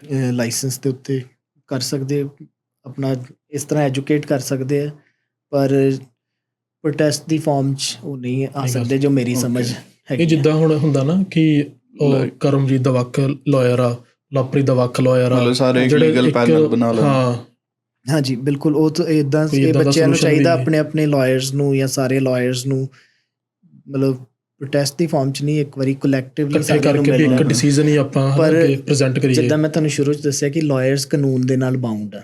ਜਦੋਂ ਤੱਕ ਸਰਕਾਰ ਨਹੀਂ ਰੈਜ਼ੋਲੂਸ਼ਨ ਕੱਢਦੀ, ਸਰਕਾਰ ਨਹੀਂ ਇਹਨਾਂ ਨੂੰ ਕੋਈ ਐਕਸੈਪਸ਼ਨ ਕਰਦੀ, ਲਾਇਰਸ ਨੇ ਤੇ ਸੈਕਸ਼ਨ 40-41 ਦੇ ਵਿੱਚੋਂ ਬਾਹਰ ਨਹੀਂ ਨਿਕਲ ਪਾਉਣਾ। ਉਹਨਾਂ ਨੇ ਵੱਖ-ਵੱਖ, ਜਿੱਦਾਂ ਇਹਦੇ 'ਚ 2-3 ਬੱਚੇ ਹੈਗੇ ਸੀਗੇ, ਇੱਕ ਬੱਚਾ ਸੀਗਾ ਜਿਹਨੇ ਮਤਲਬ ਉਹਨੂੰ ਨਹੀਂ ਸਮਝ ਹੈਗੀ ਸੀਗੀ ਕਿ ਰਿਪੋਰਟ ਕਰਨਾ ਕੀ ਨਹੀਂ, ਨਾ ਹੀ ਉਹਨੇ ਕਿਸੇ ਦੀ ਗਾਈਡੈਂਸ ਲਈ। ਉਹਨੇ ਇੱਥੇ ਆ ਕੇ ਦਿੱਲੀ ਇਮੀਗ੍ਰੇਸ਼ਨ ਨੂੰ ਈਮੇਲ ਕਰ ਦਿੱਤੀ ਤੇ ਨਾਲੇ ਪ੍ਰਾਈਮ ਮਿਨਿਸਟਰ ਨੂੰ ਲਿਖਤਾ, ਕਿਹਨੂੰ ਲਿਖਤਾ, ਇੱਦਾਂ 2-3 ਜਾਣਿਆਂ ਨੂੰ ਦੱਸ ਰਿਹਾ ਸੀਗਾ। ਉਹਨੇ ਲਿਖ ਦਿੱਤਾ ਕਿ ਸਰ ਆਹ ਬੰਦਾ ਇੰਡੀਆ 'ਚ ਫਲਾਣਾ XYZ, ਇਹਨੇ ਮੇਰੇ ਕੋਲ ਇੰਨੇ ਪੈਸੇ ਲੈ ਲਏ, ਆਹ ਕੀਤਾ, ਤੇ ਮੇਰਾ ਕਾਲਜ ਨਹੀਂ ਸੀ ਇੱਥੇ, ਮੇਰੀ GIC ਵੀ ਨਹੀਂ ਸੀ, ਆਹ ਸਭ ਕੁਝ ਕਰ ਗਿਆ, ਮੇਰੇ ਨਾਲ ਧੱਕਾ ਹੋ ਗਿਆ, ਇਹਨੂੰ ਫੜੋ, ਇਹਨੂੰ ਅਰੈਸਟ ਕਰੋ। ਜਿੱਦਾਂ ਇਨੋਸੈਂਸ ਦੇ ਵਿੱਚ ਕਿ ਉਹਨਾਂ ਨੂੰ ਕੀ ਪਤਾ ਕਿ ਇੱਥੋਂ ਦੀ ਪੁਲਿਸ ਜਿਹੜੀ ਹੈ ਇੰਡੀਆ ਦੇ ਵਿੱਚ ਕੀਤੇ ਗਏ ਕ੍ਰਾਈਮ ਦੀ ਨਹੀਂ ਉਹ ਪੁਲਿਸ ਕਰ ਸਕਦੇ ਇੰਨਾ ਰਾਈਟ ਨਹੀਂ ਕਰ ਸਕਦੇ, ਜੁਰਿਸਡਿਕਸ਼ਨਲ ਇਸ਼ੂਜ਼ ਨੇ। ਪਰ ਉਹਨੇ ਇੱਕ ਈਮੇਲ ਕੀਤੀ ਸੀ ਮਾੜੀ ਚੰਗੀ ਜਿੱਦਾਂ ਦੀ ਵੀ, ਜੇ ਐਜ਼ ਅ ਲਾਇਰ ਦੇਖੋ ਤੇ ਮਾੜੀ ਕੀਤੀ, ਪਰ ਐਜ਼ ਅ ਲੇਮੈਨ ਉਹਨੇ ਆਪਣੀ ਗੱਲ ਸਾਰੀ ਪਹੁੰਚਾ ਦਿੱਤੀ ਸੀ। ਸੋ ਸਰਕਾਰ ਦਾ ਉਹ ਆਰਗੂਮੈਂਟ ਖਤਮ ਹੋ ਗਿਆ ਨਾ ਕਿ ਬੱਚੇ ਨੇ ਐਕਸ਼ਨ ਕਿਉਂ ਨਹੀਂ ਲਏ, ਬੱਚੇ ਨੇ ਕਿਉਂ ਨਹੀਂ ਦੱਸਿਆ। ਪਰ ਬੱਚੇ ਨੇ ਇਸ ਲਈ ਨਹੀਂ ਦੱਸਿਆ ਕਿ ਮੈਂ ਐਕਸ਼ਨ ਲੈਣਾ, ਬੱਚੇ ਨੂੰ ਲੱਗਾ ਕਿ ਉਹਨੂੰ ਮੈਂ ਅਰੈਸਟ ਕਰਾਉਣਾ, ਉਹਦੇ ਕੋਲ ਪੈਸੇ ਕਢਾਉਣੇ ਆ। ਰਾਈਟ। ਪਰ ਉਹ ਆਪਣਾ ਕੰਮ ਕਰ ਗਿਆ ਤੇ ਉਹ ਬੱਚੇ ਨੂੰ CBSE ਨੇ ਅਜੇ ਤੱਕ ਹੀਅਰਿੰਗ ਲਈ ਨਹੀਂ ਭੇਜਿਆ। ਅੱਛਾ। ਦੀ ਗੱਲ ਸੁਣ ਕੇ ਤੇ ਰੋਕਿਆ ਵਾ। ਸੋ ਇਦਾਂ ਦੇ ਕੇਸਿਸ ਨੇ, ਇਸ ਤਰ੍ਹਾਂ ਦੇ ਸਿਨੈਰੀਓ ਹਰ ਬੱਚੇ ਦਾ 227 ਬੱਚਿਆਂ ਦੇ ਜਿਹੜੇ ਆ ਸਿਚੁਏਸ਼ਨਸ ਅਲੱਗ-ਅਲੱਗ ਨੇ। ਅੱਜ ਦਾ ਮੈਂ ਤੁਹਾਨੂੰ ਇਹਦੇ 'ਚ ਸਿਚੁਏਸ਼ਨਸ ਕੀ ਹੈ ਕਿ ਇਹਦੇ 'ਚ ਕੁਛ ਬੱਚੇ ਨੇ ਜਿਹੜੇ ਫਰਾਡੂਲੈਂਟ ਲੈਟਰਸ ਦਾ ਉਹਨਾਂ ਨੂੰ ਪਹਿਲਾਂ ਹੀ ਪਤਾ ਲੱਗ ਗਿਆ। ਉਹ ਕਿਵੇਂ ਲੱਗਾ ਪਤਾ ਉਹਨਾਂ ਨੂੰ? ਉਹ ਇੰਡੀਆ ਬੈਠੇ ਜਦੋਂ ਉਹਨਾਂ ਨੂੰ ਰਜਿਸਟ੍ਰੇਸ਼ਨ ਵਗੈਰਾ ਨਹੀਂ ਆਈ, ਕੋਈ ਕਜ਼ਨ ਸੀਗਾ, ਕੋਈ ਰਿਲੇਟਿਵ ਸੀਗਾ ਇੱਥੇ, ਕੋਈ ਲੌਗਇਨ ਲਿੰਕ ਨਹੀਂ ਆਇਆ, ਉਹਨਾਂ ਨੇ ਜਦੋਂ ਆਪਣੇ ਏਜੰਟ ਨੂੰ ਪੁੱਛਿਆ ਤੇ ਉਹਨਾਂ ਨੇ ਕਿਹਾ ਕਿ ਤੁਹਾਨੂੰ ਜਿਹੜਾ ਉੱਥੇ ਜਾ ਕੇ ਮਿਲੇਗਾ। ਜਿੱਦਾਂ ਕੰਟਰੋਲ ਕਰ ਲੈਂਦੇ ਬੱਚਾ ਤੇ ਇਨੋਸੈਂਟ, ਤੇ ਜਿਹੜਾ ਜਿਹਨੇ ਲਗਾਈ ਫਾਈਲ ਐਪਲੀਕੇਸ਼ਨ ਉਹਨੇ ਕੰਟਰੋਲਿੰਗ ਬਿਹੇਵੀਅਰ ਦੇ ਨਾਲ ਆਪਣੇ ਸਾਰਾ ਕੰਟਰੋਲ ਕੀਤਾ ਹੋਇਆ, ਮੈਨੇਜ ਕੀਤਾ ਹੋਇਆ ਸੀਗਾ ਸਿਸਟਮ। ਸੋ ਉਹਨੇ ਇਹਨਾਂ ਨੂੰ ਕਿਹਾ ਕਿ ਆਏਗਾ ਉੱਥੇ ਪਹੁੰਚ ਕੇ ਆਏਗਾ। ਪਰ ਕਈਆਂ ਨੂੰ ਸ਼ੱਕ ਹੋ ਗਿਆ, ਕਈਆਂ ਨੇ ਵੈਰੀਫਾਈ ਵੀ ਕਰ ਲਿਆ। ਉਹ ਕਾਲਜਸ ਤੋਂ ਈਮੇਲ ਪਈਆਂ ਵਾ ਜਿਨ੍ਹਾਂ ਤੋਂ ਵੈਰੀਫਾਈ ਕਰ ਲਿਆ। ਫਿਰ ਉਹਨਾਂ ਨੇ ਫਰਾਡੂਲੈਂਟ ਤਰੀਕੇ ਨਾਲ ਐਂਟਰੀ ਵੀ ਕਰ ਲਈ। ਵੱਖ-ਵੱਖ ਤਰੀਕੇ ਦੇ ਵੱਖ-ਵੱਖ ਤਰ੍ਹਾਂ ਦੇ ਆ, ਪਰ ਉਹ ਅਲਟੀਮੇਟਲੀ ਬੱਚਿਆਂ ਦੀ ਹੈ ਇਨੋਸੈਂਟ ਨੇ। ਉਹਨਾਂ ਨੇ ਵਾਇਲੇਸ਼ਨ, ਕਿਉਂਕਿ ਬੱਚਾ ਜੋ ਇਦਾਂ ਦੀ ਫਿਰ ਸਿਚੁਏਸ਼ਨ ਸਟਕ ਫੀਲ ਵੀ ਕਰਦਾ ਨਾ, ਸਟਕ ਫੀਲ ਕਰਦਾ, ਪੈਸੇ ਲੱਗੇ ਹੁੰਦੇ ਆ ਸਾਰਾ, ਤੇ ਉਹ ਪਰ ਕਾਨੂੰਨ ਅਲਾਓ ਨਹੀਂ ਕਰਦਾ ਇਹ ਚੀਜ਼ਾਂ। ਕਾਨੂੰਨ ਦੀ ਉਲੰਘਣਾ, ਲਾਅ ਇਜ਼ ਲਾਅ, ਕਾਨੂੰਨ ਦੀ ਉਲੰਘਣਾ ਕਰਨੀ ਅਲਾਉਡ ਨਹੀਂ।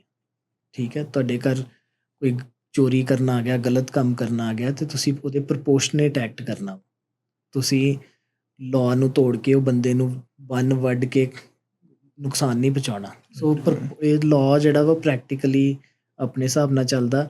ਇਹਦੇ 'ਚ ਜੇ ਇਮੀਗ੍ਰੇਸ਼ਨ ਮਿਨਿਸਟਰ, ਸਰਕਾਰ ਦੇ ਬਣਾਏ ਹੋਏ MP, ਸਰਕਾਰ ਬੇਸਿਕਲੀ ਲੋਕਾਂ ਦੇ ਬਣਾਏ ਹੋਏ MP, ਉਹ ਕੋਈ ਇੱਕ ਵਾਰੀ ਵਨ ਟਾਈਮ ਐਕਸੈਪਸ਼ਨ ਹੀ ਕਰ ਦੇਣ ਤਾਂ ਵੀ ਰਿਲੀਫ ਹੋ ਜਾਏਗਾ। ਜੇ ਨਹੀਂ ਵੀ ਕਰਦੇ ਤੇ ਏਜੰਸੀ ਬੇਸਡ ਰਿਕੁਐਸਟ ਬੱਚਿਆਂ ਨੂੰ ਕਰਨੀ ਚਾਹੀਦੀ, TRP ਲਗਾ ਦੇਣੀ ਚਾਹੀਦੀ ਹੈ।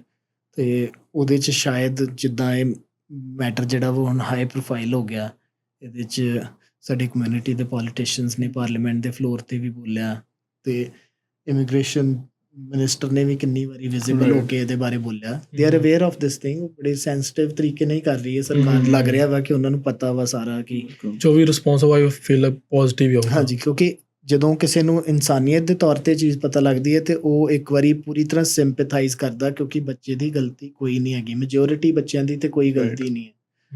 ਤੇ ਹੋ ਸਕਦਾ ਕੋਈ 1-2 ਵਿੱਚ ਆਪਣੇ ਚਾਂਸ ਲਾਉਣ ਨੂੰ ਫਿਰਦੇ ਹੁਣ ਜਿਨ੍ਹਾਂ ਨੂੰ ਪਤਾ ਸੀਗਾ ਜਾਂ ਕੋਈ ਹੋਰ ਇਸ਼ੂ ਹੋਏ, ਪਰ ਮੈਜੋਰਿਟੀ ਬੱਚਿਆਂ ਦੀ ਗਲਤੀ ਨਹੀਂ ਐਸ ਸੱਚ ਕੋਈ ਹੈਗੀ। ਫਰਾਡ ਦੇ ਉਹ ਵਿਕਟਿਮ ਨੇ ਆਪ, ਪਰ ਕਾਨੂੰਨ ਦੀ ਉਲੰਘਣਾ ਹੈਗੀ ਆ ਸਾਰੇ ਸਿਸਟਮ ਦੇ ਵਿੱਚ। ਸੋ ਭਾਈ ਆਮ ਬੰਦਿਆਂ ਨੂੰ ਜਿੱਦਾਂ ਹੁਣ ਸਾਡੇ ਵਰਗਿਆਂ ਨੂੰ ਪਤਾ ਫੇਕ ਆਈਲੈਟਸ ਹੋ ਰਹੀ ਆ, ਸਾਰੀਆਂ ਚੀਜ਼ਾਂ ਦਾ, ਗੌਰਮੈਂਟ ਨੂੰ ਕਿਉਂ ਨਹੀਂ ਪਤਾ ਲੱਗ ਰਿਹਾ? ਸੋ ਗਵਰਨਮੈਂਟ ਨੂੰ ਪਤਾ ਹੋਏਗਾ ਜ਼ਰੂਰ, ਕਿਉਂਕਿ ਆਮ ਬੰਦੇ ਦੇ ਤੇ ਰਿਸੋਰਸਿਸ ਨਹੀਂ ਹੁੰਦੇ। ਪਰ ਆਮ ਬੰਦੇ ਨੂੰ ਇਹ ਪਤਾ ਕਿ LMIA ਵਿਕਦੀ ਹੈ, ਆਮ ਬੰਦੇ ਨੂੰ ਇਹ ਪਤਾ ਫੇਕ ਆਈਲੈਟਸ ਸਾਰੀ ਚੀਜ਼ਾਂ ਚੱਲ ਰਹੀਆਂ ਨੇ, ਫੇਕ ਆਇਲਸ ਦਾ ਚੱਲ ਰਿਹਾ, ਕਾਲਜਸ ਤੋਂ ਲੈਟਰ ਲੈ ਕੇ ਕਵਰ ਕਰਨ ਦਾ ਟ੍ਰੈਂਡ ਚੱਲ ਰਿਹਾ, ਗੈਪ, ਇਹ ਸਾਰੀਆਂ ਚੀਜ਼ਾਂ ਚੱਲ ਰਹੀਆਂ।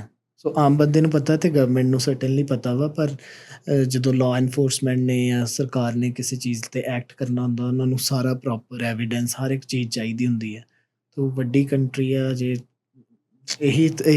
ਇਹੀ ਮੇਰੀ ਜਿਹੜੀ ਅਪੀਲ ਸੀਗੀ, ਇਹੀ ਸੀਗੀ ਵੀ ਕੋਈ ਕੁਛ ਬੰਦੇ ਹੀ ਤੁਸੀਂ ਫੜ ਕੇ ਉਹਨਾਂ ਨੂੰ ਪੈਨਲਾਈਜ਼ ਕਰ ਦਿਓ ਇੱਥੋਂ ਦੇ, ਤਾਂ ਕਿ ਇੱਥੇ ਵੀ ਸਿਸਟਮ ਸਹੀ ਹੋਏ। ਇਕੱਲਾ ਇੰਡੀਆ 'ਚੋਂ ਫੇਕ ਆਫਰ ਲੈਟਰ ਵਾਲੇ ਬੰਦੇ ਨੂੰ ਖ਼ਤਮ ਕਰਕੇ, ਇੱਕ ਬੰਦੇ ਨੂੰ ਖ਼ਤਮ ਕਰਕੇ ਜਾਂ ਉੱਥੇ ਉਹਨੂੰ ਅਰੈਸਟ ਵੀ ਕਰ ਲਏ, ਐਕਸਟਰਾ ਜੁਰਿਸਡਿਕਸ਼ਨਲ ਪਾਵਰ ਯੂਜ਼ ਕਰਕੇ, ਰਿਕੁਐਸਟ ਕਰਕੇ ਇੰਡੀਆ ਦੀ ਸਰਕਾਰ ਨੂੰ ਉੱਤੇ ਪੈਨਲਟੀ ਵੀ ਕਰ ਦੇਣ, ਜੋ ਮਰਜ਼ੀ ਕਾਨੂੰਨ ਦੇ ਨਾਲ ਹਿਸਾਬ ਨਾਲ ਕਰ ਦੇਣ। ਪਰ ਉਹ ਇੱਕ ਬੰਦੇ ਦੇ ਇਮੀਗ੍ਰੇਸ਼ਨ ਮਾਰਕੀਟ ਦੀ ਸਪੇਸ 'ਚੋਂ ਐਲੀਮੀਨੇਟ ਹੋਇਆ ਕੰਮ ਨਹੀਂ ਕੋਈ ਰੁਕਣਾ। ਉਹ ਖਰਾਬ ਜਿਹੜਾ ਕੰਮ ਹੈਗਾ ਉਹ ਤੁਹਾਨੂੰ ਇੱਥੋਂ ਬੈਠੇ ਬੰਦਿਆਂ ਨੂੰ ਕਰਕੇ ਉਹਨਾਂ ਨੂੰ ਫਿਕਸ ਕਰਨਾ ਪਏਗਾ। ਇੱਥੇ ਵੀ ਬੰਦ ਹੋਵੇ, ਇੱਥੇ ਬੰਦ ਹੋਊਗਾ ਤੇ ਇੰਡੀਆ ਦਾ ਜੇ ਨਹੀਂ ਕੰਟਰੋਲ ਕਰ ਸਕਦੇ, ਠੀਕ ਆ, ਉੱਥੋਂ ਦੇ ਲੋਕਾਂ ਨੂੰ ਐਜੂਕੇਟ ਕਰਾਂਗੇ। ਪੁਨੀਤ ਫੈਲਿਕਸ ਵਰਗੇ, ਗਲਾਸੀ ਟਾਈਮ ਵਰਗੇ ਇੰਟਰਨੈਸ਼ਨਲ ਸਟੂਡੈਂਟਸ ਹੋਰ ਵੀ ਚੈਨਲ ਬਣਾਉਣਗੇ, ਵੱਖ-ਵੱਖ ਪਲੇਟਫਾਰਮਸ ਆਉਣਗੇ ਹੋਰ ਵੀ, ਉਹ ਸਾਰੇ ਰਲ ਮਿਲ ਕੇ, ਹੁਣੇ ਮੈਂ ਰੇਡੀਓ ਚੈਨਲ ਤੇ ਜਾ ਕੇ ਆਇਆ, ਉਹ ਵੀ ਇੰਟਰਨੈਸ਼ਨਲ ਸਟੂਡੈਂਟਸ ਟਰਨ PR ਹਜੇ ਵਰਕ ਪਰਮਿਟ ਤੇ ਆ, ਉਹ ਵੀ ਇਹ ਕੰਮ ਕਰ ਰਿਹਾ। ਸੋ ਵੱਖ-ਵੱਖ ਪਲੇਟਫਾਰਮਸ ਤੇ ਐਜੂਕੇਟਿਡ ਬੰਦੇ, ਅਸੀਂ ਇੰਡੀਆ ਐਜੂਕੇਸ਼ਨ ਬਚਾਵਾਂਗੇ ਸਾਰੇ ਰਲ ਮਿਲ ਕੇ ਕਿ ਇੱਥੋਂ ਸਹੀ ਕਰੋ। ਪਰ 227 ਇਨੋਸੈਂਟ ਵਿਕਟਿਮਸ ਆਫ ਫਰਾਡ ਜਿਹੜੇ ਹੈਗੇ ਆ, ਉਹਨਾਂ ਨਾਲੋਂ 227 ਇੱਥੋਂ ਦੇ ਕੋਈ ਠੱਗ ਚੋਰ ਫੜ ਕੇ ਉਹਨਾਂ ਨੂੰ ਪੁੱਠੇ ਟੰਗਣ ਦੀ ਸਰਕਾਰ ਕੋਈ ਪਾਲਿਸੀ ਬਣਾਵੇ, ਉਹਨਾਂ ਨੂੰ ਫੜੇ ਤੇ ਫਿਰ ਇੱਥੋਂ ਦਾ ਸਿਸਟਮ ਵੀ ਸੁਧਰੇ। ਇੱਥੇ ਵੀ ਉਹ ਗਰੀਬ ਕਿਸਾਨ ਦੇ ਬੱਚੇ ਦੀ ਲੁੱਟ ਹੋਣੀ ਬੰਦ ਹੋਏ। ਇੰਟਰਨੈਸ਼ਨਲ ਸਟੂਡੈਂਟਸ ਦੀਆਂ ਜਿਹੜੀਆਂ ਬਲੱਡ ਐਂਡ ਬੋਨਸ 'ਚੋਂ ਨਿਕਲਿਆ ਪੈਸਾ ਆ, ਉਹ ਕਿਸੇ ਦੀ ਜੇਬ 'ਚ ਆਰਾਮ ਨਾਲ ਉਹਦੇ ਵੱਡੇ ਘਰ, ਵੱਡੀਆਂ ਗੱਡੀਆਂ ਲਈ ਉਹ ਨਾ ਜਾਣ। ਇੰਟਰਨੈਸ਼ਨਲ ਸਟੂਡੈਂਟ ਆਪਣੀ ਲਾਈਫ ਆਪ ਬਿਲਡ ਕਰੇ ਇੱਥੇ। ਓਕੇ ਭਾਜੀ, ਮੈਂ ਇਹ ਚੀਜ਼ ਪੁੱਛਣਾ ਚਾਹੁੰਦਾ ਕਿ ਠੀਕ ਹੈ, ਆਪਾਂ ਤੁਸੀਂ ਕਹਿ ਰਹੇ ਹੋ ਕਿ ਇੱਥੋਂ ਫੜਨੇ ਸ਼ੁਰੂ ਕਰੋ, ਬਟ ਜਿਹੜਾ ਮੈਸ ਇੰਡੀਆ ਹੋ ਗਿਆ ਹੋਇਆ ਕਲੀਨ ਕਰਨਾ ਕਿੰਨਾ ਟਾਈਮ ਲੱਗੂਗਾ? ਐਂਡ ਪਲੱਸ ਐਵੇਂ ਕਿ ਕੀ ਕੈਨੇਡੀਅਨ ਐਮਬੈਸੀ ਜਿਹੜੀ ਇੰਡੀਆ 'ਚ ਹੈਗੀ ਆ, ਅਤੇ ਕੀ ਉਹ ਇੱਦਾਂ ਦਾ ਇੱਕ ਕੋਈ ਰੈੱਡ ਫਲੈਗ ਲਿਸਟ ਜਾਂ ਕੁਛ ਇੱਦਾਂ ਦਾ ਬੈਨ ਲਿਸਟ ਕੱਢ ਸਕਦੇ ਨੇ? ਕਿਉਂਕਿ ਆਪਾਂ ਨਾ ਜਦੋਂ ਪ੍ਰੋਟੈਸਟ ਸੀਗੇ ਅਤੇ ਅਸੀਂ ਕੋਸ਼ਿਸ਼ ਕੀਤੀ ਕਿ ਬੱਚਿਆਂ ਨੂੰ ਪੁੱਛੀਏ ਕਿ ਕੌਣ ਏਜੰਟ ਨੇ ਇੰਡੀਆ 'ਚ, ਕਿਉਂਕਿ ਉਹ ਨਾਮ ਨਹੀਂ ਲੈ ਰਹੇ, ਕਹਿੰਦੇ ਨੇ ਹੋ ਸਕਦਾ ਸਾਡੀ ਫੈਮਿਲੀ ਨੂੰ ਹਾਰਮ ਕਰਨ ਜਾਂ ਕੋਈ ਵੀ ਇੱਦਾਂ ਦਾ ਐਕਸ਼ਨ ਕਰ ਸਕਦੇ ਨੇ, ਕਿਉਂਕਿ ਉਹ ਬਹੁਤ ਵੱਡੇ ਨਾਮ ਨੇ ਇੰਡੀਆ 'ਚ ਇਸ ਟਾਈਮ 'ਤੇ। ਅਤੇ ਈਵਨ ਅੰਮ੍ਰਿਤਸਰ ਦੇ ਵੀ ਕਈ ਚੰਗੇ ਏਜੰਟ ਸੀਗੇ ਜਿਹੜੇ, ਅਤੇ ਉਹਦਾ ਨਾਮ ਕਿਉਂ ਨਹੀਂ ਲੈ ਰਹੇ? ਰਿਐਲਿਟੀ ਹੈ ਕਿ ਹੋ ਸਕਦਾ ਕਿ ਇਹਨਾਂ ਨੂੰ ਫੈਮਿਲੀ ਨੂੰ ਹਾਰਮ ਕਰਨ ਜਾਂ ਮਤਲਬ ਕੁਛ ਇੱਦਾਂ, ਕਿ ਅੰਬੈਸੀ ਕੁਛ ਕਰ ਸਕਦੀ ਹੈ ਕਿ ਹਾਂ ਵੀ ਰੈੱਡ ਫਲੈਗ ਕਰ ਦੇਣ ਇਹਨਾਂ ਨੂੰ ਜਾਂ ਰੂਲਸ ਹੋਰ ਸਖਤ ਕਰਨ? ਸੋ ਦੇਖੋ, ਕਿਸੇ ਇੱਕ ਸਪੈਸੀਫਿਕ ਏਜੰਟ ਨੂੰ ਜਾਂ ਕੁਛ ਏਜੰਟਸ ਨੂੰ ਰੈੱਡ ਫਲੈਗ ਕਰਨਾ, ਉਹ ਸਰਕਾਰ ਇਹ ਨਹੀਂ ਕਰ ਰਹੀ। ਸਰਕਾਰ ਤੇ ਲੋਕਾਂ ਨੂੰ 2019 ਦੀ ਮੈਂ ਨਿਊਜ਼ ਆ ਤੁਹਾਨੂੰ ਦਿਖਾ ਦਿੰਦਾ। ਇਹਦਾ ਟਾਈਟਲ ਹੈ Ottawa warns against use of immigration agents in India. ਮਤਲਬ ਕੈਨੇਡਾ ਦੀ ਸਰਕਾਰ ਆਪਣਾ ਟਾਈਮ ਟੂ ਟਾਈਮ ਇਹ ਕੰਮ ਕਰਦੀ ਪਈ ਹੈ, ਲੋਕਾਂ ਨੂੰ ਐਜੂਕੇਟ ਕਰ ਰਹੀ ਕਿ ਏਜੰਟਸ ਨੂੰ ਨਾ ਯੂਜ਼ ਕਰੋ। ਕਿਸੇ ਇੱਕ ਨੂੰ, ਦੋਵਾਂ ਨੂੰ, 10 ਨੂੰ ਬਲੈਕ ਲਿਸਟ ਕਰਕੇ ਨਹੀਂ, ਉਹ ਜਿਹੜਾ ਹੈ ਕਲੈਕਟਿਵਲੀ ਅਨਆਥੋਰਾਈਜ਼ਡ ਪ੍ਰੈਕਟਿਸ ਚੱਲ ਰਹੀ ਹੈ ਜਿਹੜੀ ਦੁਨੀਆ 'ਚ ਕਿਤੇ ਵੀ, ਨਾਟ ਜਸਟ ਇਨ ਇੰਡੀਆ, ਜਿੱਥੇ ਵੀ ਕੈਨੇਡੀਅਨ ਇਮੀਗ੍ਰੇਸ਼ਨ ਹੋ ਰਹੀ ਹੈ ਡਿਵੈਲਪਿੰਗ ਕੰਟਰੀਜ਼ 'ਚ ਕੈਨੇਡਾ ਵੱਲ ਨੂੰ, ਉੱਥੇ ਏਜੰਟਸ ਹੈਗੇ ਨੇ, ਇਸ਼ੂ ਆ। ਪਰ ਸਰਕਾਰ ਆਪਣਾ ਕੰਮ ਕਰਦੀ ਰਹੀ ਆ। ਦੇਖੋ ਤੁਸੀਂ, ਸਰਕਾਰ ਆਪਣਾ ਕੰਮ ਇਸ ਇਸ਼ੂ ਤੋਂ ਕਈ ਸਾਲ ਪਹਿਲਾਂ ਦਾ ਕਰ ਰਹੀ ਹੈ। ਰਾਈਟ। ਲੋਕਾਂ ਨੂੰ ਕੋਈ ਡਜ਼ਨਟ ਮੈਟਰ ਕਿਹੜਾ ਪਾਵਰ ਸੀਗਾ, ਇਹ ਕਰਦੇ ਰਹਿੰਦੇ, ਟਾਈਮ ਟੂ ਟਾਈਮ ਕੈਂਪੇਨ ਚਲਾਉਂਦੇ ਰਹਿੰਦੇ ਆ। ਭਾਈ ਤੁਹਾਡੇ ਕੋਲ ਹੋਰ ਕੰਟਰੀਆਂ ਦੇ ਵੀ ਆਉਂਦੇ ਆ ਕਲਾਇੰਟਸ? ਸਾਰੀ ਕੰਟਰੀਜ਼ ਦੇ, ਕਾਫੀ ਇੰਡੀਆ, ਪਾਕਿਸਤਾਨ ਤੋਂ ਮੈਜੋਰਿਟੀ ਪਾਕਿਸਤਾਨ 'ਚ ਕਿੱਦਾਂ ਦਾ ਉਹਨਾਂ ਨੂੰ ਆ ਰਹੇ ਵੀਜ਼ੇ ਵਗੈਰਾ, ਕਿੱਦਾਂ ਦਾ ਰਿਸਪੌਂਸ ਉੱਥੇ? ਸੋ ਹਰ ਕੰਟਰੀ ਦੇ ਮਤਲਬ ਜਿਹੜਾ ਐਪਲੀਕੈਂਟ ਸਹੀ ਤਰੀਕੇ ਨਾਲ ਐਪਲੀਕੇਸ਼ਨ ਲਗਾਉਂਦਾ, ਮੈਰਿਟਸ ਮੀਟ ਕਰਦਾ, ਕੰਟਰੀ ਸਪੈਸੀਫਿਕ ਨਹੀਂ ਹੈ ਇਹਨਾਂ ਦੇ, ਉਹ ਆ ਚੈੱਕਲਿਸਟ ਕੀ ਪ੍ਰੋਗਰਾਮਸ ਜਿਹੜੇ ਆ ਉਹਦੇ 'ਚ ਮੀਟ ਕਰਦੇ ਆ ਬੰਦੇ ਕਿ ਨਹੀਂ ਕਰਦੇ। ਇੰਡੀਆ ਤੋਂ ਜ਼ਿਆਦਾ ਇਮੀਗ੍ਰੇਸ਼ਨ ਹੋ ਰਹੀ ਆ, ਸਟੂਡੈਂਟਸ ਵੀ ਇੰਡੀਆ ਤੋਂ ਜ਼ਿਆਦਾ ਵਾ ਇੰਡੀਆ 'ਚ, ਨਾਰਥ ਇੰਡੀਆ 'ਚ ਹੋਰ ਜ਼ਿਆਦਾ ਹੋ ਰਹੀ ਆ ਕਿਉਂਕਿ ਫਾਈਨੈਂਸ਼ੀਅਲ ਕਪੈਸਿਟੀ ਹੈਗੀ ਆ। ਚਾਹੇ ਉਹ ਆਰਡੀਨਰੀ ਫੈਮਲੀਜ਼ ਆ, ਜੋੜ ਜਾੜ ਕੇ 30 ਕੁ ਲੱਖ ਚਾਹੀਦਾ ਬੱਚੇ ਨੂੰ ਭੇਜਣ ਲਈ, ਸੈਟਲ ਕਰ ਲਈ। ਸੋ 30 ਲੱਖ ਲਗਭਗ 2 ਏਕੜ ਵਾਲਾ ਕਿਸਾਨ ਵੀ ਅਰੇਂਜ ਕਰ ਲੈਂਦਾ ਵਾ, ਉਸ ਤੋਂ ਥੱਲੇ ਵਾਲਾ ਵੀ ਕਰ ਲੈਂਦਾ ਔਖਾ ਸੌਖਾ ਹੋ ਕੇ। ਹਾਂਜੀ। ਸੋ ਬੱਚੇ ਪਹੁੰਚ ਰਹੇ ਨੇ, ਪਹੁੰਚਦੇ ਰਹੇ ਆ ਵੀ ਆਪਣੀ ਲਾਈਫ ਚੇਂਜ ਕਰਾਂਗੇ, ਬਿਲਡ ਕਰਾਂਗੇ। ਪਰ ਜੇ ਤੁਹਾਡੀ ਫਾਈਲ ਦੇ ਵਿੱਚ ਉੱਥੇ ਇੰਡੀਆ 'ਚ ਕੋਈ ਹੋਰ ਫਰਾਡ ਕਰ ਰਿਹਾ ਵਾ ਜਾਂ ਤੁਸੀਂ ਇੱਥੇ ਆਪ ਗਲਤ ਕੰਮ ਕਰ ਰਹੇ ਹੋ ਤੇ ਉਹਦਾ ਨੁਕਸਾਨ ਤੁਹਾਨੂੰ ਹੋਣਾ। ਸੋ ਪ੍ਰੈਕਟੀਸ਼ਨਰ ਉਹ ਚੁਣੋ ਜਿਨ੍ਹਾਂ ਕੋਲ ਲਾਇਸੈਂਸ ਆ, ਕੰਸਲਟੈਂਟ ਜਾਂ ਲਾਇਰ ਜਿਨ੍ਹਾਂ ਕੋਲ ਲਾਇਸੈਂਸ ਆ। ਉਹਨਾਂ ਦਾ ਲਾਇਸੈਂਸ ਵੈਰੀਫਾਈ ਕਰੋ, ਚੰਗੀ ਤਰ੍ਹਾਂ ਉਹਨਾਂ ਦੇ ਕ੍ਰੈਡੈਂਸ਼ੀਅਲਸ ਚੈੱਕ ਕਰੋ ਅਤੇ ਫਿਰ ਆਪਣੀ ਡਿਲੀਜੈਂਸ ਕਰਕੇ ਚੰਗੀ ਤਰ੍ਹਾਂ ਪੜ੍ਹ ਕੇ ਜਾਂਚ ਕੇ ਫਿਰ ਤੁਸੀਂ ਆਪਣਾ ਅੱਗੇ ਸਟੈਪਸ ਲਓ ਪ੍ਰੋਸੀਡ ਕਰਨ ਲਈ। ਪਹਿਲੀ ਐਪਲੀਕੇਸ਼ਨ 'ਚ ਹੀ ਸਾਫ ਸੁਥਰੇ, ਇਮਾਨਦਾਰ, ਚੰਗੇ, ਕੰਪੀਟੈਂਟ ਬੰਦੇ ਨੂੰ ਚੁਣੋ, ਨਾ ਕਿ ਤੁਸੀਂ ਜਿਹੜਾ ਵਾ ਅਟੇ ਸਟੇ ਕਿ ਮੇਰੇ ਦੋਸਤ ਨੇ ਉੱਥੋਂ ਲਵਾਈ ਸੀਗੀ ਫਾਈਲ, ਮੇਰੇ ਰਿਲੇਟਿਵ ਨੇ ਲਗਾਈ ਸੀ, ਮੇਰੇ ਅੰਕਲ ਦਾ ਨੇਬਰ ਆ, ਇਸ ਤਰ੍ਹਾਂ ਨਾ ਫਾਈਲ ਲਗਾਓ। ਉਹਨਾਂ ਨੂੰ ਚੈੱਕ ਕਰਕੇ, ਜਿਵੇਂ ਡਾਕਟਰ ਕੋਲ ਜਾਈਦਾ ਇਲਾਜ ਕਰਵਾਉਣ ਅਤੇ ਦੇਖੀਦਾ ਵੀ ਡਾਕਟਰ ਵਧੀਆ ਹੋਣਾ ਚਾਹੀਦਾ, ਬੰਦਾ ਇਲਾਜ ਉਹਦਾ ਹੋ ਸਕੇ। ਉਸੇ ਤਰ੍ਹਾਂ ਹੀ ਵਧੀਆ ਆਪਣੀ ਡਿਲੀਜੈਂਸ ਕਰਕੇ, ਕਿਸੇ ਦੇ ਕਹਿਣ 'ਤੇ ਨਹੀਂ, ਆਪਣੀ ਰਿਸਰਚ ਕਰਕੇ ਫਿਰ ਜਾਓ, ਫਿਰ ਪ੍ਰੈਕਟੀਸ਼ਨਰ ਚੁਣੋ। ਸਾਰੀਆਂ ਚੀਜ਼ਾਂ ਦਾ ਕੋਈ ਪ੍ਰੋਬਲਮ ਆਏਗੀ ਨਹੀਂ ਫਿਊਚਰ 'ਚ। ਰਾਈਟ। ਆਈ ਥਿੰਕ ਆਪਾਂ ਸਾਰੇ ਟੌਪਿਕ ਕਰ ਹੀ ਲਏ ਕਵਰ।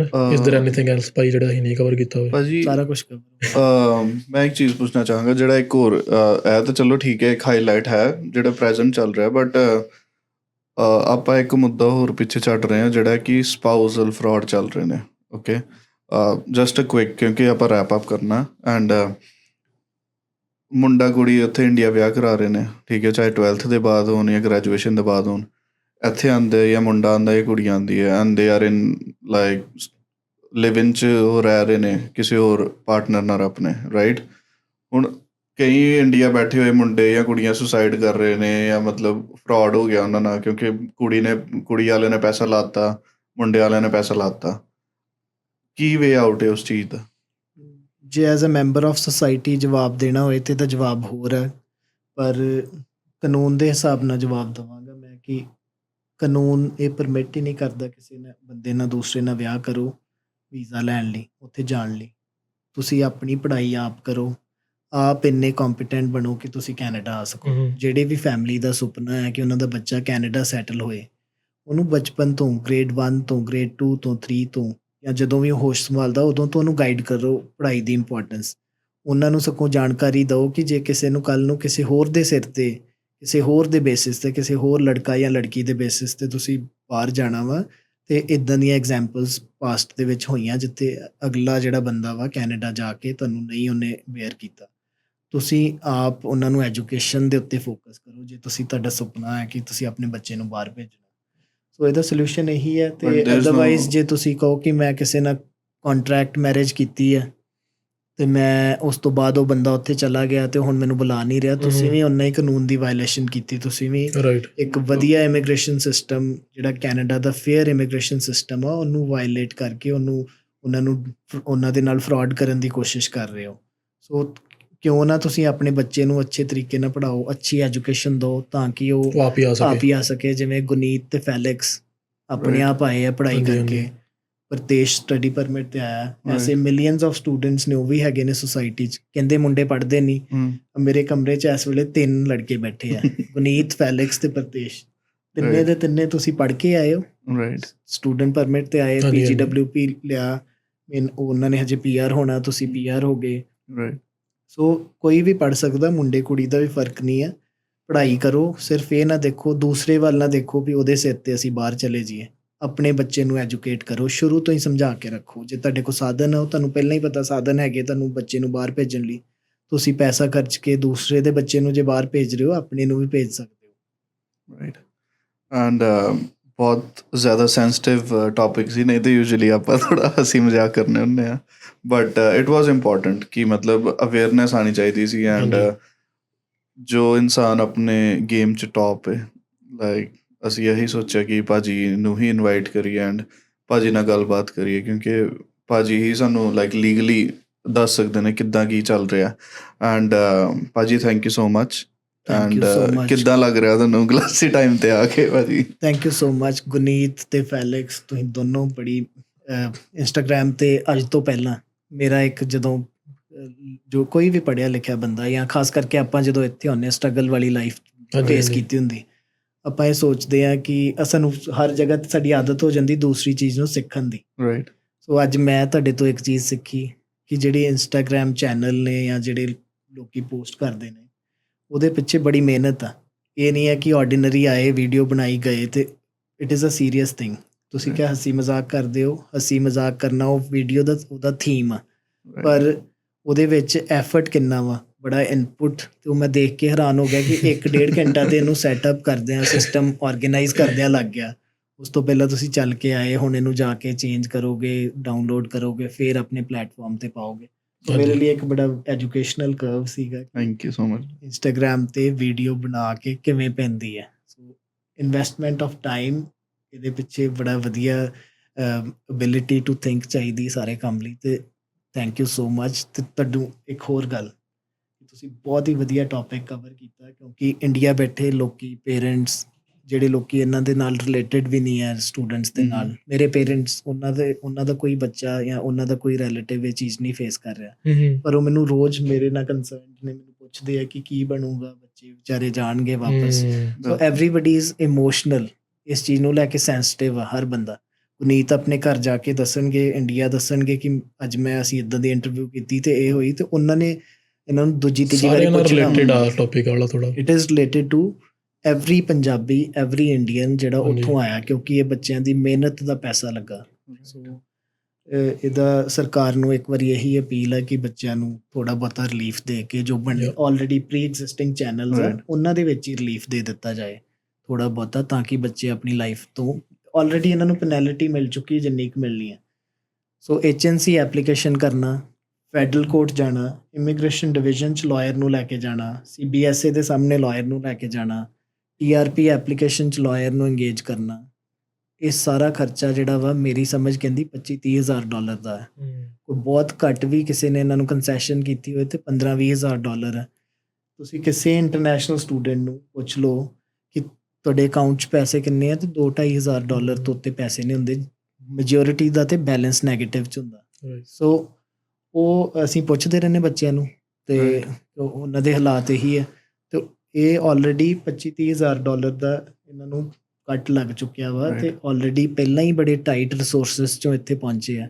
ਸੋ ਕੋਰਟਾਂ ਕਚਹਿਰੀਆਂ 'ਚ ਜਾਣਾ, ਇੱਥੋਂ ਦੇ ਸਿਸਟਮ ਨੂੰ ਫੇਸ ਕਰਨਾ, ਪ੍ਰੋਸੈਸ ਆ ਉਹਦੇ 'ਚੋਂ ਨਿਕਲਣਾ ਪੈਣਾ, ਕਿਉਂਕਿ ਗਲਤੀ ਨਹੀਂ ਵੀ ਹੈ, ਲਾਇਬਿਲਿਟੀ ਹੈਗੀ ਆ। ਸੋ ਪ੍ਰੋਸੈਸ 'ਚੋਂ ਨਿਕਲਦੇ ਬਹੁਤ ਖਰਚਾ ਹੋ ਰਿਹਾ ਵਾ, ਟੈਨਸ਼ਨ, ਸਟ੍ਰੈਸ ਤੇ ਪੈਸਾ, ਇੰਨਾ ਚੀਜ਼ ਵੇਸਟ ਹੋ ਰਹੀ। ਇਹਦੀ ਬਜਾਏ ਇੱਥੋਂ ਆਉਣ ਵਾਲੇ ਬੱਚਿਆਂ ਨੂੰ ਸਿਰਫ ਇੱਕ ਹੀ ਸਮਝ ਹੈ ਬਣਦੀ ਕਿ ਇੰਨਾ ਕੁਛ ਨਾ ਹੋਵੇ। Licensed practitioner firm within the country, Canada 'ਚੋਂ, ਚਾਹੇ ਤੁਸੀਂ ਦੂਰ ਬੈਠੇ, ਅੱਜ ਕੱਲ੍ਹ ਸਾਧਨ ਬੜੇ ਆ, Instagram, WhatsApp, social media, website, email ਜ਼ਰੀਆ ਵਾ। ਉਹ ਪੁਰਾਣਾ ਟਾਈਮ ਨਿਕਲ ਗਿਆ। ਆਪਣੇ ਇੱਥੇ ਬੈਠੇ ਦੋਸਤਾਂ ਨੂੰ, ਅੱਜ ਦੀ ਡੇਟ 'ਚ ਪੰਜਾਬ ਦੇ ਲਗਭਗ ਹਰ ਘਰ 'ਚੋਂ ਇੱਕ ਬੱਚਾ ਇੱਥੇ ਆ। ਆਪਣੇ ਗੁਆਂਢੀ ਨੂੰ, ਆਪਣੇ ਨੇਬਰ ਨੂੰ, ਆਪਣੇ ਦੋਸਤ ਨੂੰ, ਸਾਥੀ ਨੂੰ, ਹਰ ਇੱਕ ਨੂੰ ਰੀਚ ਆਊਟ ਕਰੋ ਜਿਹੜਾ ਕੈਨੇਡਾ 'ਚ ਆ। ਉਹਨਾਂ ਨੂੰ ਕਹੋ ਕਿ ਇੱਥੇ ਸਾਨੂੰ ਪ੍ਰੈਕਟੀਸ਼ਨਰ ਇੱਥੋਂ ਲੱਭ ਕੇ ਦਿਓ, ਉਹਦਾ ਲਾਇਸੈਂਸ ਵੀ ਚੈੱਕ ਕਰਕੇ ਦਿਓ। ਇੱਥੇ ਬੈਠੇ ਬੰਦੇ ਲਈ ਬੜਾ ਈਜ਼ੀ ਆ ਕਿਸੇ ਦੇ ਆਫਿਸ ਜਾ ਕੇ ਸਾਰਾ ਕੁਝ ਮਾਪਣਾ, ਸਮਝਣਾ। ਸੋ ਗੁਨੀਤ ਦੇ ਕਿਸੇ ਰਿਲੇਟਿਵ ਨੇ ਜੇ ਫਾਈਲ ਲਗਾਉਣੀ ਆ, ਫੈਲਿਕਸ ਦੇ ਕਿਸੇ ਨੇ ਲਗਾਉਣੀ ਆ, ਇਹਨਾਂ ਨੂੰ ਫੋਨ ਕਰੋ, ਇਹਨਾਂ ਨੂੰ ਪੁੱਛੋ ਕਿ ਅਸੀਂ ਕਿੱਥੋਂ ਫਾਈਲ ਲਾਈਏ, ਇੱਥੇ ਤੁਹਾਡੇ ਲਈ ਮਿਹਨਤ ਕਰਕੇ ਕੱਢ ਸਕਦੇ ਆ। ਸੋ ਇੰਟਰਨੈਸ਼ਨਲ ਸਟੂਡੈਂਟ ਜਿਹੜੇ ਯੰਗ ਐਪਲੀਕੈਂਟਸ, ਜਿਹੜੇ ਵੀ ਤੁਹਾਡੇ ਫੈਮਿਲੀ ਮੈਂਬਰ ਯੰਗ ਇੱਥੇ ਹੈਗਾ, ਉਹ ਦੌੜ ਭੱਜ ਵੀ ਕਰ ਲੈਂਦੇ ਆ ਤੁਹਾਡੇ ਲਈ।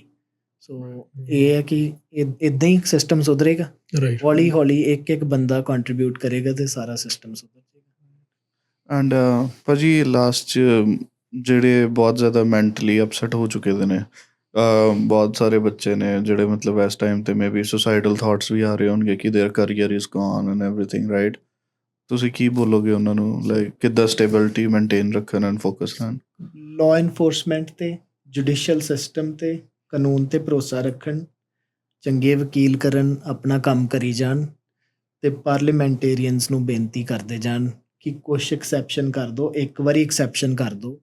ਤੇ ਜੇ ਮੈਂ ਖੁਦ ਵੀ ਹੋਵਾਂ ਤੇ ਮੈਂ ਇਮੀਗ੍ਰੇਸ਼ਨ ਮਿਨਿਸਟਰ ਨੂੰ ਇੱਕ ਲੈਟਰ ਲਿਖਣ ਦੀ ਸੋਚ ਰਿਹਾ ਵਾਂ ਕਿ ਇਹ ਇਨਸੀਡੈਂਟ ਠੀਕ ਆ, ਲਾਅ ਦੇ ਅਗੇਂਸਟ ਸਾਰਾ ਕੁਛ, ਪਰ ਇਹ ਮੌਕਾ ਵਾ ਜਿੱਦਾਂ ਤੁਹਾਡਾ ਅੱਜ ਦੀ ਡੇਟ 'ਚ ਇਸ ਮੁੱਦੇ ਤੇ ਬੋਲਦੇ ਹੋ ਜਦੋਂ, ਤੇ ਲਾਈਵ ਜਿਹੜਾ ਵਾ ਤੁਹਾਡਾ ਅਪਡੇਟ ਆ ਉਹ ਘਰ ਘਰ ਜਾ ਰਿਹਾ, ਹਰ ਬਾਕੀ ਲੋਕਾਂ ਦੀ ਛੱਡਦੀ ਹੈ, ਪੰਜਾਬ ਦੇ ਹਰ ਘਰ 'ਚ ਜਾ ਰਿਹਾ ਕਿ ਕੈਨੇਡਾ ਦਾ ਮਿਨਿਸਟਰ ਜਿਹੜਾ ਵਾ ਖੜਾ ਹੋ ਕੇ ਉਹ ਰਿਲੀਫ ਦੇ ਰਿਹਾ ਬੱਚਿਆਂ ਨੂੰ ਜਾਂ ਕਿੱਦਾਂ।